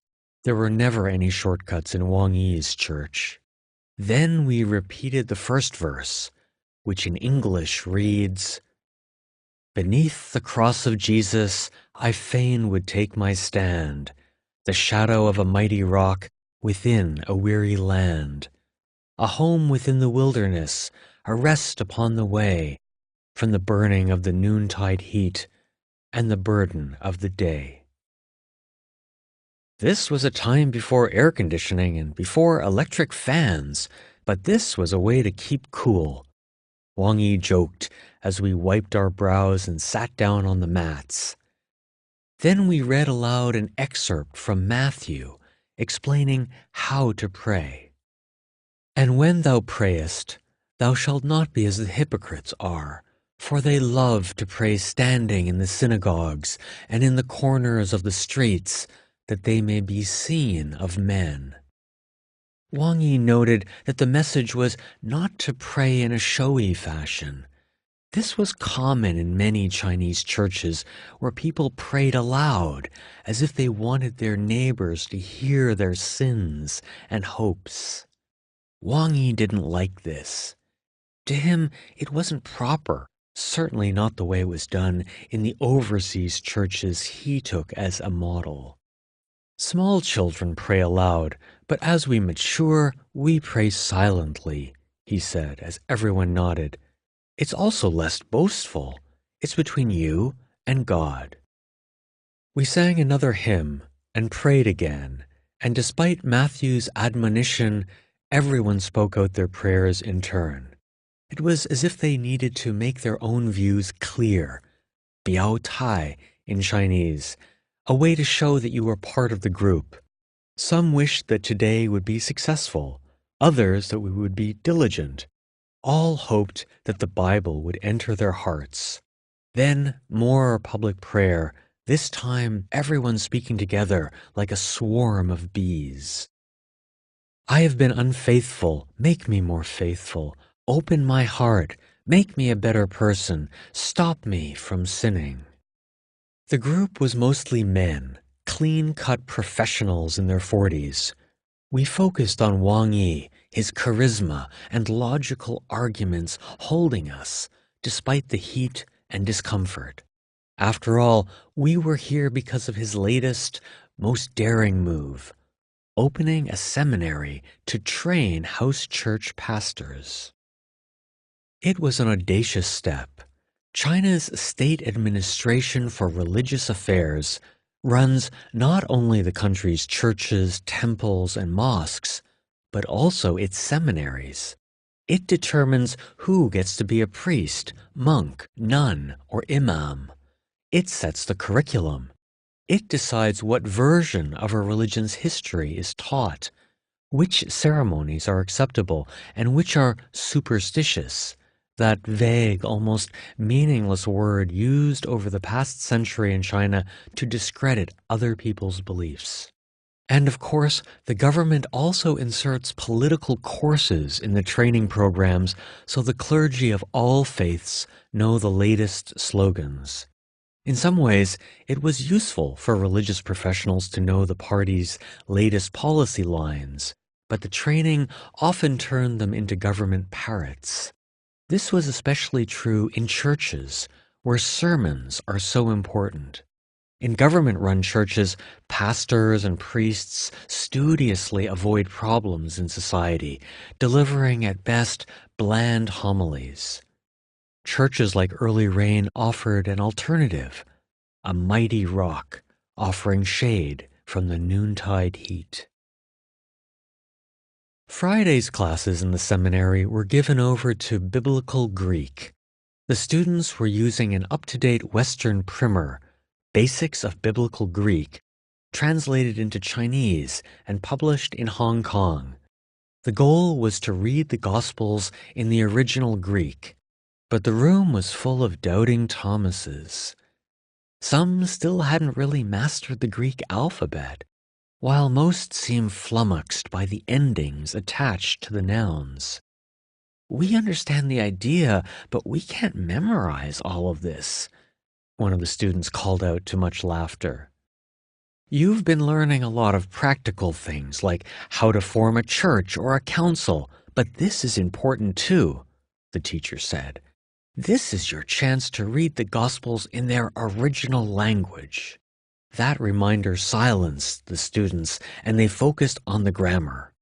He summarized, saying that Greek had 24 letters and nouns with 3 possible genders, male, female, or neuter. Some people began to doze. Sitting up in the front row were Wang Yi and his wife Jiangrong. They sat quietly, exchanging the occasional glance, former childhood sweethearts, still in love.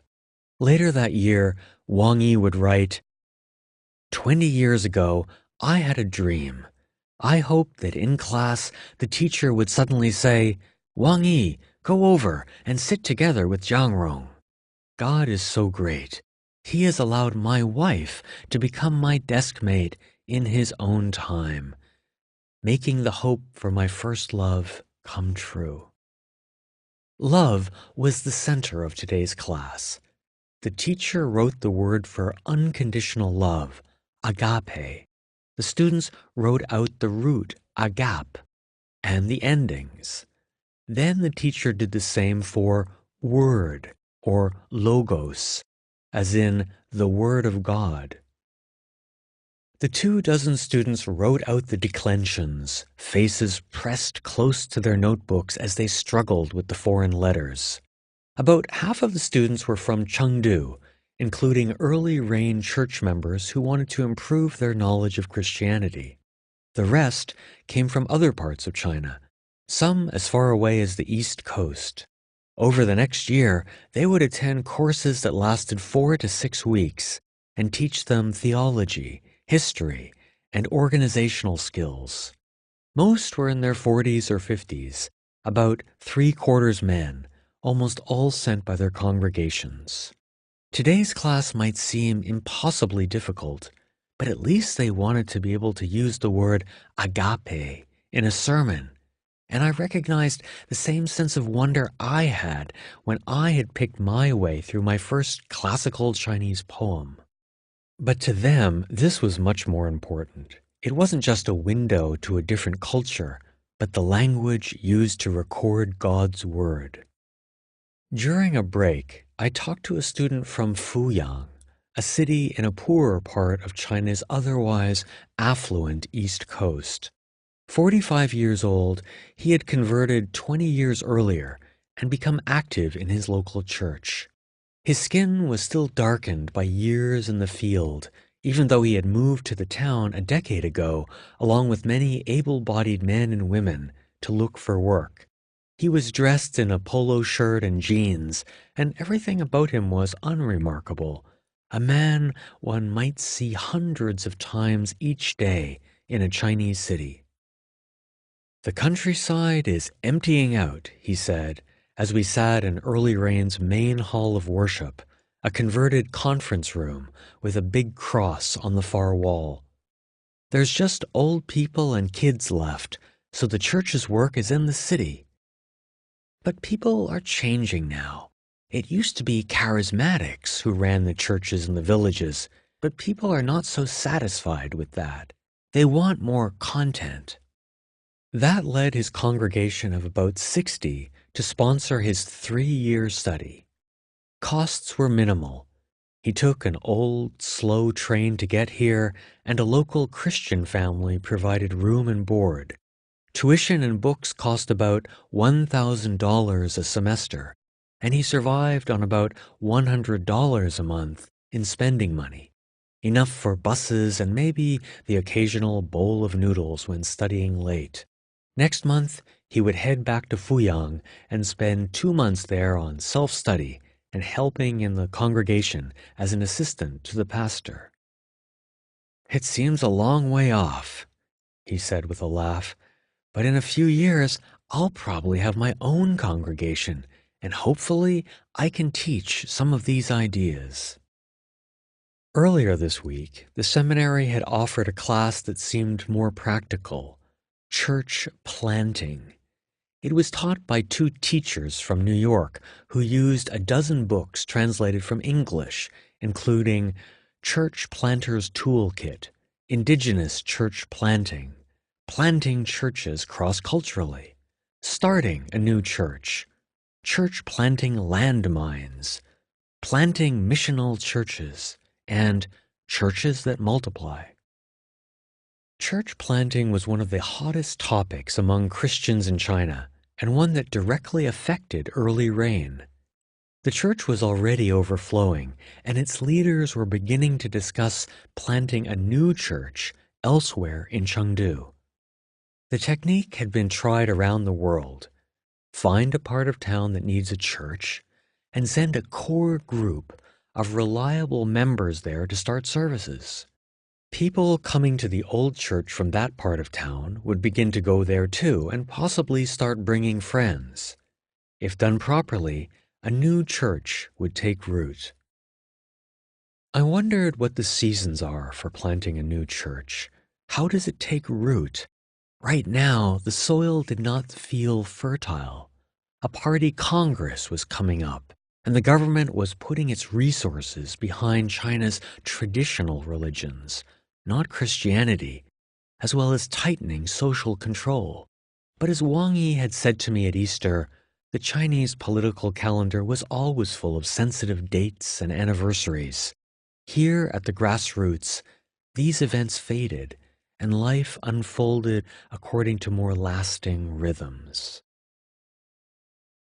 After the Greek class ended, Wang Yi and I had a simple boxed lunch of rice with stir-fried vegetables, the same quick $1 meal that the students were wolfing down. What we had just experienced, the prayer meeting and then learning the abstruse rules of ancient Greek, seemed so far removed from Wang Yi's previous life as a human rights lawyer. I wondered if there was a direct link. People like the filmmaker Yuan Zhiming had converted directly after the failed democracy uprising of 1989. Was this his catalyst too? June 4th, from my perspective, destroyed the Communist Party's position in society, so I became a believer in freedom, he said. I thought that freedom was the most important thing in society. So you felt that without Christianity, political reform could not occur. It's not a question of achieving political aims. If you believe in a God above and in the passing of life, and if you believe in an eternal soul, then what matters here is not crucial. Of course, we wish for a free democratic system. We think it fits the Bible better. But having a democratic society isn't the key. If God wishes it, He can make His people live in a non-democratic society. He can still love these people and care for them. What matters is the freedom in your heart. So it's not about politics. No, it's about knowing the Word of God. It was 12:30 and time for the midday break. Wang Yi would spend the afternoon studying more ancient Greek. I went back to a little hostel where I kept a room and checked my messages. One was from an old friend of Wang Yi's, the exiled writer Liao Yiwu. He was also from Sichuan and had written about Christianity in Yunnanese hill tribes. But Liao hadn't converted and later found his freedom by walking across the mountains to Vietnam.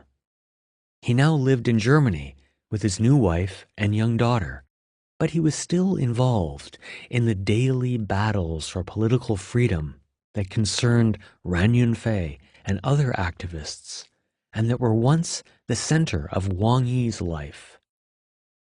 Liao was reminding the world that the trial of Li Bifeng, another Sichuanese writer and activist, was starting soon.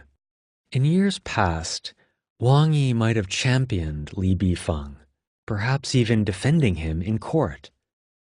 But now he was silent.